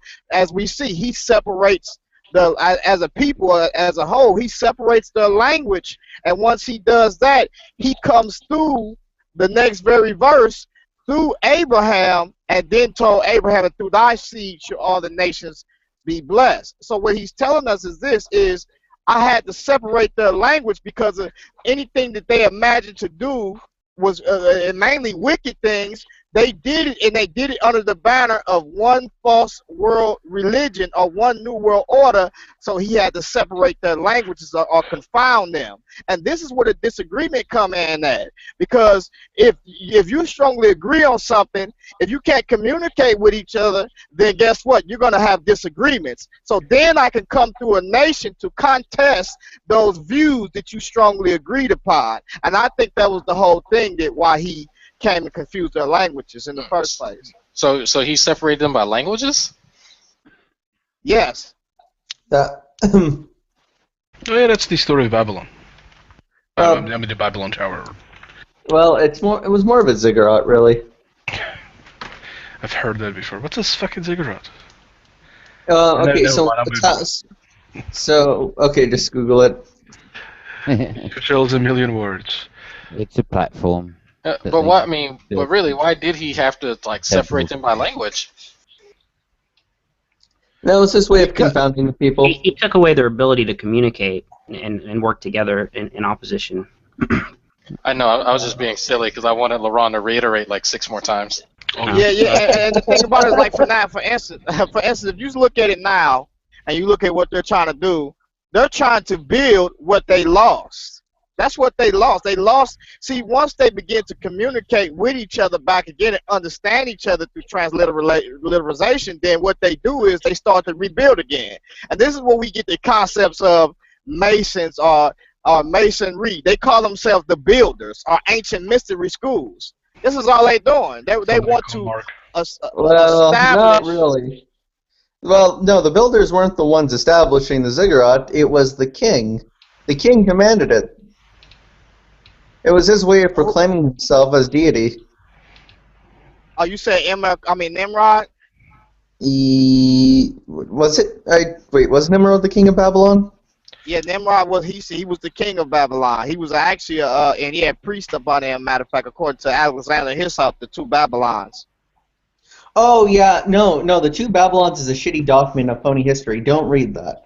In fact, he makes some very elementary mistakes. For example, he says that Nimrod, a Babylonian, was the king of some deity in, was it, I believe, Persia or Syria. Oh, yeah, he said she was the son of an Assyrian mother or an Assyrian goddess, which isn't the case. Well, I think that he made some good. I wouldn't tell anybody not to read it, because one thing that he mentioned in there, and he is very correct on that.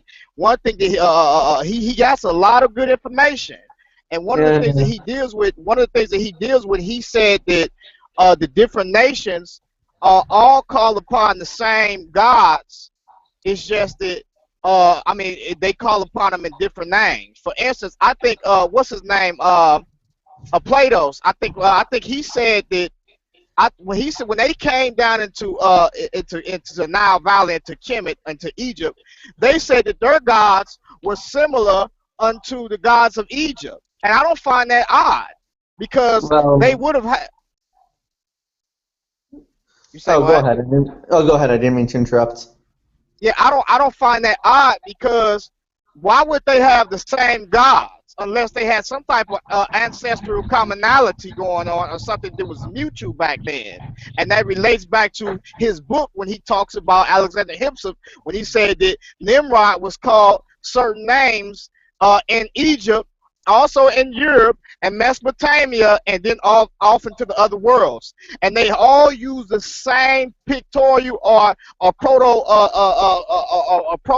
writing for him, and he's a mighty hunter. They even named some of the heavenly hosts, Orion, as being a mighty hunter. So why would they all have that mutual concept of this mighty hunter, unless that story has reality to it? Well, so here's one of the biggest differences. In Egyptian mythology, the female gods were the sky gods, the ones on high, whereas the male gods were mostly those of the underworld. Whereas in Greek mythology, the female gods were mostly those of nature. They were the ones who were more terrestrial in a sense. Whereas I disagree with that, because Amen is a sky god. So the goddess of the sky is Nut, and she is the daughter of Shu and Tefnut. and she is the goddess of the sky. Whereas if you look at Greek mythology, the gods of the skies were, think of someone like Zeus, who reigned over thunder and reigned over Olympus. You also have the guy who was the god. You also have the guy who drove the sun with his chariot. I forget his name. But yeah, their gender roles were reversed for each specific one. But who brought these gods forth, though? That's what you got to understand. Amen, the hidden force or the hidden one is the one who brought them forth, and he's the one who established supposedly the first time of Set Tepi, or what they call in Egypt Set Tepi, the beginning of the first time. And the first thing he does is he brings these other gods forth. When you're dealing with in relation to Gib, Newt, and the other gods, however you mention their names or whatever. Yeah, so each civilization had a different way of their gods coming to life. Mostly they were anthropomorphized, and they had a persona reflecting the rule over each specific instance of nature, and that was kind of how each one was related. You see, I think mostly with politics, and not in every case, but in a lot of cases, sometimes it would be leader worship, and making certain ancient leaders into legends. Whereas other ways of doing it was the personification of natural elements. That could have also happened. There's not just one point blank for every civilization. I'm pretty sure there should have been some differentiation, like depending on which one you look at. There doesn't need to be a consistent pattern for all of them. And yeah, it was more. But would you agree that most of them had mutual concepts of these deities or these gods? Like well, they was called by different names. I would agree. They have mutual concepts, but they also have differentiating concepts too. Oh yeah, most definitely. But for the most part, that's what I'm trying to bring out. This really depends on whether or not you want to be a lumper. You want to just try to lump them together, or you want to be a slitter. You want to focus on the differences. Yeah, but hold on, no. It's not. When you say you want to focus on the differences, that's great. I'm not knocking that. But when if we're trying to build something, or we're trying to put something together, the majority of things that we're going to do is focus on their mutual common ancestors that they dealt with, and we try to relate that. And that's with every linguist. We take each one of these languages and we try to build them and put them together and try to see where can we find a relation at, and see what does this originate from? What is the root of this? So they're looking for a commonality and the origin, and that's how they find an origin between the commonalities. Just for instance, if I want to date something, the best way to date something, and in one way, and for it to be accurate at this point in time, is relative dating. I want to have a time when this king met up with this king, therefore I can build a correlation and build a chronology or a relative date off of that. So commonality is very important.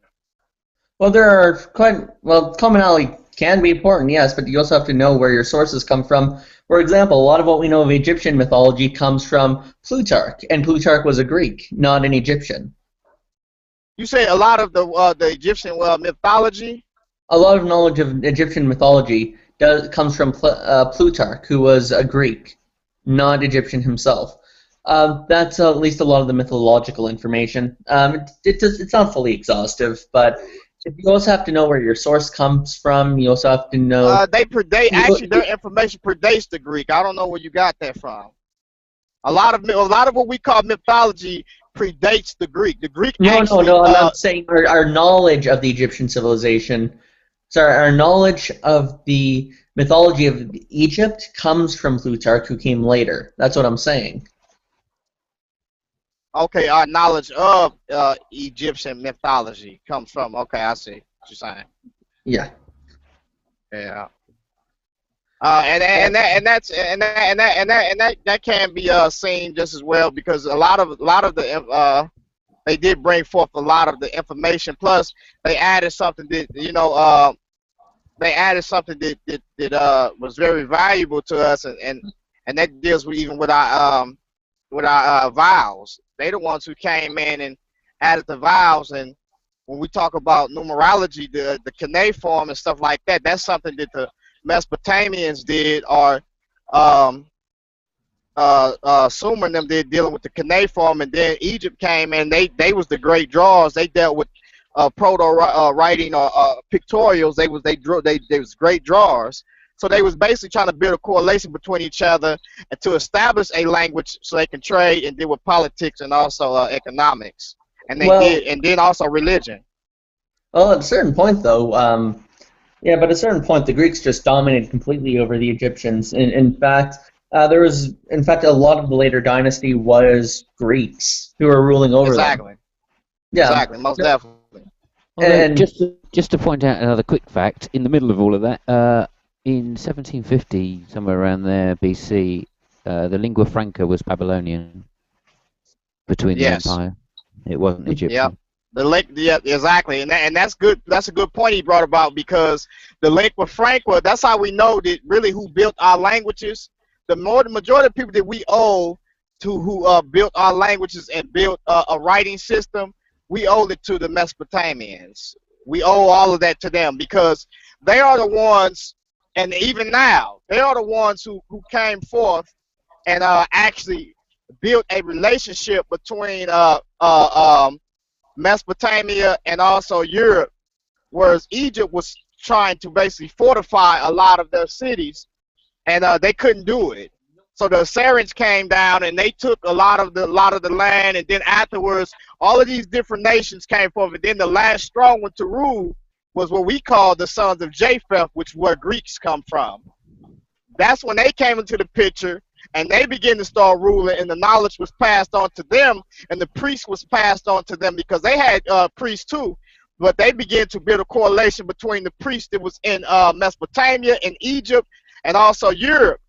And once that happened, the sons of Japheth, which is the Europeans, they became so strong, and this is what we call the times of the Gentiles. All of them had their times, every one of them, from the sons of Shem to Japheth, or what we call the Semitics. But the Semitics have always been stronger out of all the three groups for some reason. Like when it comes to war. When it comes to war.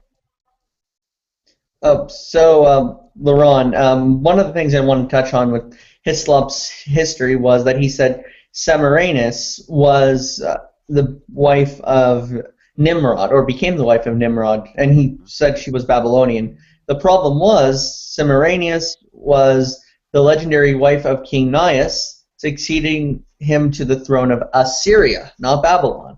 Whereas Nimrod was the founder of Babylon, as described in the book of Genesis. However, this was a bit different. Nimrod was not mentioned, at least to my knowledge, in any Babylonian thought. But even if he was, how he married Semiramis is beyond me, because again, they're coming from two very different cultures. Let's see. He also said that the Roman Catholic Church just took Semiramis worship and turned it into the worship of the Virgin Mary. Or, sorry, that she became Isis, and in Greece she was called Venus. But the problem with this is Isis and the problem is Isis is very different from Venus, Diana, and Athena, who he also claims is related to them as well. So he kind of just tries to link this genealogy everywhere he can, and he doesn't seem to be doing a good job of it. Yeah, I've never heard that. I thought it was Inanna. You said it was Inanna. That came to represent Venus and whoever the Greek one you said was. Yeah, he says it's Isis, and yeah, I don't think how that's possible. Yeah, I don't see that. Yeah, I think that what he's dealing with is he's mainly dealing with the people, basically these words coming down, and you know, like I say, you know, I wouldn't suggest that you don't get the book. You can't just read. I mean, it's always going to be stuff in a book that you disagree with for the most part.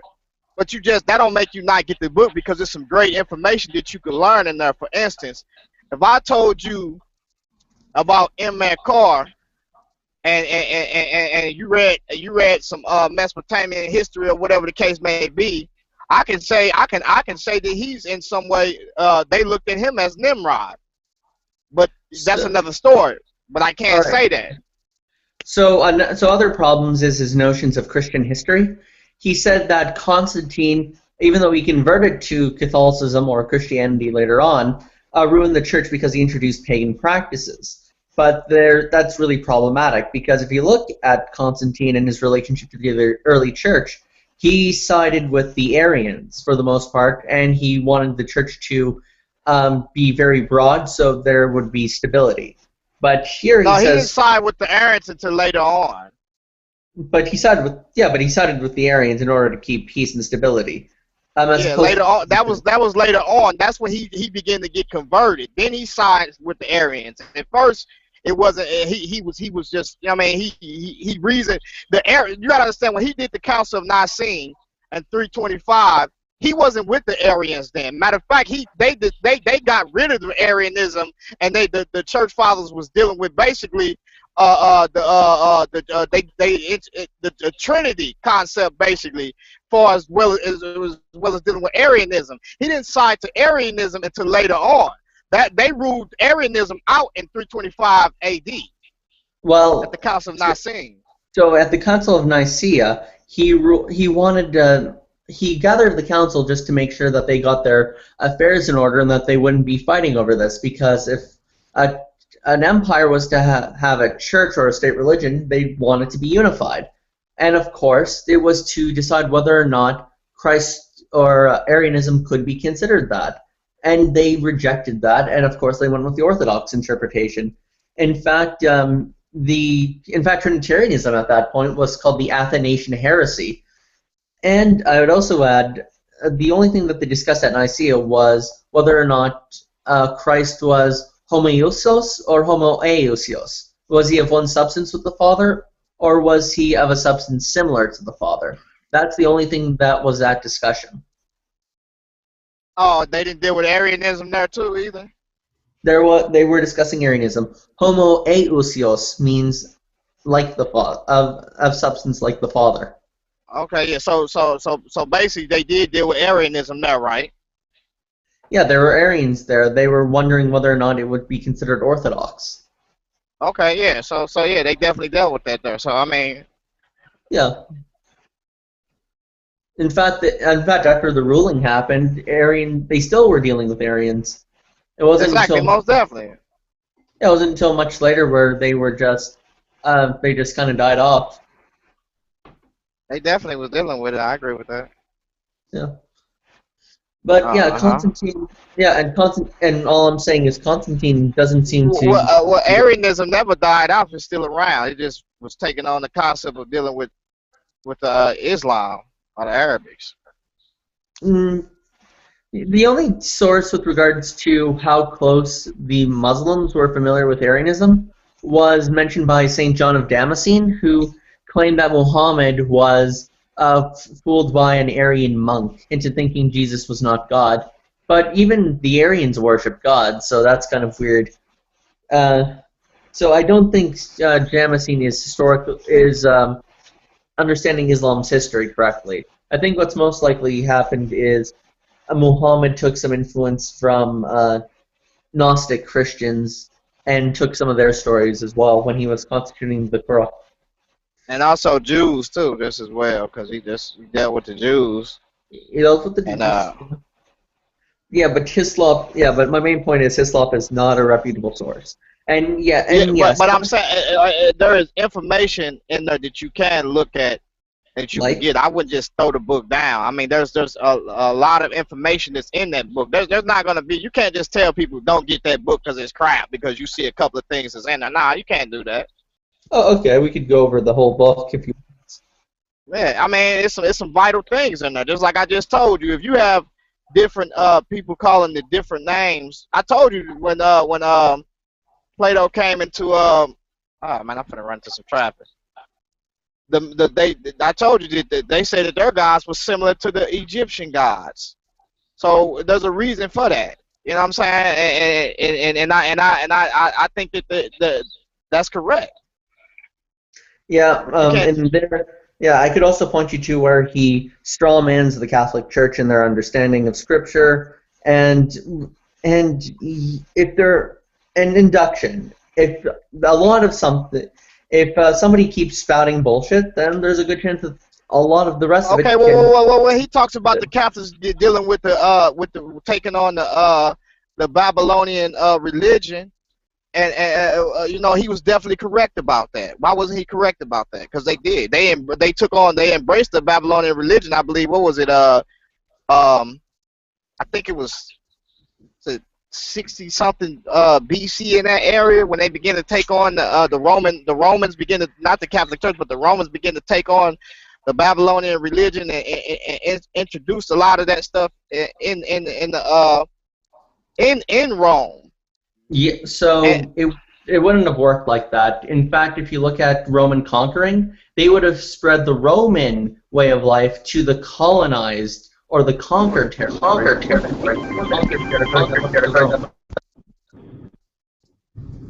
So that's just historically inaccurate.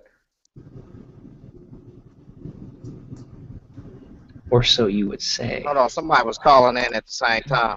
Yeah, but you said they would have spread the what to the what? I mean, if you look at the Romans or even the Catholics. So I said they would have spread Roman culture to the Babylonians. They wouldn't have taken Babylonian culture and brought it back to Rome. They definitely took. They spread it and they definitely took it. That's why you see a lot of they adopted a lot of customs just as well. Not only did they spread, but they adopted a lot of customs. Just like when you see the Greeks coming down into Egypt, when they came down into Egypt, the first thing they did was they adopted Egyptian customs, and then they spread they Hellenized it just as well. Well, yeah, exactly. That's my point. The Greeks Hellenized the Egyptians. They didn't take Egyptian culture and become Egyptian-like up in Greece. Well, hold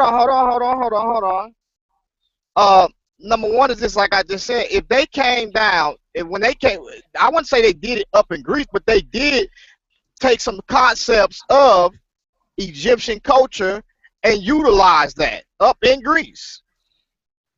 And you can't deny they didn't do that because the whole alphabet. For instance, when you say shadow, when you say shadow, look up the word shadow. Or when you say the word shadow is the Egyptian word shatu. That came from Egypt. That came from the Nile. So what I'm saying, they did take some of those things and they did Hellenize, but for the most, they adopted some of their gods just as well and their customs. Whatever they felt. That's like when you say chemistry. Chemistry come from chemet or chemi. That means chemistry. Just like when you say algebra or alchemy. All of that, all of those things come from that they took on, and we derived those things from those. Well, so I searched up the term shadow, and it comes from the Old English noun, and it's an oblique case of skedo, see shade, and skewad, screen or shield from attack of Germanic origins relating to Dutch shadow and Germanic sketon. I'm butchering these names, but hear me out. From an Indo-European root shared by Greek skotos, meaning darkness. It doesn't go back to Egypt. It goes just back to Greece. Well, no. You looked up under a dictionary, or what you looked it up under? I said I just Googled the term shadow and entomology. And listen, if there is a older, I think you should study linguistics a little bit. You just can't Google stuff. If the oldest word for shatu are what they call the twin of man in the Egyptian aspects is shadow. I mean shatu. It's shatu. So we derived that. Yeah, I think the issue is that you're going etymology. You can't go directly to etymology. You can't go to the etymology people and then just say, okay, well, we'll just use your lexicon to translate this. You got to use something else. Who you talking to? Me? No, I'll talk to what was that, Maximus? Yeah, Maximus said he went online to go to the etymology. I mean, you just can't go to the etymology people and then say, well, I'll use their translation of that. Exactly.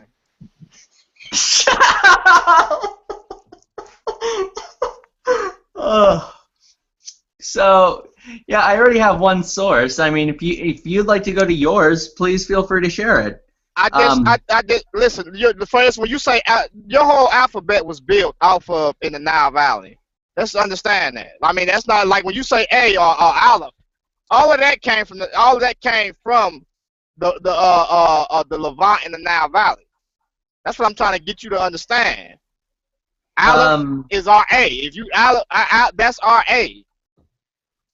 No. Okay, so it comes. Hang on a minute, guys. I just got to get in here with a quick point there.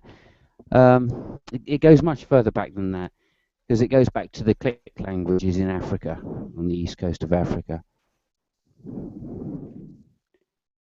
Well, everything goes back to Africa, obviously. Oh yeah, of course. Well, I would say it goes back to Africa. I think it comes from Mesopotamia. The click languages seems to be the first definitive way that we actually came across consonants and etc. to be able to speak them. That's the point. And you can trace certain words like water and mother, father. Is that now? I agree with I disagree that it goes back to Africa. I think it goes back once again to the Asiatics. And reason why I have to say it is because the Asiatics early on went from proto-writings or pictorials. See, at first they used commonality of proto-writings. They would use like, I'm gonna draw a piece of land or read or something like that, and this is what they did to trade with each other or to transliterate or to understand each other. So what the Asiatics started to do, they started making, instead of drawing, let's deal with numerology, or let's do the cuneiform, which is wedge shapes, which is dealing with cuneiform, which deal with wedge shapes into clay, right? And they deal with numbering. You say what? Yeah, I mean yeah, exactly. But I think the point behind this is like with the word logos, which we would interpret as logic. That's the way we use it in modern day language. And although the word logic comes from logos, they used it in a different way. So it doesn't really matter, whether the word, what the word is itself, or where necessarily it comes back from in prehistory. The point is the usage at certain times in history of that word. Okay. And I agree with that. I definitely, and that's what I was trying to get to them, is like that we're looking so much at these things and looking at it, and we babbled once again instead of just looking at it and saying, well, hold on, if we can apply these right and look at it when it says in the beginning was the word, and then go back to when it says in the beginning, he created with his word. He was speaking, and he showed us that he was speaking. So I mean, we can use that and look at that and say, I mean, we know what it means because we see in the beginning, and then we go back to Genesis, and he said, in the beginning, God created the heavens and the earth, and God said, let there be. He's creating with his word. Well, again here. Well, so after a quick curse, sorry, Simon, go ahead. Go ahead, Maximus. Oh, I was just going to say, after a quick cursory look at a couple of sources, apparently Hellenistic Greek comes from Proto-Greek languages. And of course, they came from, their origins are pretty much shady from there. So it doesn't look like there's any kind of fully agreed upon origin. So, linear array. It doesn't that have some similarities with Phoenician? Probably, but maybe Hellenistic languages do. But I'm looking at Proto-Greek languages, which the Hellenistic stuff originated from. This is Proto-Greek, yeah. Okay, let me ask you a question. Do you know what proto means? It means old or beforehand. Oh, really? Pre-established. So, for example. Alright, so what is a proto script? So, if you want to look at an example, if you want to look at something like prototype, it would be the first thing built out. Everything else would then take after. Okay, so what is a proto-script then? Proto-script? Don't know off the top of my head. Can I take it like original script? Yeah, a proto-script tends to be the script before it emerges to be the full script that you read. So in the terms of Greek, we've got 3 types of Greek, A, B, and C. And the proto is just referring to the A, I think. And I think in some terms the B as well, because that's got some stuff. So there's 3 types of script that use the Greek letters. Exactly. And they're different. Okay, the words are similar, but they're not the same. So we refer to the oldest of them as proto, as in the first. So when we look at the first thing that we look at man do is as proto is that if they can't understand each other, guess what they're gonna do? They're gonna draw what they want you to understand about them. Yeah, I mean, and so that, you know, we know pretty much how language emerged in terms of the process through symbolism, then into abstract symbolism, and then into phonetical sound, exactly. or the correlation between phonetics and a symbol. And all of that was built by mainly by when you're dealing with a elite, basically politician and politicians who's over these the economics or the resources. Well, they built those to establish trade. That process seemed to take about 2,500 to 3,000 years, and it was done by several civilizations. It wasn't the work of one civilization. Exactly, several civilizations. And they built that so they can these are what you call the elite amongst these civilizations. They built a correlation between each other and established borders. They established trade, and but they had to build a language, what we call lingua franca during these different times to trade and be able to do certain things with each other. And yeah, to establish it appears that the Babylonians had a penchant for Sumeria, and they wished to keep their traditions and their lineage to Sumeria alive. So this seemed to create the first kind of standardization of language between civilizations. And then the Akkadians changed everything. Yeah, and that's to be expected. All of this is still speculation because these particular symbols have a correlation to a sound, and we don't know what that correlation is. And if I also might add to that, the origin of languages such as Arabic, when they come up and when they also come up, there's an origin with Hebrew that's shared, and of course you have earlier Semitic languages, but they're still in the Semitic family. Whereas English is more Indo-European and has its origins there. There's not just one overlapping source for all languages. They have distinct origins, and sometimes there's natural changes within the languages themselves, and they don't necessarily need outside influences. The Semitics are the ones who are the ones. Semitics is it? Semitics, yeah. Yeah, the Semitics are the Semites. They are the ones who actually are the builders of the whole language thing. Yeah, but you had origins of that in African click languages, for example.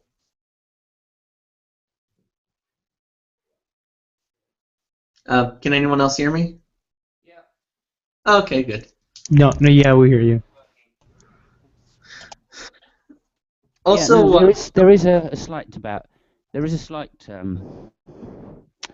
I don't know what you'd call it, but the fact that Sanskrit, Hindu, and English and Latin have common grounds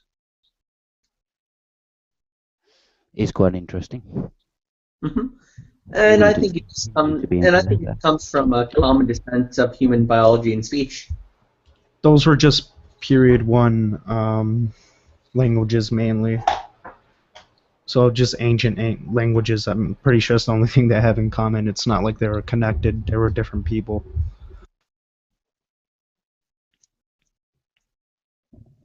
Yeah, different people, but the language is, has a commonality between them, written as well as spoken. Yeah.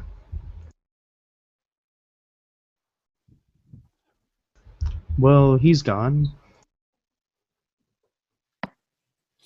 Well, you see, you can't be looking at the epistemology because when you look at the epistemology, I can't do it as well as Trey. That was too funny. What was the point of that whole conversation?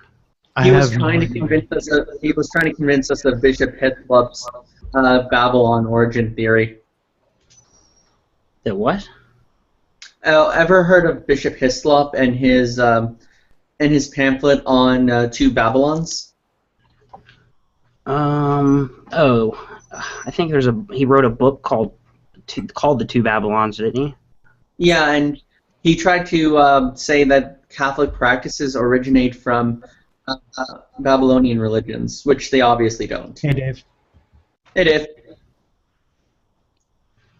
I wouldn't say they originate from, but they do have some aspects of. Yeah, Catholicism's got some weird stuff going on in there. Some different practices. Mostly just due to the syncretism in early Byzantine Empire. Well, I mean, that's with most religions, so.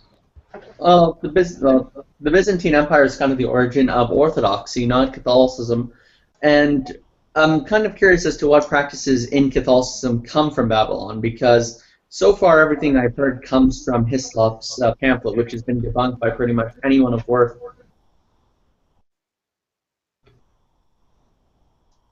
Are you asking me? No, I'm just saying something. Oh no, I'm actually asking Abraham. Oh, I just go off of scripture and like.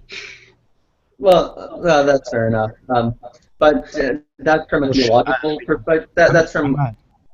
Well, shit, I'm not entirely convinced that it is Babylon. I've heard other arguments and historical explanations for the little hat thing that the Pope wears. But yeah, I don't know. I'm saying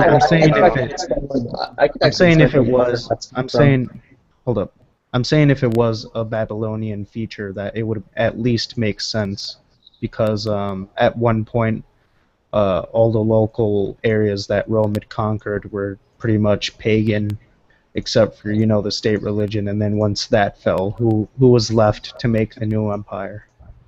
That's kind of what I'm saying. So I'm at least saying that it would kind of make sense, but I'm not sure about the claims. Yeah, we can also point quite clearly to the Babylonian myths and show parallels with a number of Bible myths. Yeah, exactly.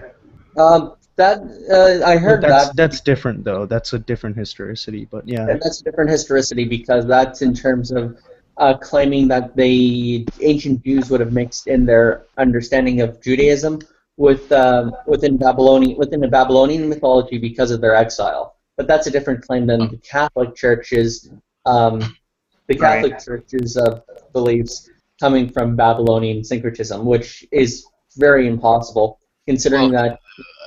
Yeah, we have to first understand that you can't just go in using the etymological people and trying to use their lexicon as a translation.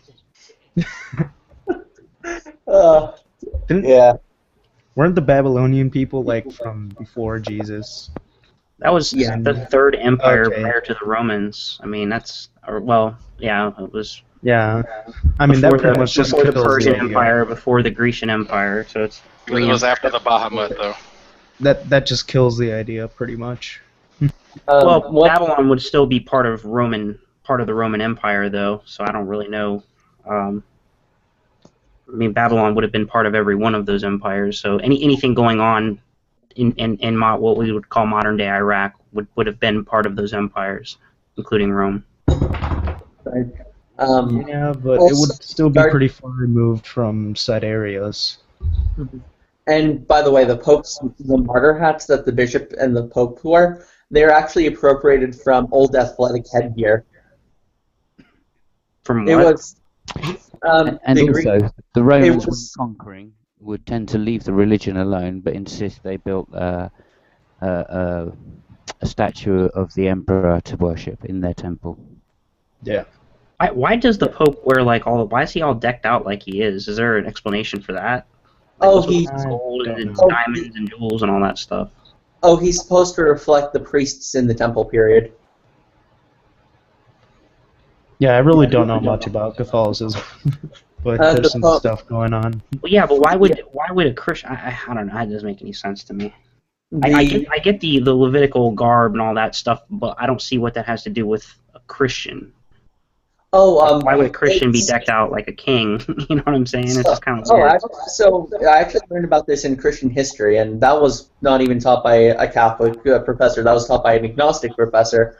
So what I learned about it was when the Second Temple broke down and was destroyed, the Jews were kind of scattered, and they didn't really know what to do because the sacrificial system was very huge in the religion. So the Jews, going back to the Babylonian system, back when they were in exile in Babylon, went to fulfilling the dictates of Torah, and Torah would be worth the sacrifice. And in fact, the additional oral traditions were to make up for, from what I remember, the sacrificial stuff. But for the Christian tradition, the sacrifice was fulfilled in Jesus Christ. And because the Eucharist and the practice of partaking of communion became the replacement for that, the Catholic priests taking up that role took up the role that the Jewish priests would have done at the temple. Because if we remember what happened before the destruction of the temple, Paul and the others were still going to the Jewish temple. But afterwards, their communion became the replacements. And that's why the Catholic Church and their designated priests, who are successors through the bishops of the apostles, take on that role. So the explanation comes from the Jewish exile and the destruction of the temple, and in the early Christian, and by early Christian I mean where we have the non-biblical sources, the extra patristic stuff, where that would have picked up from in that theology, and that seems to be the explanation, and I think it's a rather good one. Yeah, obviously I don't agree with the whole succession. We'll agree to disagree. Yeah. Fair enough. As long as we all agree on the Trinity, we're good. Don't bring that up again. What was that, heretic?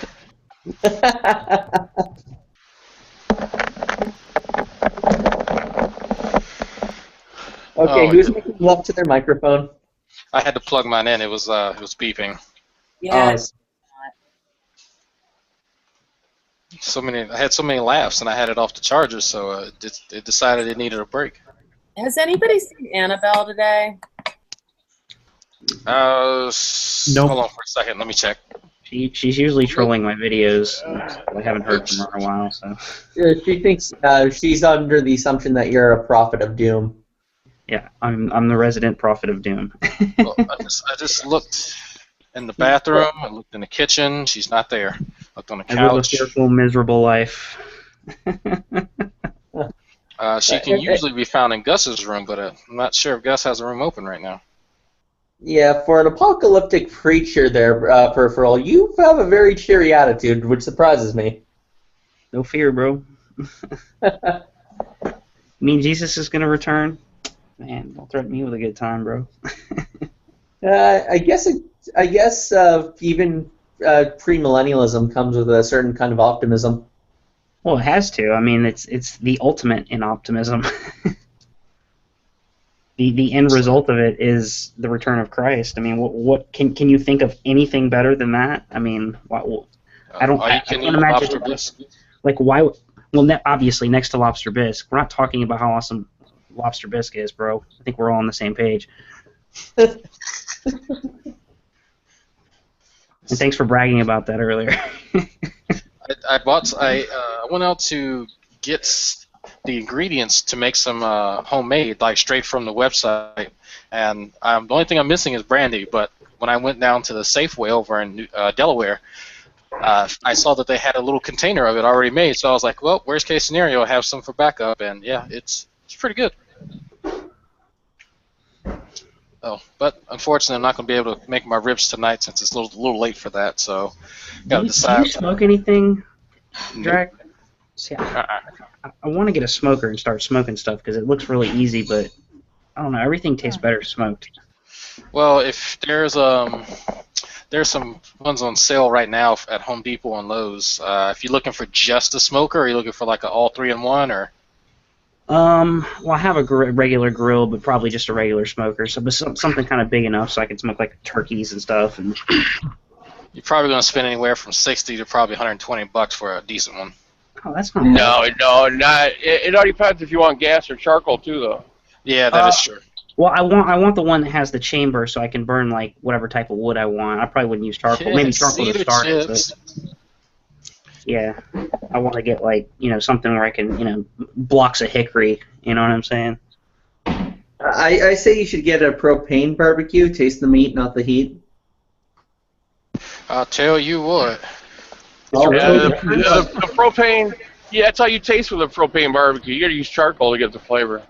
But Right, no, I right. bought a Mastercraft or something. They was like on sale for $99. The gas, vertical smoker, and you just put a little tray in the bottom with the wet wood chips in it. It smokes. It smokes really good. You think that works just as good, basically? Like I said, the charcoal and the wood gives it. If you could actually smoke the wood itself, I think you get a better flavor. But I mean, this is almost just as good. But the one I got for $99. I mean, you got 2 trays in there, but it's only like a foot by a foot. Like a foot and a half by foot and a half. If you jump up to the $199 one, then you're talking like 2 foot by 2 foot, which gives you a lot more room to put stuff in. I hate to be the health police here because it is kind of hypocritical of me because I eat fucking horrible shit. But the smoke stuff, it's carcinogenic as fuck. Meat, man. Is it really? Those Americans, they smoke any shit, man. Yeah, they smoke a lot. Yeah, horribly carcinogenic. I mean, smoke, fucking hell. What? Yeah, of course. Yeah, I but smoke. Yeah, I smoke prime rib in mine, and I smoked lamb, and it turns out awesome. Yeah, see? No cancer. Okay, I'm looking at a website, healthyeating.sfgate.com. So what are the dangers of eating smoked meat? Smoking your meat gives it a mouth-watering flavor. Beneath this flavor, however, are dangers associated with smoke. Although smoke is a good antioxidant and antimicrobial agent, overindulging in smoked meat can cause unwanted effects on your health. It is possible to avoid these hazards by reducing the amount of smoked meat you consume. So like anything else in the universe, it can kill you if you overdo it. That's from that creatine, the same stuff that lines your fireplace, chimney. So once a week is not going to kill me, right? No, and it actually says here, art is right to a degree. It says carcinogenic substances and byproducts. Smoked meats are associated with an increased risk for certain cancer due to the presence of cancer-causing substances, carcinogens. For example, polycyclic aromatic hydrocarbons such as benzopyrenes from the wood smoke are toxic. Also, nitrosamines, which are common byproducts of curing agents such as nitrites and nitrates, are also carcinogenic. According to the National Cancer Institute, polycyclic aromatic hydrocarbons and heterocyclic amine form when meat is cooked under high temperatures, as happens during smoking over an open flame or by grilling. While there is a dearth of definitive study results concluding that smoked meat contains cancer-causing chemicals, the NIC reports that many epidemiological studies exist that connect high consumption of smoked, grilled, or barbecued meat with increased prostate, colorectal, and pancreatic cancers. Well, that's just awesome. Thanks a lot, Art. Sorry. Well, don't overdo it. It did say over high heat, right? It said high heat. Yeah. Yeah, when you smoke, like my smoker, it only gets up to like 180. Just Yeah, I like smoke stuff. My auntie who lives in St. Petersburg sent us her smoked fish. It's really awesome. It's one of the best fishes I tasted. But what we did, and I think that might be done in all smoked fish, is that we didn't eat the outside thing. We just eat the inside meat. Because it doesn't have like the most, carcinogenic stuff in it. What? So. No, you got to like, especially where it's burnt like that there at the edges, man. That adds flavor. Yeah, well, yeah, sure. I mean, heck, I love grilled meat, and there's this basically smoked, right? Grilled meat. So yeah, but I don't think overindulging is a good idea. But hey, whatever. Fuck, I'm eating like a fucking pig. I'm eating chips here, so I'm not on a high horse here, not at all. Of course. Yeah, the other chemical you named in there, I forget what it was, is the polycyclic or whatever it was. There was one in there, but it's used if you're making like beef jerky. You know, it's like a salt. The curing agent, the nitrates and the nitrites. Yeah, the curing agent. That's if you're making more like a beef jerky. You cure the meat first before you smoke it. Like for